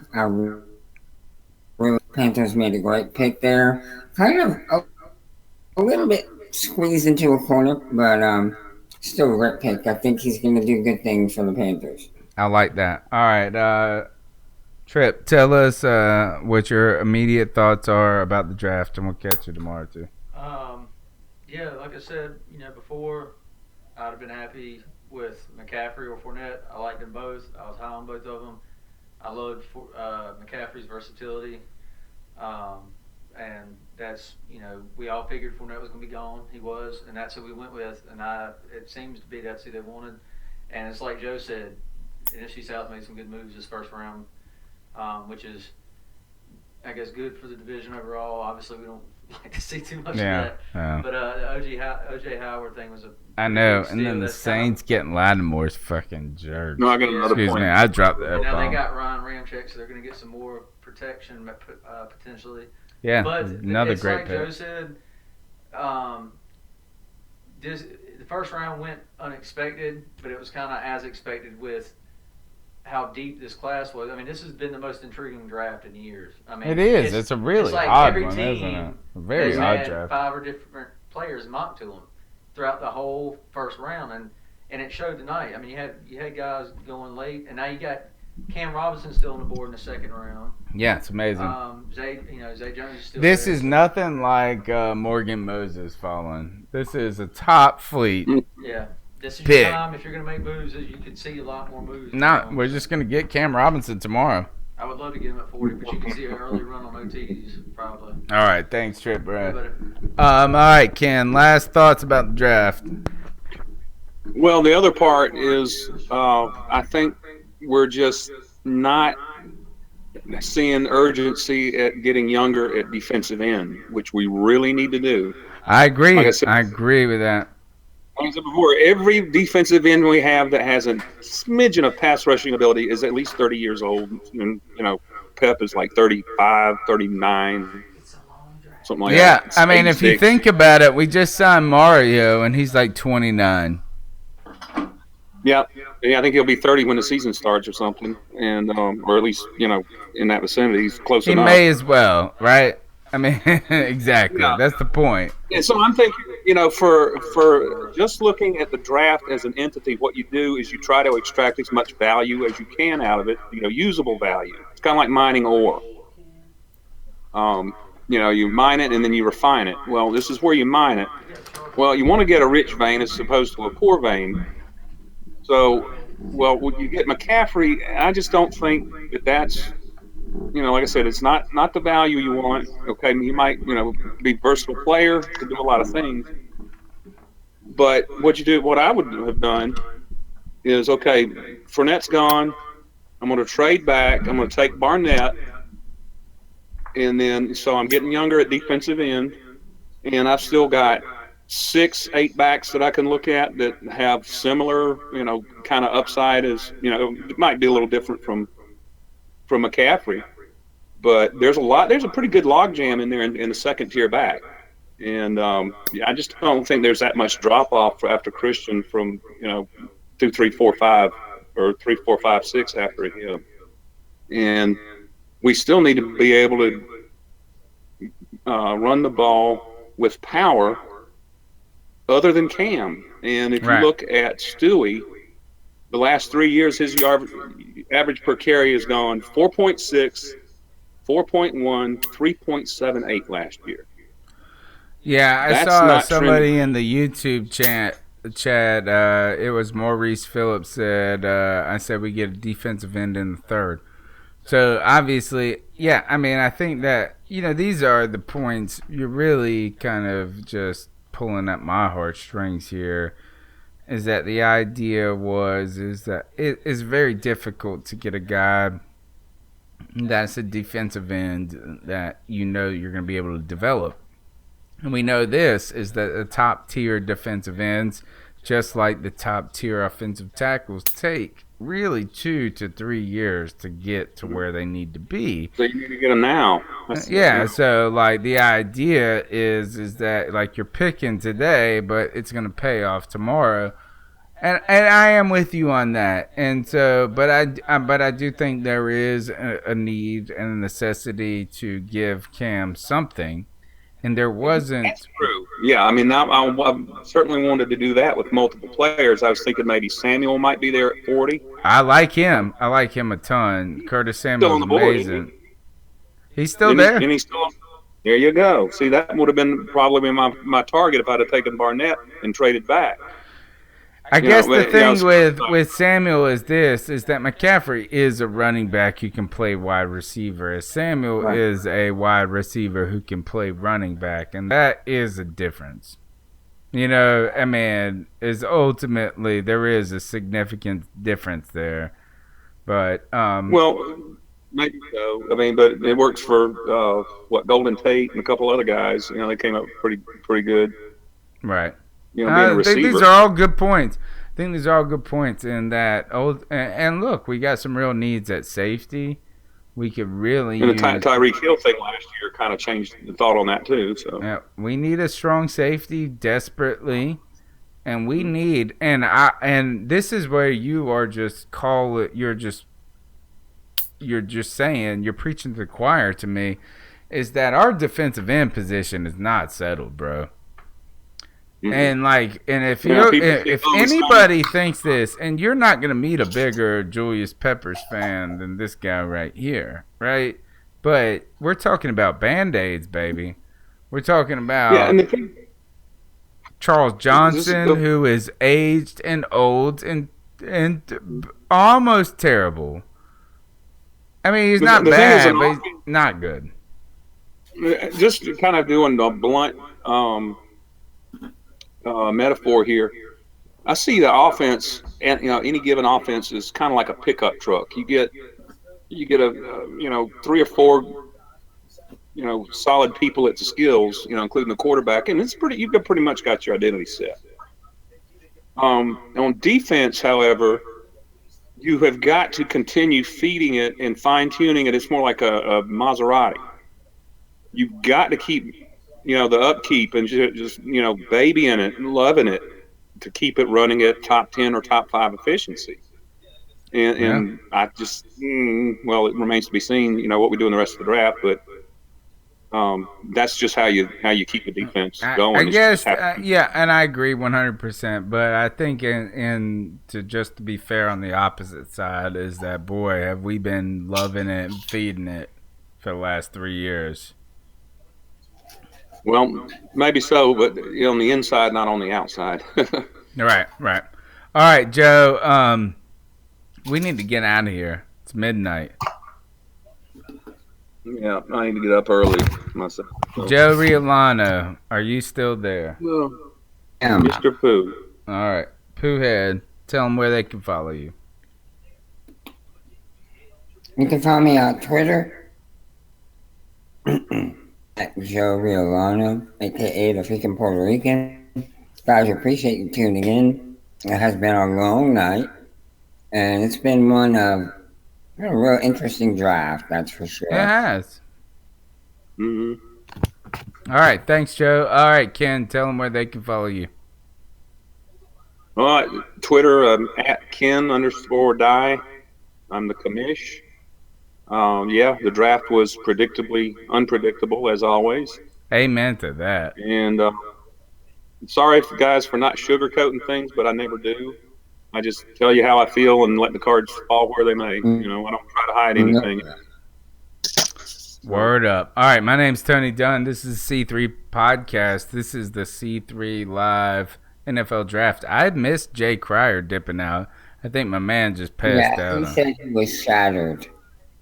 All right. You look like you pass out. That's the way of saying hammered. It's probably like 4 a.m. for him or 6 a.m.